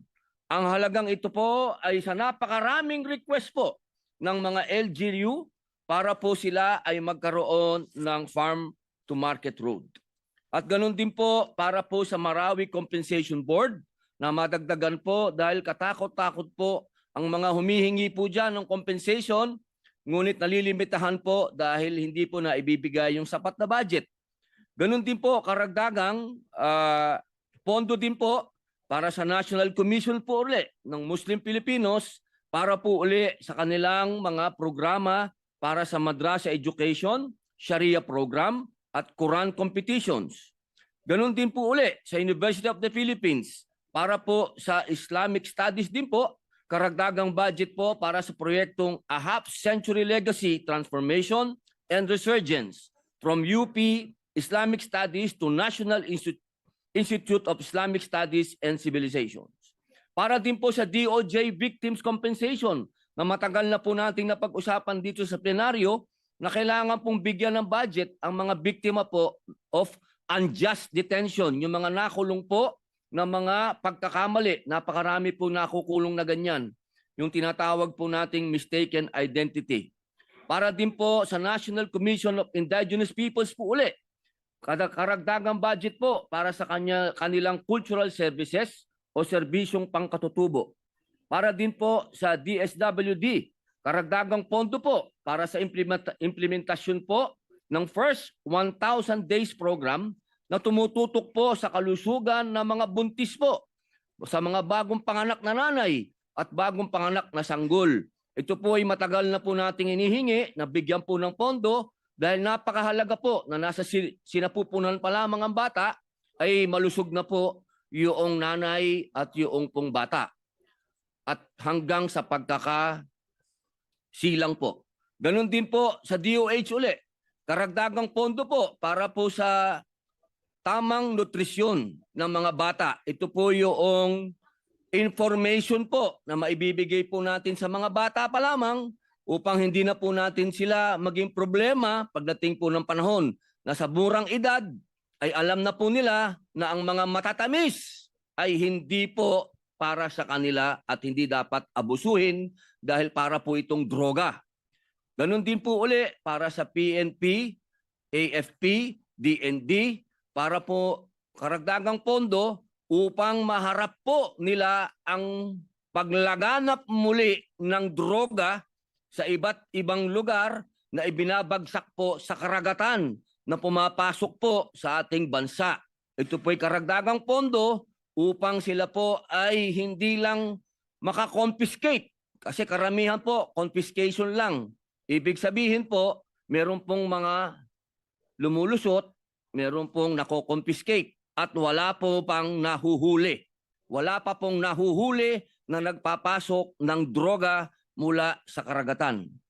At para din po sa DND, AFP, na sana po madagdagan ng kanilang pondo para po sa AFP Corps of Engineers upang makatulong po sa mga infrastruktura na pinoproject po ng ating pamahalaan na alam po natin na hindi magkakaroon ng bahid ng korupsyon.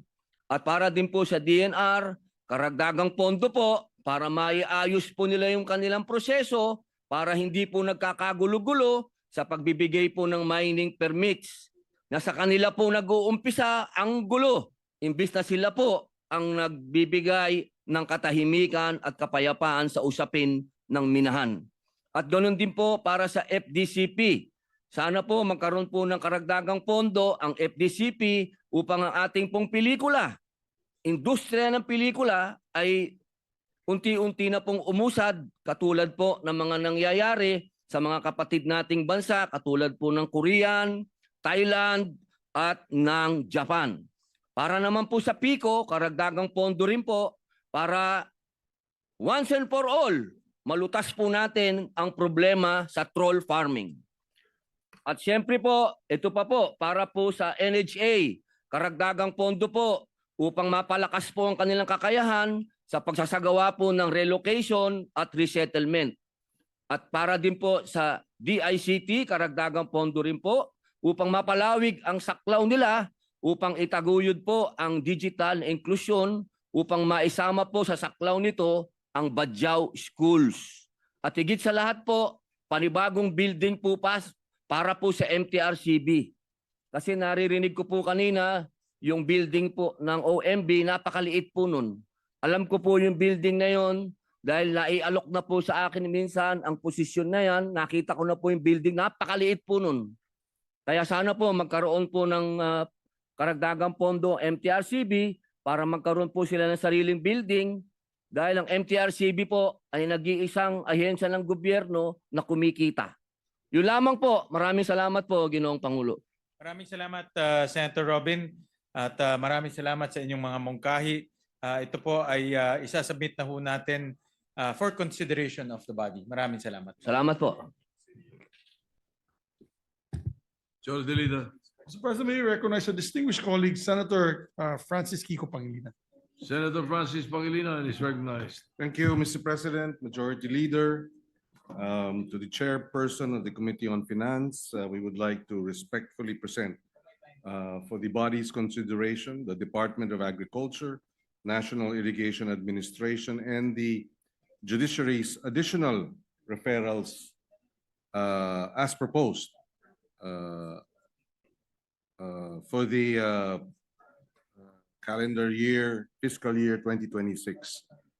And we are submitting the same to the chairman of the Committee on Finance. The DA's additional proposal will ensure that the national budget prioritizes the needs of our agriculture sector para sa ating mga magsasaka at mangingisda at para sa layunin na wala ng Pilipinong magugutom. We further submit the DA's additional requests for reconsideration received by this subcommittee J. These are institutional amendments, Mr. President, not individual amendments. These submissions outline the necessary adjustments to strengthen food security and support rural development. We request the body's favorable review of these vital budgetary requests by the department itself. The deep water ports for fish and agri-industrial production project of the Philippine Fisheries Development Authority for the establishment of deep water ports to improve fish landing, handling, and cold storage logistics in Occidental Mindoro, Zamboanga del Norte, and Albay, ensuring more reliable access to affordable fish and other marine products. This is 2.4 billion pesos. Transition Fund for the implementation of the Animal Industry Development and Competitiveness Act for the Bureau of Animal Industry and the National Dairy Authority to support the transition of regulatory and technical functions transferred to the Bureau of Animal Industry and the National Dairy Authority under Republic Act number 12300. The 12300 is the Animal Industry Development and Competitiveness Act. The amount is 250 million pesos. Young Farmers Challenge Program of the Department of Agriculture, Office of the Secretary, to expand grant assistance and capacity building initiatives for young agripreneurs, supporting the continued development of the next generation of our food producers. Dahil kinakailangan ng susunod na henerasyon ng mga Pilipino ay meron pa ring mga magsasaka. This is 100 million pesos for the Young Farmers Challenge Program. Likewise, Mr. President, the Department of Agriculture formally supports the transfer of the milk feeding program component of the school-based feeding program from the Department of Education to the National Dairy Authority, NDA, and the Philippine Carabao Center, beginning school year 2026 to 2027. This organizational shift, which has the express support of the Secretary of the Department of Education, is justified on the following grounds. It allows the NDA and PCC to oversee the entire supply chain, including supply mapping, procurement, processing, delivery, monitoring, and quality assurance. It is expected to strengthen the utilization of fresh, locally produced milk, widening the participation of dairy farmers and cooperatives, and improving the nutritional outcomes of learners nationwide. It also aligns implementation with the Sagip-Saka Act to support local agri-productivity and farmers' enterprise development. To ensure transparency and proper fund management, the Department of Agriculture proposes special provisions mandating separate accounting for milk feeding funds and the submission of implementation and fund utilization reports to the Senate Committee on Finance and the House Committee on Appropriations within 30 days from the start of the implementation every quarter. Mr. President, in advancing the programs dedicated to strengthening our agri-sector, we also recognize the critical role of irrigation in driving farm productivity and sustaining rural economic growth. The appropriation of 45 million pesos, this is for the correction of project name, rather, under the committee report for the NIA to accurately reflect the construction of temporary coffer dam using steel sheet piles and 1-meter toner sandbags. The National Irrigation Administration requests the correction of the project name from Angat Afterbay Regulatory Dam to Angat Afterbay Regulator Dam. The appropriation of 45 million pesos will cover the temporary coffer dam. In addition, the NIA requests the restoration or reconsideration of 25 million pesos for the Learning and Development for Delivering Excellent Results program. This is and 22,400,000 pesos for the Masaganang Ani sa Tagtuyot double cropping system for climate resilient farming. Both specialized programs that are being managed and run by the NIA are to be implemented by the Development Academy of the Philippines.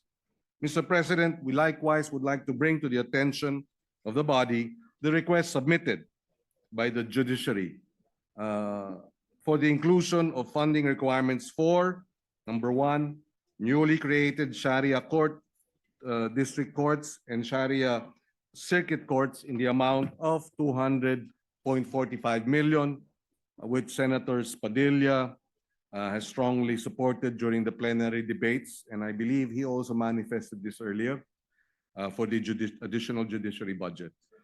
Number 2, funding for the Judiciary Integrity Office in the amount of 250 million was made a priority, which our colleague Senator Ping Lacson likewise supported during the plenary budget deliberations.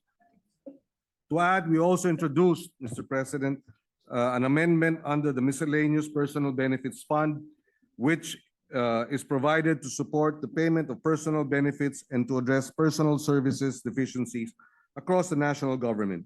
The amendment seeks to authorize the release of personal benefits, including those necessary for the new positions in Sharia district courts and Sharia circuit courts, covering salaries, allowances, premiums, and other benefits as it may be authorized under existing laws and regulations. These initiatives, Mr. President, are vital for ensuring accessible, inclusive, and efficient justice, particularly in communities served by the Sharia court system, and for strengthening the institutional capacity upon which our legal and economic systems depend. Mr. President, if I may add, for the record, in our government's anti-smuggling efforts, we propose the inclusion of a special provision under the contingency fund amounting to 500 million to enable the full implementation of Republic Act 12022. This is the Anti-Agriculture Sabotage Act of 2024. The fund of 500 million, while provided in the law, was not released in full in the fiscal year 2025 GAA, and support is necessary to effectively combat agriculture smuggling, hoarding, profiteering, and price manipulation to safeguard food security. I discussed this with then Finance Secretary, now Executive Secretary Ralph Recto, and he is more than willing to support the inclusion of this special provision. Before I end, Mr. President, we commend the chairman of the Committee on Finance for facilitating a budget process that is clear, transparent, practical, and data-driven. Evidenced by the following good governance reforms. NIA has submitted its complete project annex, and the transparency dashboards of NIA and the Department of Agriculture will soon be online. Mas madali nang makita ng tao kung saan napupunta ang pera nila. That is evidence of good governance, transparency, ganito magtrabaho dapat sa budget ng ating mga kababayan. The full implementation of the Sagip-Saka Act mandates government to buy directly from farmers and fisher folk, thereby keeping value local, lowering costs, and increasing producers' income. Mababa ang gastos, malaki ang balik. The Citizen Participatory Audit Program of the COA gives the public a real role in monitoring projects, ensuring better implementation and minimizing waste. Kapag may taya at may pananagutan, mas maayos ang gawa at walang nasasayang. With the impending launch of an infrastructure transparency dashboard, every road, farm-to-market road, bridge project can be verified against its budget and timeline. Better data ensures better delivery. Mr. President, these reforms, open data, local sourcing, citizen audit, and full transparency render this budget cleaner and more people-centered. A transparent budget builds a stable economy, which ultimately gives every Filipino a fair opportunity for a better life. Our ultimate shared aspiration is iangat ang buhay ng bawat pamilyang Pilipino. Mr. President, with that manifestation, this representation has no further additional amendments to raise. And we would like to thank the good chairperson of the Committee on Finance for allowing us these submissions. Thank you, Senator Pangilinan, at maraming salamat for your leadership in the Subcommittee for Agriculture and Judiciary, and mga suggestions yun po on agriculture, napakahalaga, especially in supporting our farmers and fisher folks, as well as improving production output and productivity. So maraming salamat po, at marami ho ako personally natutunan sa inyo dahil kayo po talaga ang nakatutok dito po sa sektor ng agrikultura ho natin. Maraming salamat po. Okay, thank you. Thank you very much, Mr. President. Mr. President, may recognize Senator Christopher Bongo for his amendments. Senator Christopher Bongo is recognized. Mr. President, I would like to place on record my proposed amendments for additional funding, which covers the following agencies: First is the National Housing Authority to further support the agency in providing immediate housing assistance to victims of calamities to facilitate prompt recovery and shelter reconstruction. This is in line with the request of the agency to the committee. Next is Department of Trade and Industry to support DTI in assisting more micro enterprises affected by disasters, helping them restart economic activities and create entrepreneurship. This is consistent with the budget appeal of the DTI to the committee. Next is Cooperative Development Authority to enable CDA to provide additional capital and essential materials to small cooperatives identified by the agency in line with the agency's request for the same purpose. Next is National Commission on Muslim Filipinos as additional support to NCMF in sponsoring the pilgrimage of Filipino Muslims to the Hajj. This is yearly. This program is part of the agency's budget appeal to the committee, which we aim to support. Next is TESDA to further enable the agency to continue providing technical vocational education and training to Filipinos and help cover the cost of tertiary education for Filipino students enrolled in technical vocational institutions registered under TESDA.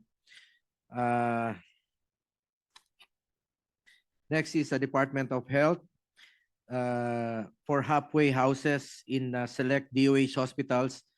Ito po yung para sa mga watchers to provide an area for family members or guardians of patients who are receiving treatment, particularly those who travel from distant provinces and have no place to stay in the city. Next is for Philippine Army for the construction of Unconventional Welfare Training Center, Special Operations Command in Fort Magsaysay for training, development, and sustainment of elite forces as requested by the agency.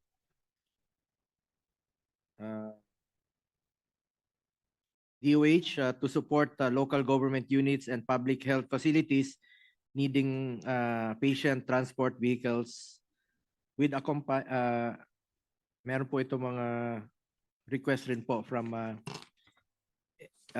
LGUs and hospitals.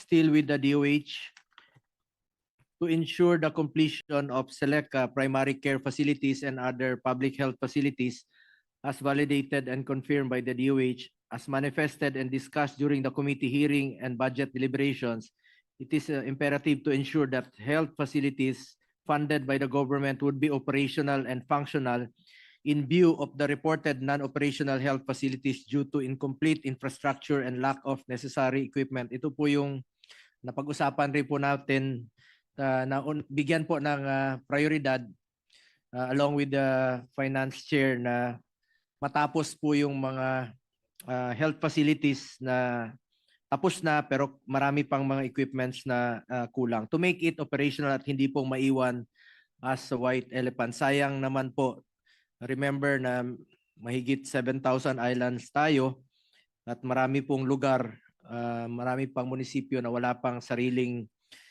health facilities at ang layo po ng access, yung mga islands, kailangan po nila ng mga health facilities. So, to make it operational and complete, ito po yung prioridad na inilagay natin dito. These facilities will help facilitate easier access to essential health services, especially in rural and underserved areas. We must avoid turning these health facilities as white elephants and prevent any wastage of government funds. At inline rin po ito with universal healthcare kasi magagamit po ito as primary health facilities.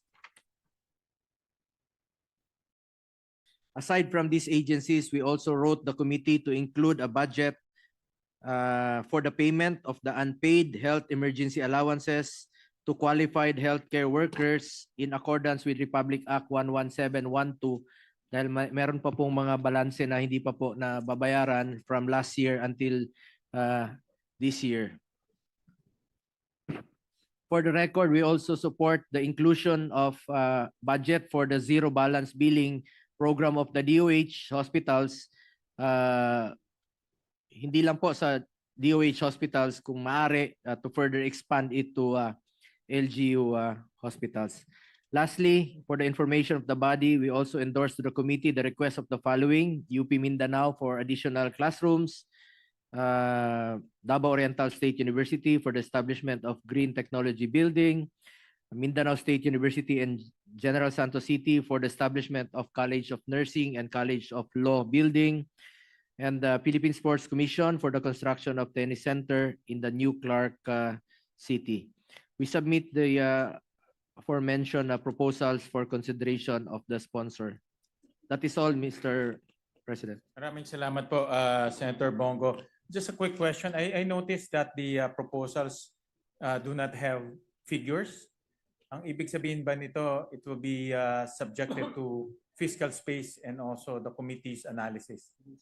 Yes, we will also submit a written amount. Okay. Kasi yung na-mention nyo in your proposed amendments, wala pong amount. So I take it na this will be subjected to fiscal space.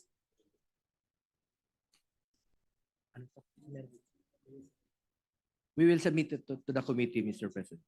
A specific amount tulad nitong sa DTI para sa mga micro enterprises, and then sa housing, we will submit that. Sige to the po. committee. Thank you very much. And thank you very much, Senator Go.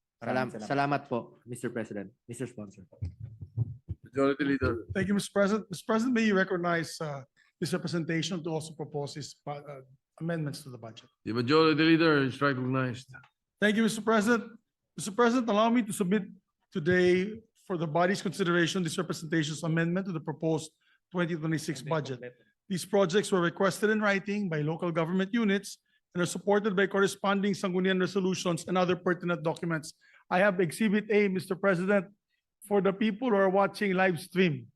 I have with me several boxes of program of works. Kailangan yan kasi hindi natin pwedeng hulaan yung cost ng buildings.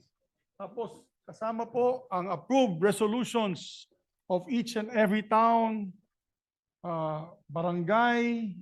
Ginagawa ko po pati hindi lamang pong resolution ng bayan, pati resolution ng barangay para approve din po sa local government units ng barangay level. Ito mga projects na ito, Mr. President.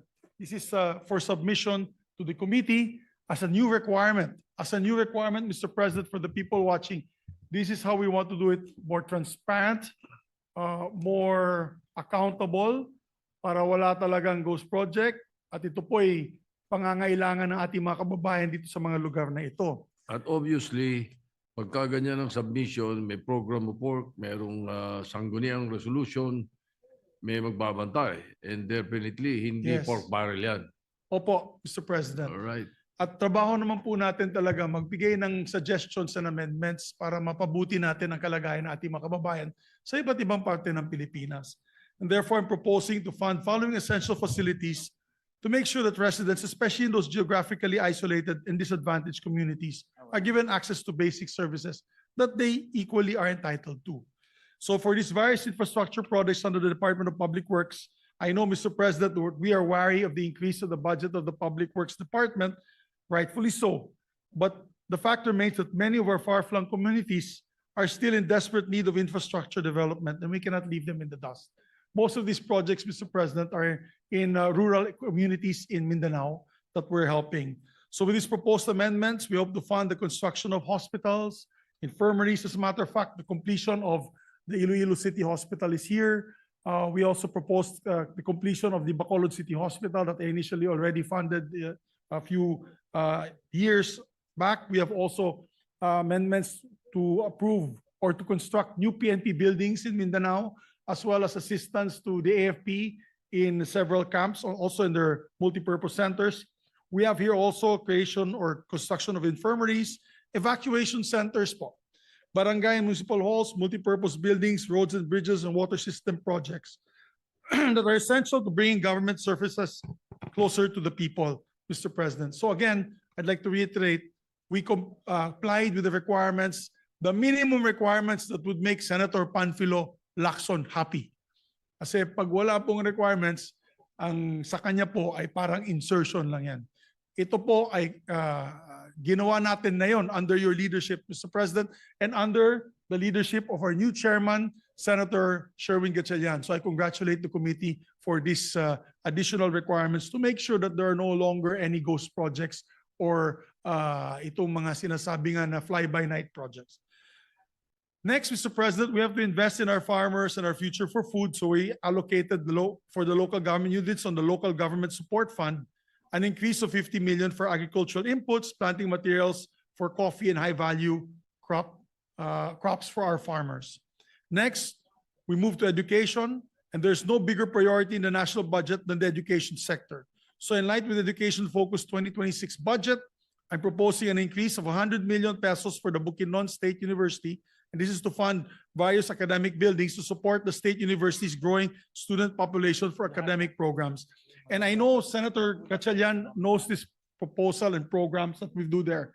We expanded, Mr. President, early in the 2015 survey, Bukidnon was in the top 10 poorest in terms of poverty incidences. We were part of the top 10 in terms of poverty incidences in the Philippines. We decided to come up with a anti-poverty summit and concluded that we need to really help in the education of our people. So nagkaroon po kami, Mr. President, ng maraming satellite campuses ng Bukidnon State University.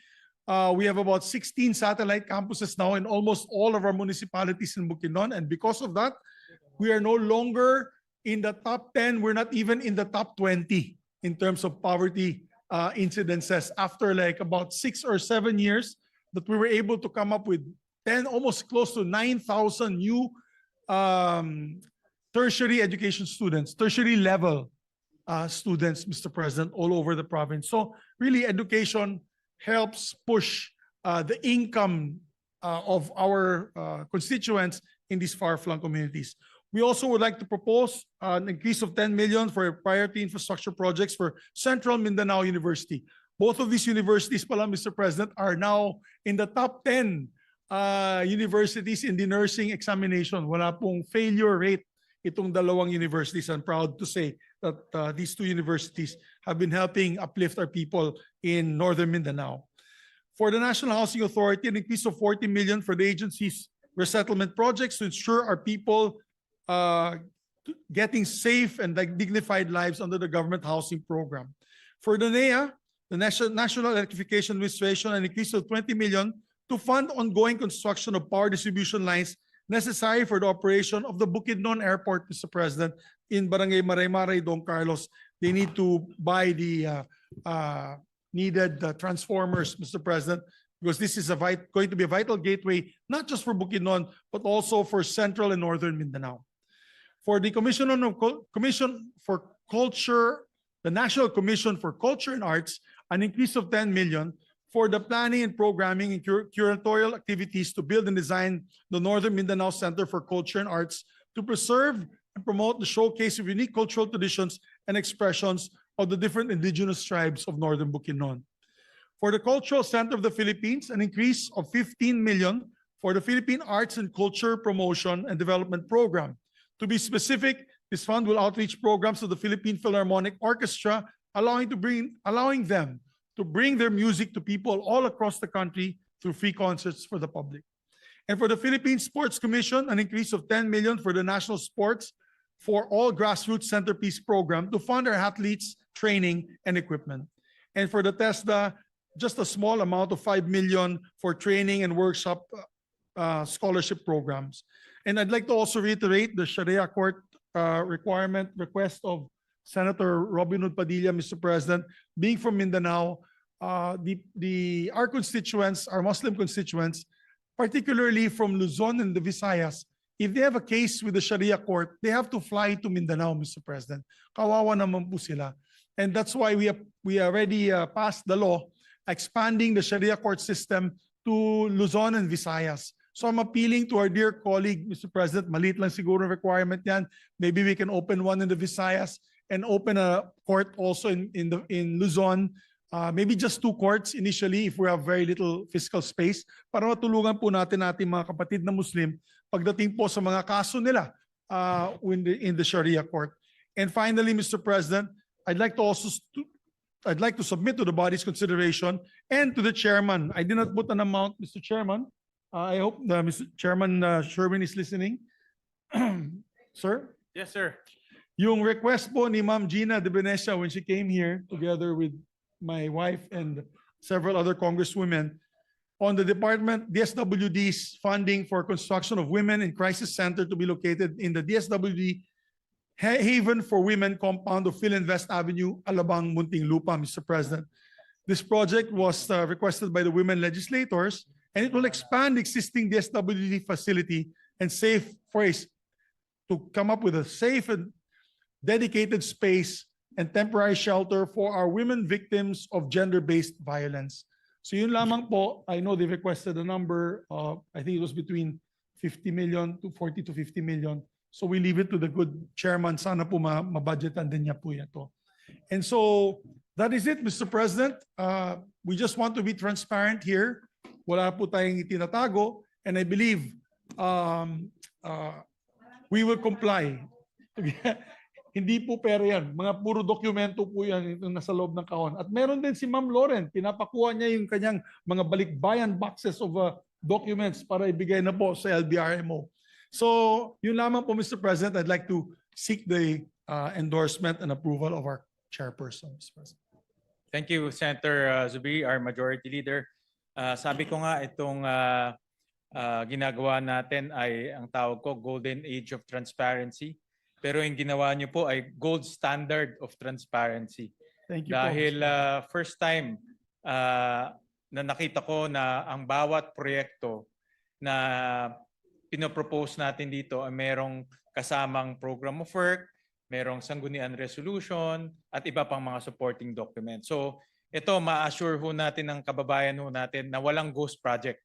Dahil sabi nga ng ating Senate President, yung mga nag-request, babantayan nila yung implementation ng project. At sila ang magiging accountable dahil sila yung nag-request dito sa mga project. At the same time, ma-assure natin ating mga kababayan na itong mga proyekto na ito dahil may resolution, kailangan nila.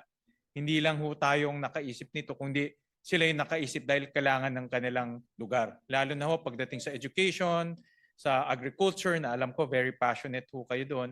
At alam ko ho na isa sa mga pangarap ninyo at malapit na mangyari ito ay mapababa ang poverty rate sa Bukidnon. No? Dahil yan naman talaga, tayo lahat may constituency. Ako taga Valenzuela, kayo taga Bukidnon, si Senator Lauren taga Antique, Malabon, ngayon Batangas na.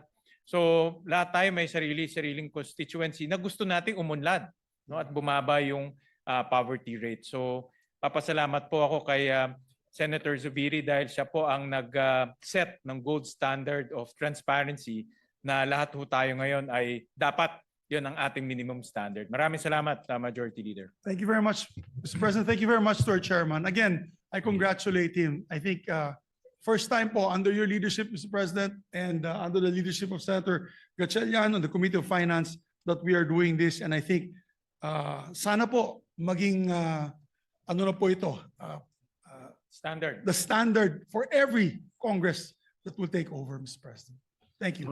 I believe, All right. Mr. President, What about the other members of the Senate who are not here yet? Or I believe, Mr. President, we can recognize the good chairperson to sponsor their amendments. I believe he'll be reading them one by one. Senator Gatchalian, the chairman Mr. of the President. Committee on Finance, is recognized. Yeah, Mr. President, before we continue, can I ask for a minute suspension? Yes, sure. Session is suspended for 1 Senate minute.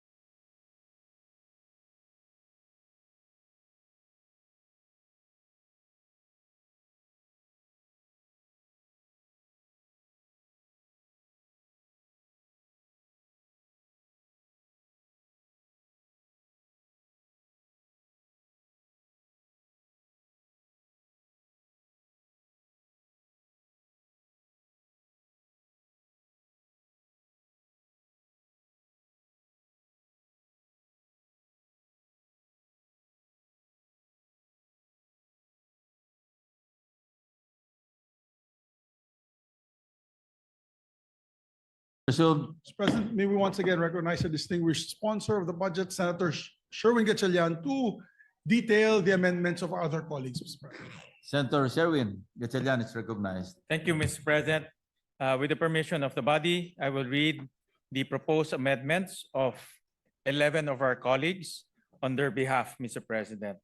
So let me start off with the amendment of Senator Bato de la Rosa, Mr. President. And for the record, Mr. President, he sent the committee a letter dated December 1, 2025, duly signed by Senator Bato, and he itemized his amendments in this letter, Mr. President. So his proposed amendments for Philippine National Police under the Department of Interior and Local Government, an increase of 30 million pesos for scholarship program of the PNP in collaboration with Asian Institute of Management. Letter B, an increase of 260 million pesos for capital outlay to be used for the following. One, enhanced and secured satellite communication integrations project of the PNP for 170 million pesos. And number two, data security operations center project of information technology management service of the PNP for 90 million pesos. Number two, Department of Public Works and Highways, various infrastructure projects with accompanying letter of request or resolution of concerned Sangguniang or Regional Development Council resolution endorsing all submitted infrastructure projects. For Bureau of Fisheries and Aquatic Resources under Department of Agriculture, an increase of 150 million pesos to be used for the mobile water treatment desalinator system for health and welfare intervention to improve sanitation, community health, and productivity among vulnerable fishery households. For Professional Regulatory Commission, an increase of 25,135,588.45 to be used for the inspection, monitoring, accreditation of firms, institutions, and organizations, and continuing professional development program and provision for Outstanding Professionals of the Year Award. And lastly, number 5, for AFP Dental Service under General Headquarters, AFP and AFP-wide services support units of the Department of National Defense, an increase of 300 million pesos for the dental equipment for the newly reactivated AFP Dental Service Center. That's it for Senator Bato de la Rosa. For Senator J.V. Arcito,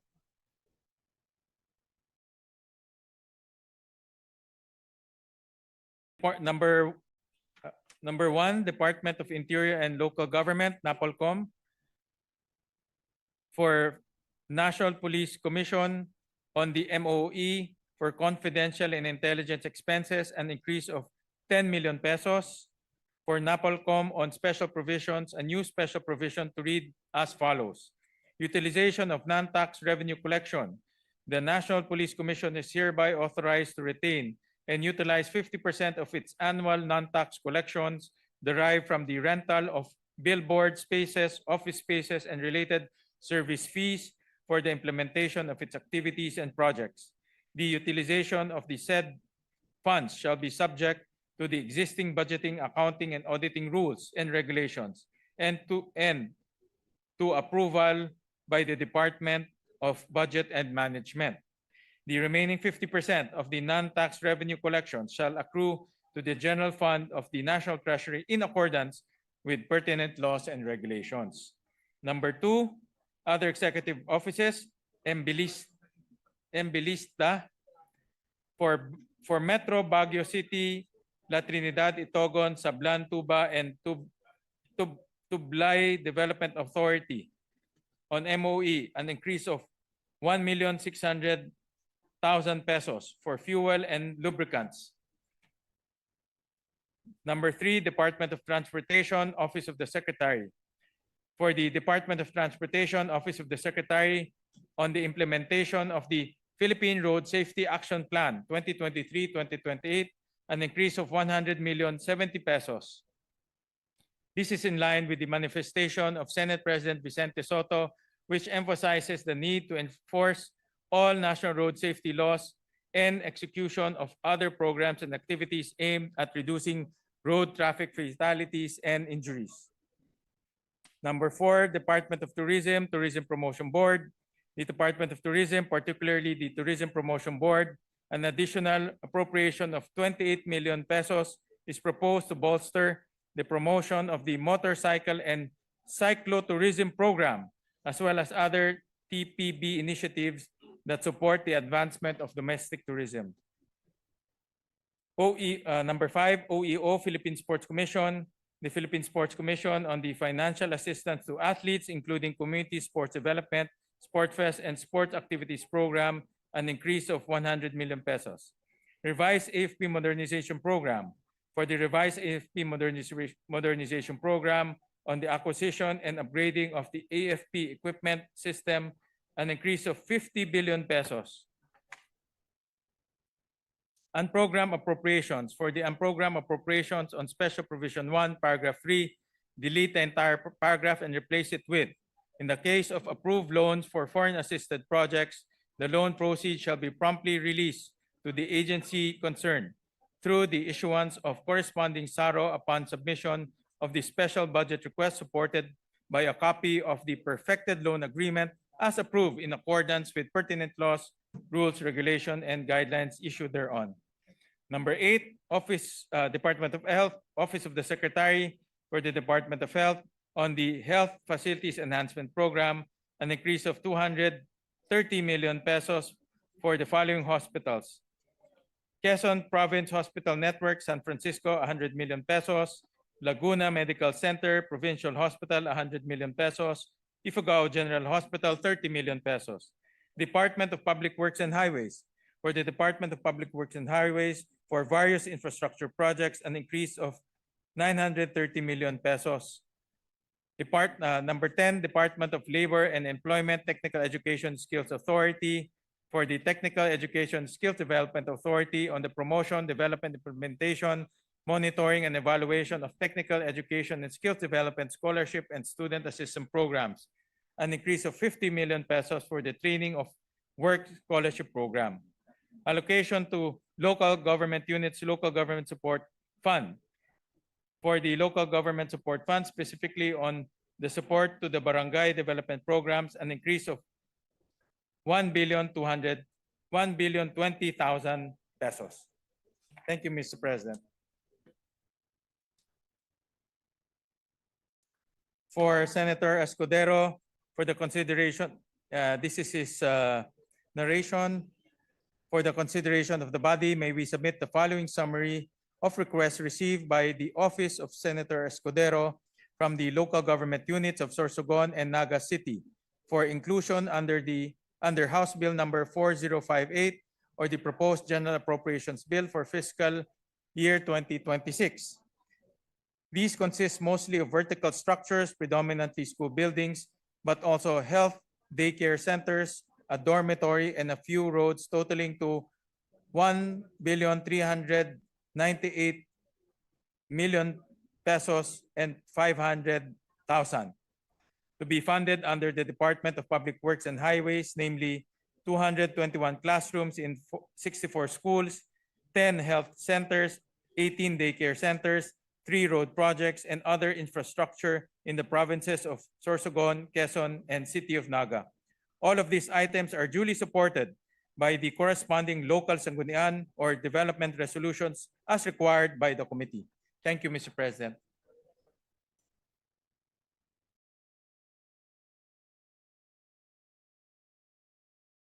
Ito.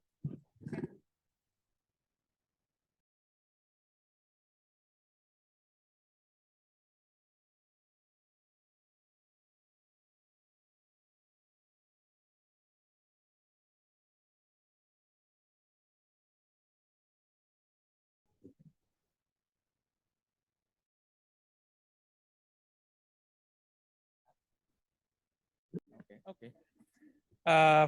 For the distinguished senator from Pampanga, Senator Lapid, he submitted his amendments for various infrastructure projects in various LGUs duly supported with Sangguniang resolution and other supporting documents amounting to almost 2 billion pesos, Mr. President.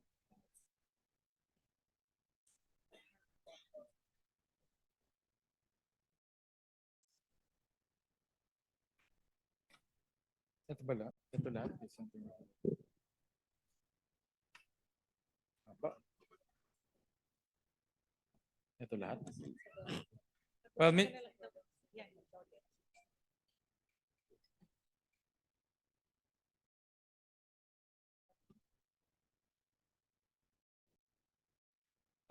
allow me, this is for Senator Marcoleta. Number 1, Department of Labor and Employment, Office of the Secretary for Dole Osik on its tulong panghanap buhay sa ating disadvantaged displaced workers TUPAD program. I propose to decrease 3 billion pesos. To ensure transparency, I also propose to disaggregate the amounts for TUPAD and GIP under the corresponding special provision to read as follows. Can I 1 minute suspension, Mr. President? Session is suspended.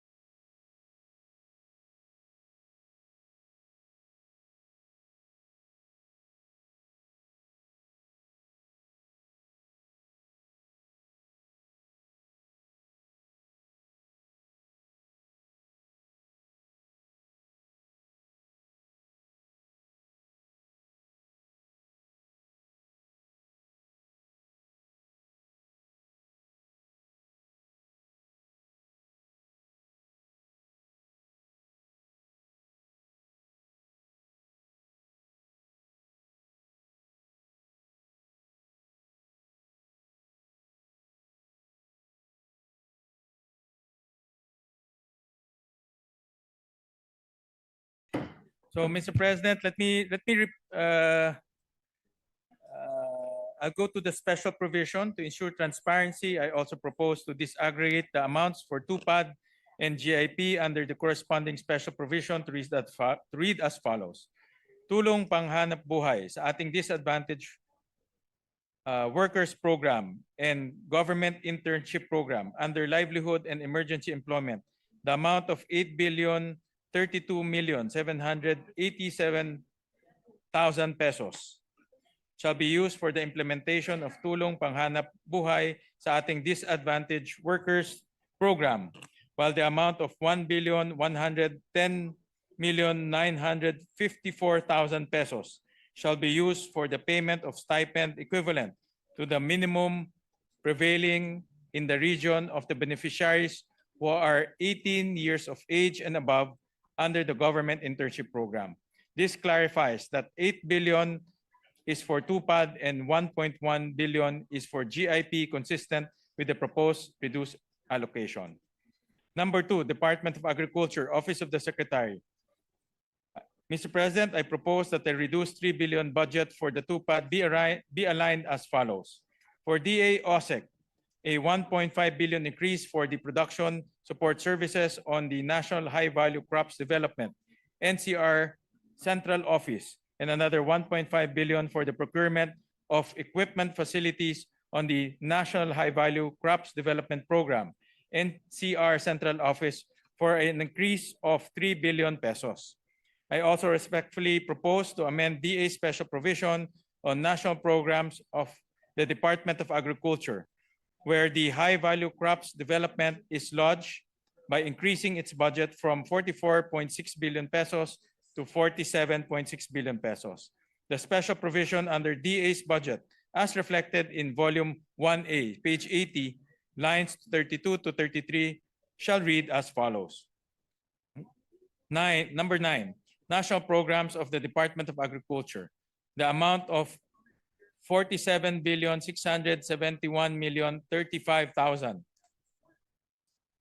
approved herein for the national programs for rice, corn, high-value crops development, organic agriculture, livestock, and urban and peri-urban agriculture shall be implemented with priority given to 1. Major rice, corn, high-value crops, organic livelihood, livestock production provinces and provinces with areas suitable for conversion to organic and urban and peri-urban agriculture. 2. Areas where the majority of the small farmers and fisher folk register under the registry system for basic sectors in agriculture are located. And number 3, provinces or regions where the absolute number of poor families or fisher folks and the incidence of poverty are high as identified in the latest official poverty statistics of the PSA. Number 3, National Irrigation Administration. For NIA, on the Balog-Balog Multipurpose Project 2, Tarlac, a decrease of 500 million pesos. This proposal seeks to slash off a considerable portion of this anomalous infrastructure project pending final review and study by the agency. Number 4, Metropolitan Manila Development Authority. For MMDA, insert a locally funded project entitled Drainage Improvement along Marcos Highway, Pasig Marikina Cainta section with a budget of 500 million pesos. This drainage improvement project, which aims to divert runoff water to the Marikina River, would help ease flooding along Marcos Highway that would result in greater mobility and ultimate relief for our balikbayans in the east. Number 5, Marcoleta, Senator Marcoleta. Ano na lang, 2 pages. Department of Justice, Office of the Secretary. For the Department of Justice, Office of the Secretary, a proposed decrease of 365 million on its confidential funds, thereby reducing its 729 million pesos confidential funds back to 364 million pesos. Number 6, Office for Alternative Dispute Resolution. For the OADR on its ADR advocacy and development services for the public and private sectors, an increase of 146 million pesos. This augmentation will allow the OADR to implement its high-impact programs such as the ADR awareness campaign and roadshow, the conduct of ADR trainings, as well as Katarungan Pambarangay Summits, among others. The National Commission on Number 7, National Commission on Indigenous People. Ito. Babasahin ko pa ba ito? I hereby propose to increase the budget for the Self-Governance and Empowerment Program, Region 4A, Calabarzon, by 15 million or from 1.9 million to 16.9 million for the reforestation of the Sierra Madre. Department of Information and Communications Technology, National Telecommunications Commission. For NTC, I propose to reduce the Central Office MOE budget from 118 million to 0, thus leaving the Central Office with a total budget of 21.5 million pesos. The day after DICT and NTC budget plenary schedule, my staff together with the finance chair staff inspected the capability of the procured equipment. Upon NTC's demonstration, our staff were disturbed to find out that the 3 equipment, System 1, 2, and 3, functionally are significantly constrained by technical limitations. Some of the devices brought on site either lacked identifiable serial numbers or were accompanied by incomplete or insufficient documentation. Furthermore, the staff who claimed to have undergone training in Israel on the issue of equipment failed to demonstrate how the equipment is properly operated and utilized in real-world scenarios.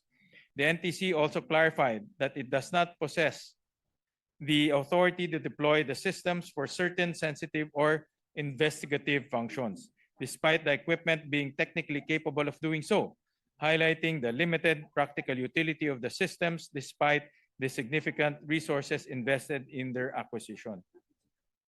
Number 9, Department of Information and Communications Technology, Cybercrime Investigation and Coordinating Center for DICT Cybercrime Prevention, Investigation and Coordination Program. I propose to increase the amount of its formulation, coordination, and monitoring of cybercrime plans and policies by 322 million pesos or from 228 million pesos to 650 million pesos. National Immigration Administration. Lastly, Mr. President, this is to manifest my support for the inclusion of the proposed special provision entitled Authority to Modify the List of Irrigation Projects under the budget of the National Irrigation Administration. I'm submitting my letter of support to the good chairperson. Ano ito? Wala na ito? Okay. Next is for Senator Amy Marcos, and let me read her letter. Mr. President, dear colleagues, I rise to submit my proposed institutional amendments to Senate Committee Report number 18 on House Bill number 4058 or the Fiscal Year 2026 General Appropriations Bill for the Department of Agriculture, OSEC, on the Kadiwa ni Ani at Kita, an increase of 100 million pesos in addition to the 50 million in the committee report.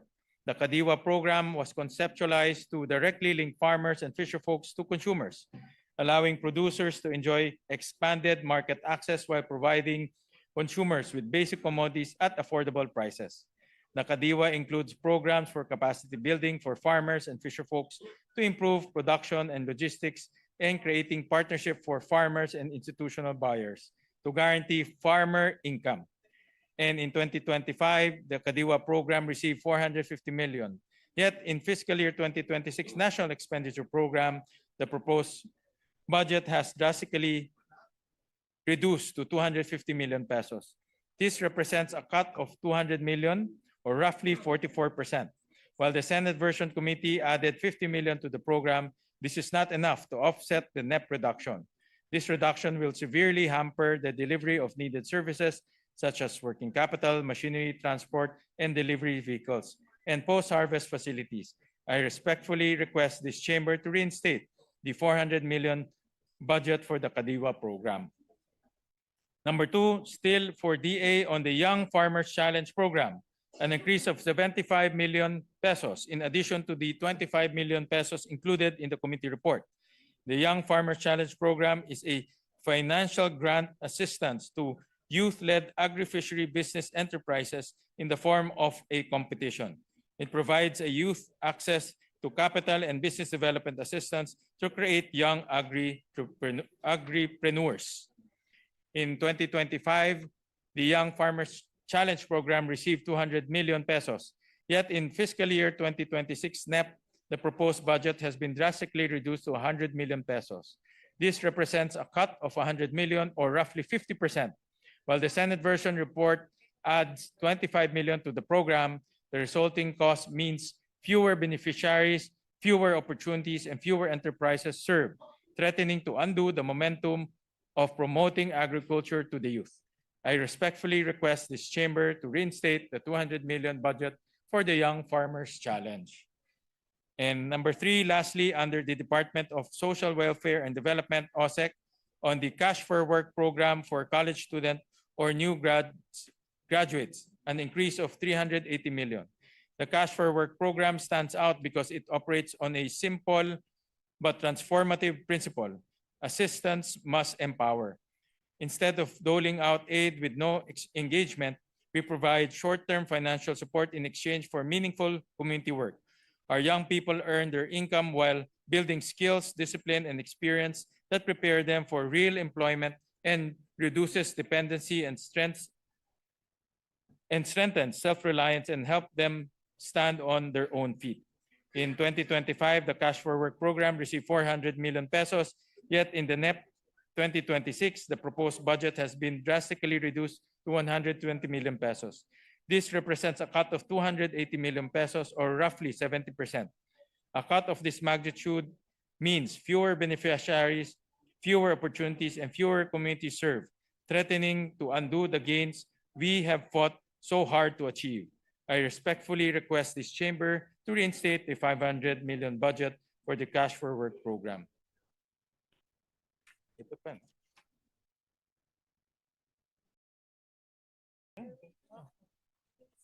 Merong tong mga...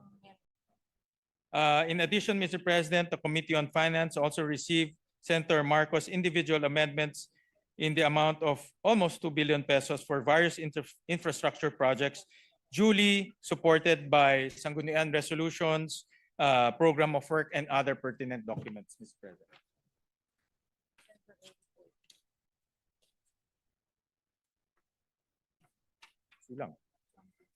This is for Senator Erwin Tulfo, for DPWH, for the Department of Public Works and Highways, an increase on various infrastructure projects amounting to 1.6 billion pesos were submitted with supporting documents and have been forwarded to the Committee on Finance Chair for consideration.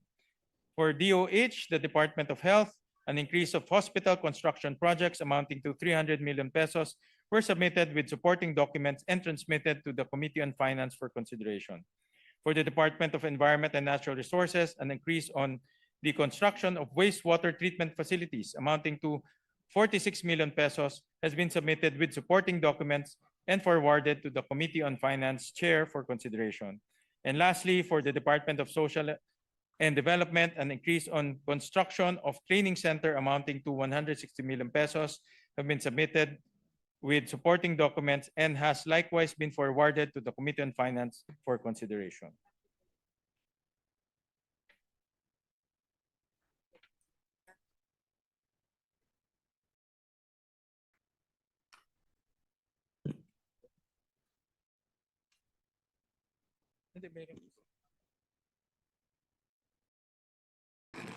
And this is for Senator Tulfo, and let me just read his letter.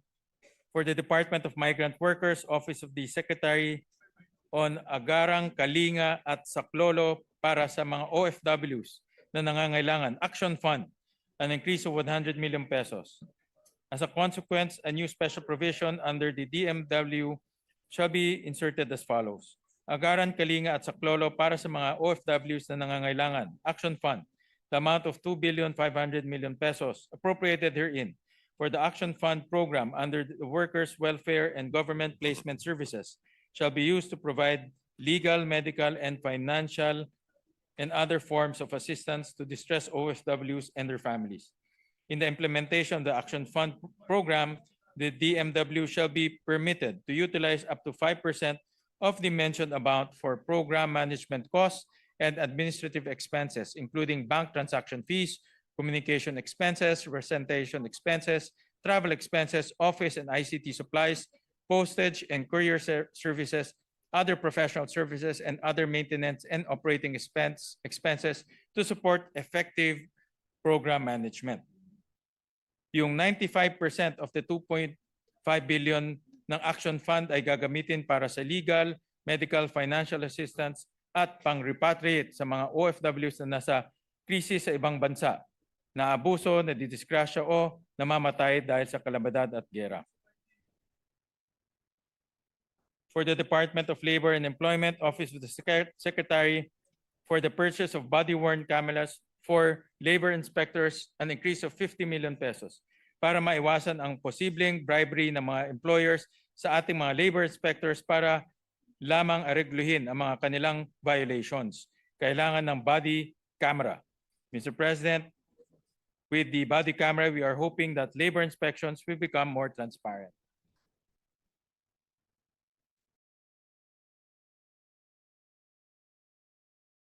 For the Department of Labor and Employment, Office of the Secretary for the funding requirement of DOLE Hotline 1349 operations, an increase of 11 million pesos.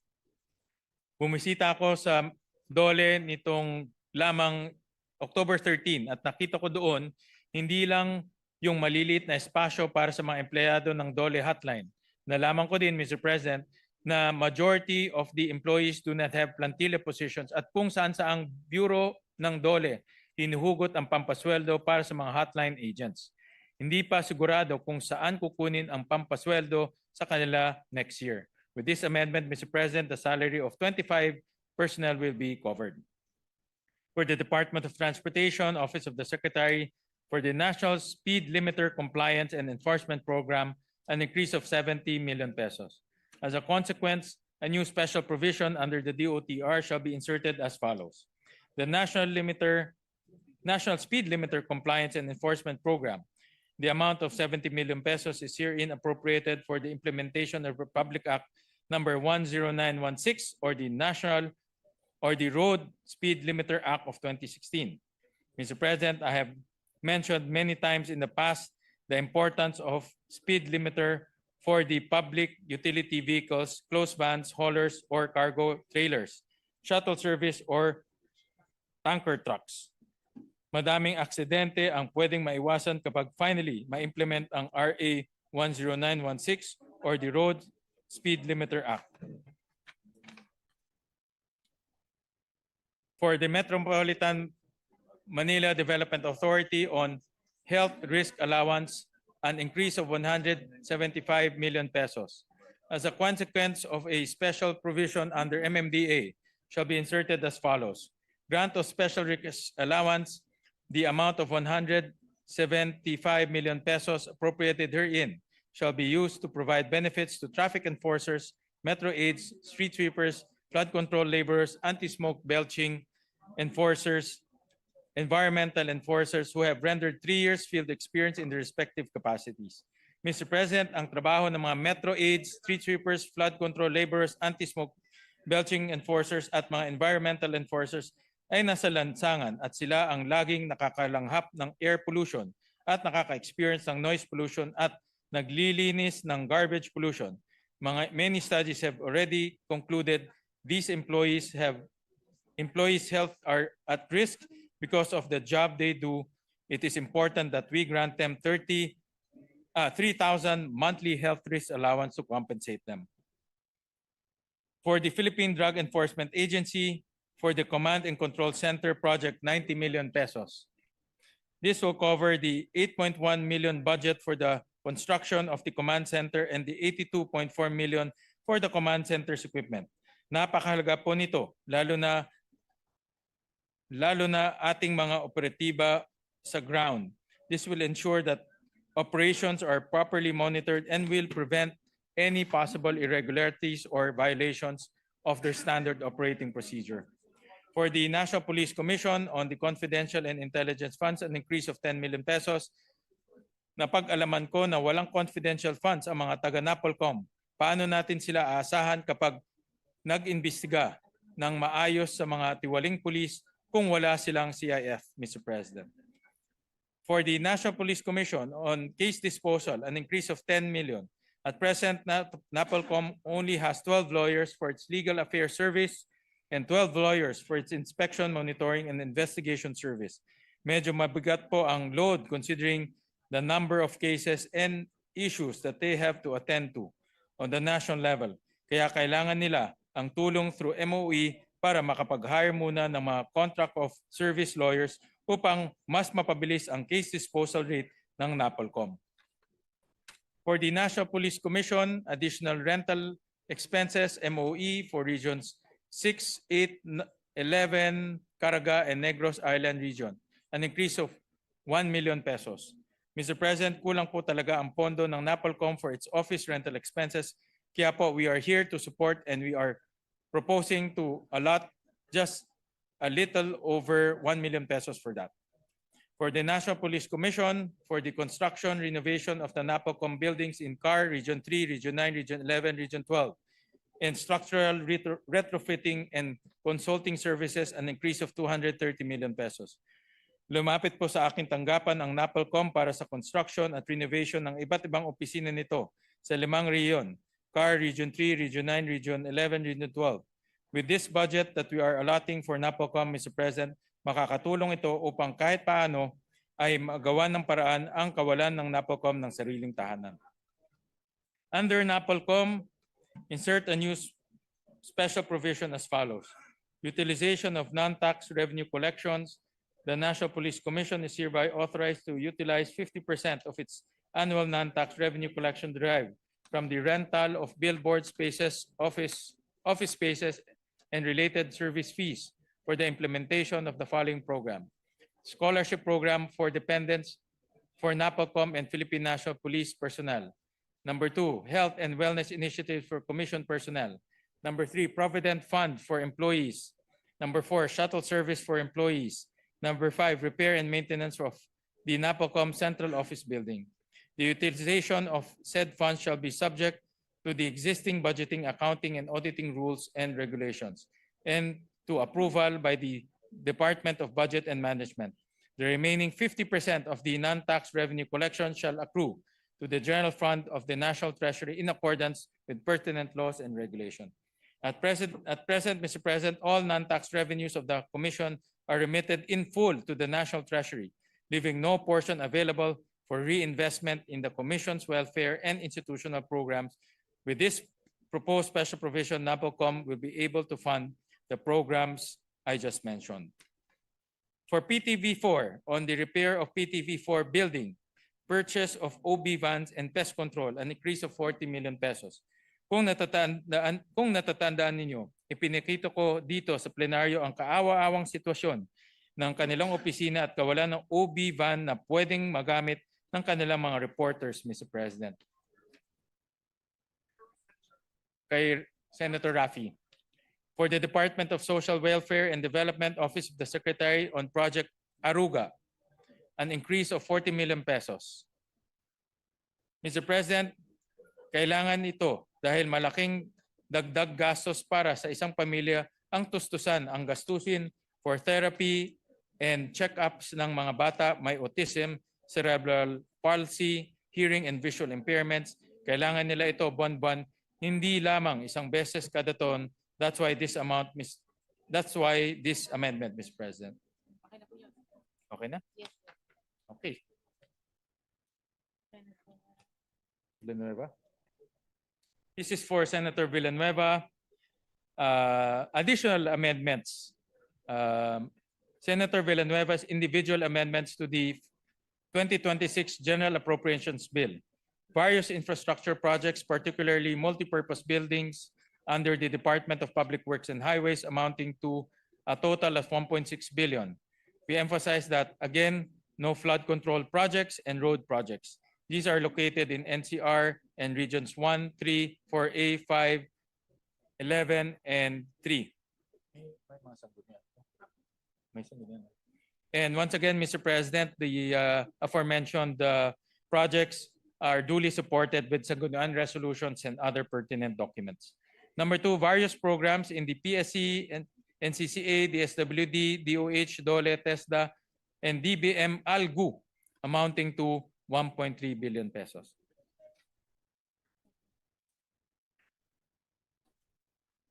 This is from Senator Mark Villar, Senator for the Department of Trade and Industry, as a longtime advocate and principal sponsor of the Internet Transactions Act. Not to mention that I had defended the budget of the agency in previous years. This representation recognizes the critical role of the regulatory framework for our e-commerce industry. Reports show that 46% of Filipinos shop online and that total e-commerce volume reached 28 billion pesos in 2024, projected to reach $40 billion by 2027. Given that no budget has been allocated for the 2026 to fully realize the objective of the law, I therefore move that we allocate some funds for its implementation. For the consideration of the body, I also move to provide funding for the following: to provide necessary appropriate support facilities such as evacuation centers and public health facilities, and pursuant to Ligtas Pinoy Centers Act, a proposed increase of 100 million pesos.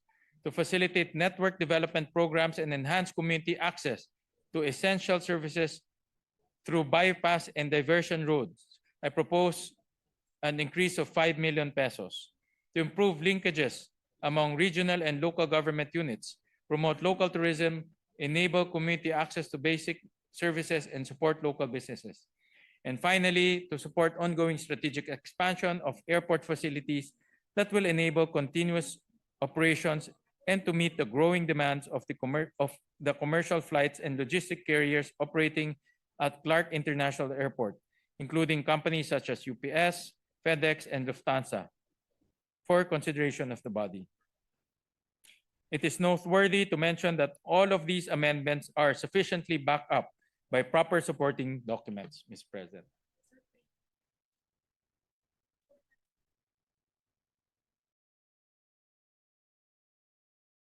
One minute suspension, Mr. President. Session is suspended for 1 minute.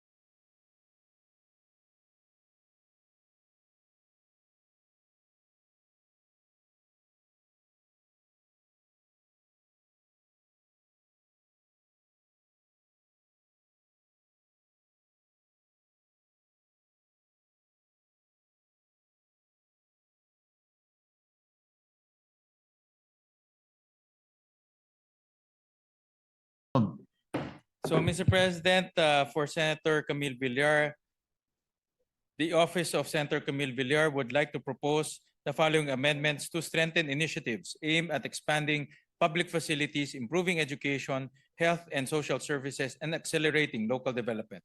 To increase the funding of DOH Cancer Assistance Fund, to make cancer treatment affordable and accessible by covering costs for diagnostics, therapies, and medications, especially for indigent patients, an amount of 20 million pesos. To provide funding for the UPPGH for PET-CT procedures and provide advanced diagnostics services, especially for indigent patients, an amount of 10 million pesos. To fund the capital outlay of the Senate Electoral Tribunal for its digitalization, an amount of 10 million pesos. To support the building of roads to tourism areas to improve accessibility, stimulate economic growth, and enhance the overall tourism experience An example of which is the Dimiao Bohol under the Tourism Road Infrastructure Program, an amount of 50 million pesos.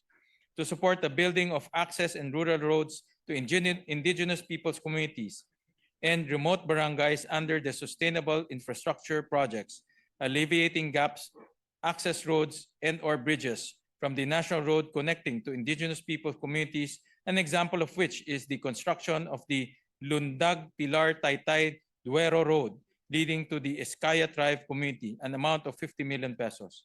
To support and expedite the construction, repair and rehabilitation of classrooms and facilities to address the severe classroom shortage in public schools. This can be including school buildings in Badio Elementary School, Pinili, Ilocos Norte, an amount of 5 million pesos. School building in Linayasan Elementary School, Altavas, Aklan, an amount of 5 million pesos. And construction of school buildings for Bolinao School of Fisheries, Arnedo, Bolinao, Pangasinan, an amount of 5 million pesos. To support the establishment of daycare, social, and youth development centers for the youth physical and mental well-being, including the construction of daycare and youth center in Barangay Osmeña, Culion, Palawan, an amount of 5 million pesos. To fund the establishment of a Women in Crisis Center in Alabang, Muntinlupa City, a collaborative project of the AWLFI,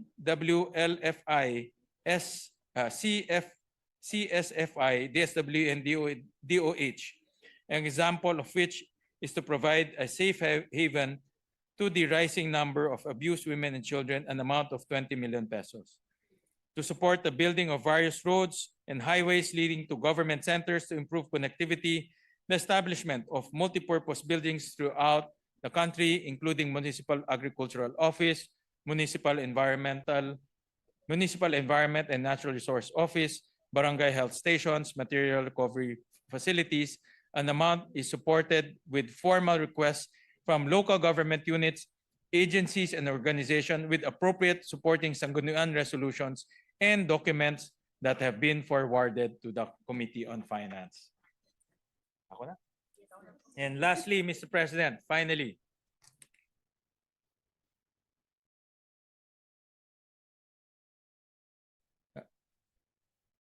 good evening, Mr. President. I would like to highlight 5 key amendments to the committee report. These do not encompass all the amendments we have made, but here are some of the most significant.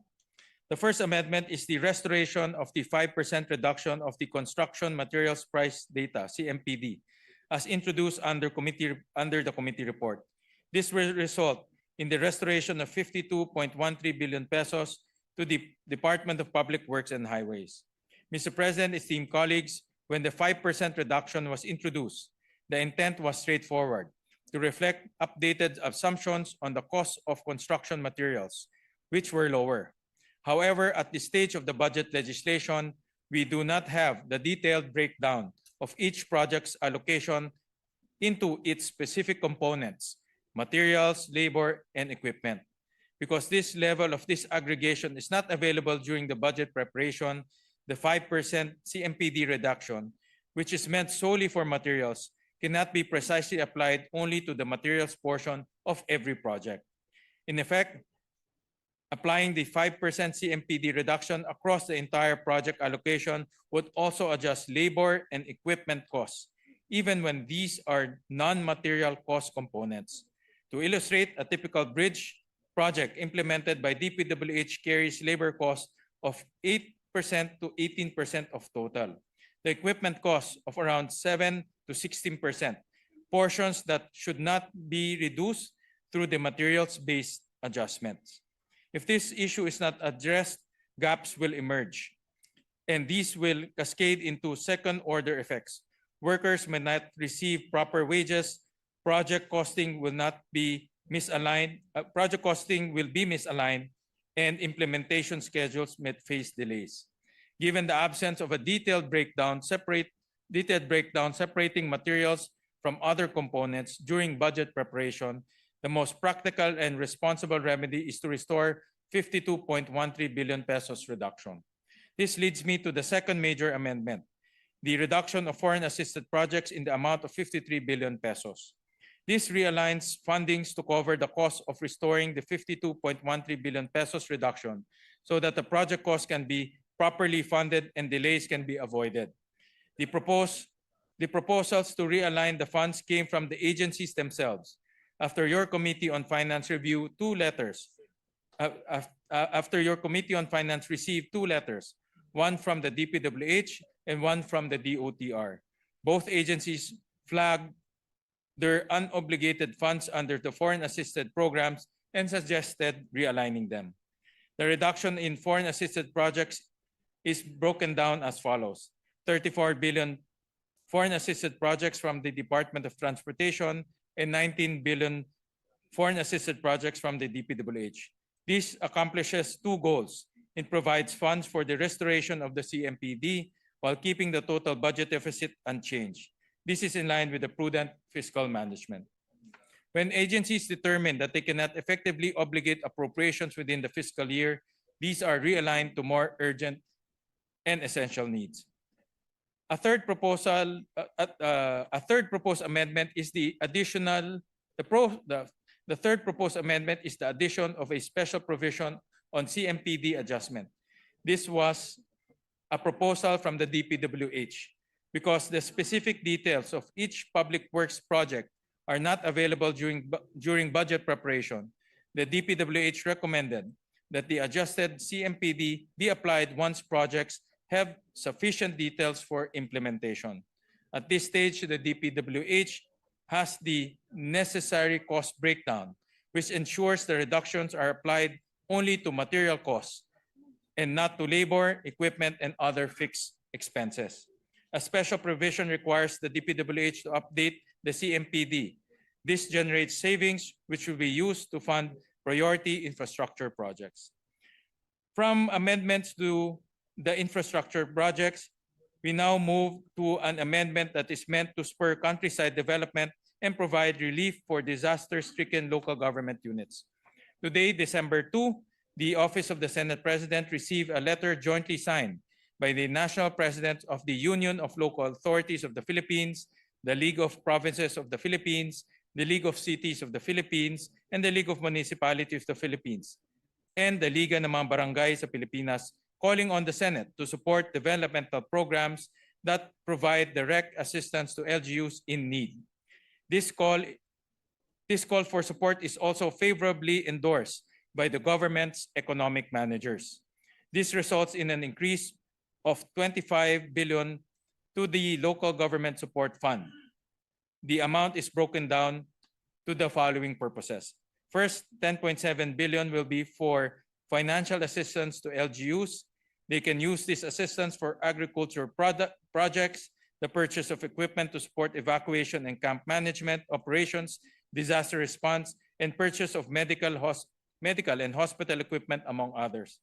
Second, 4.0 billion pesos will be restored to the Barangay Development Program, which brings the program's budget back to the original amount stated in the NEP. This benefits 808 insurgency-cleared barangays by providing them with funding of 10 million pesos each. Third, 10.3 billion pesos will go to the LGSF Growth Equity Fund, which supports programs that are exclusively for fourth and fifth income bracket municipalities and communities that are classified as unserved and underserved areas. The fund will support a total of 312 LGUs and 725 unserved and underserved barangays in the country. In addition, these funds will be used to support our LGUs' devolved functions under the Local Government Code of 1991, such as health and social services, as well as projects included in the LGU devolution transition plans. We will also increase the National Disaster Risk Reduction and Management Fund by 15.3 billion pesos specifically to support the recovery of disaster-stricken areas. Supported interventions include shelter and resettlements, education and health services, rehabilitation of agriculture, and social protection programs in areas affected by natural disasters.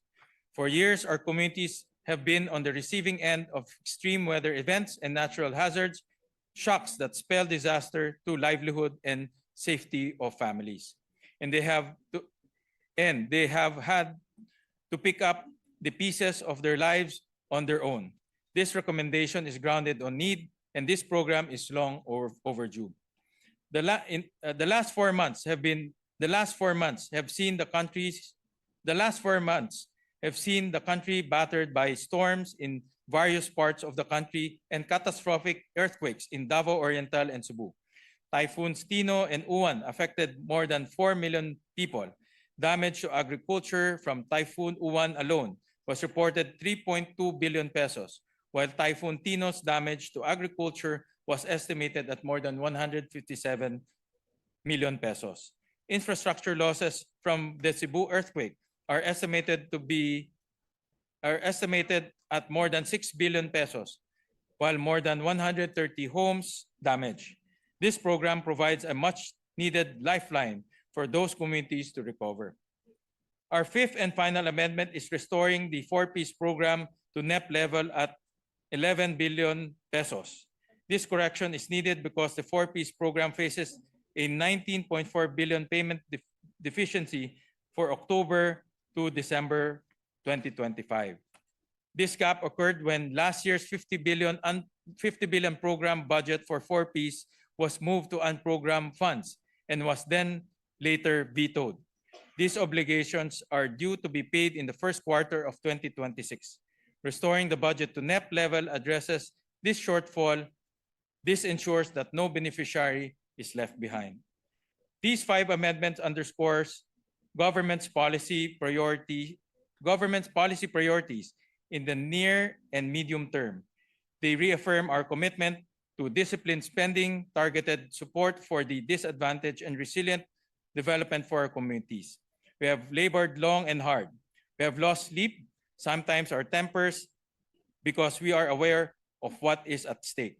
The 2026 national budget must be a budget that truly responds to the needs of our nation, whether this is providing a roadmap for progress, a foundation for the dreams of the young, or protection and relief in times of distress.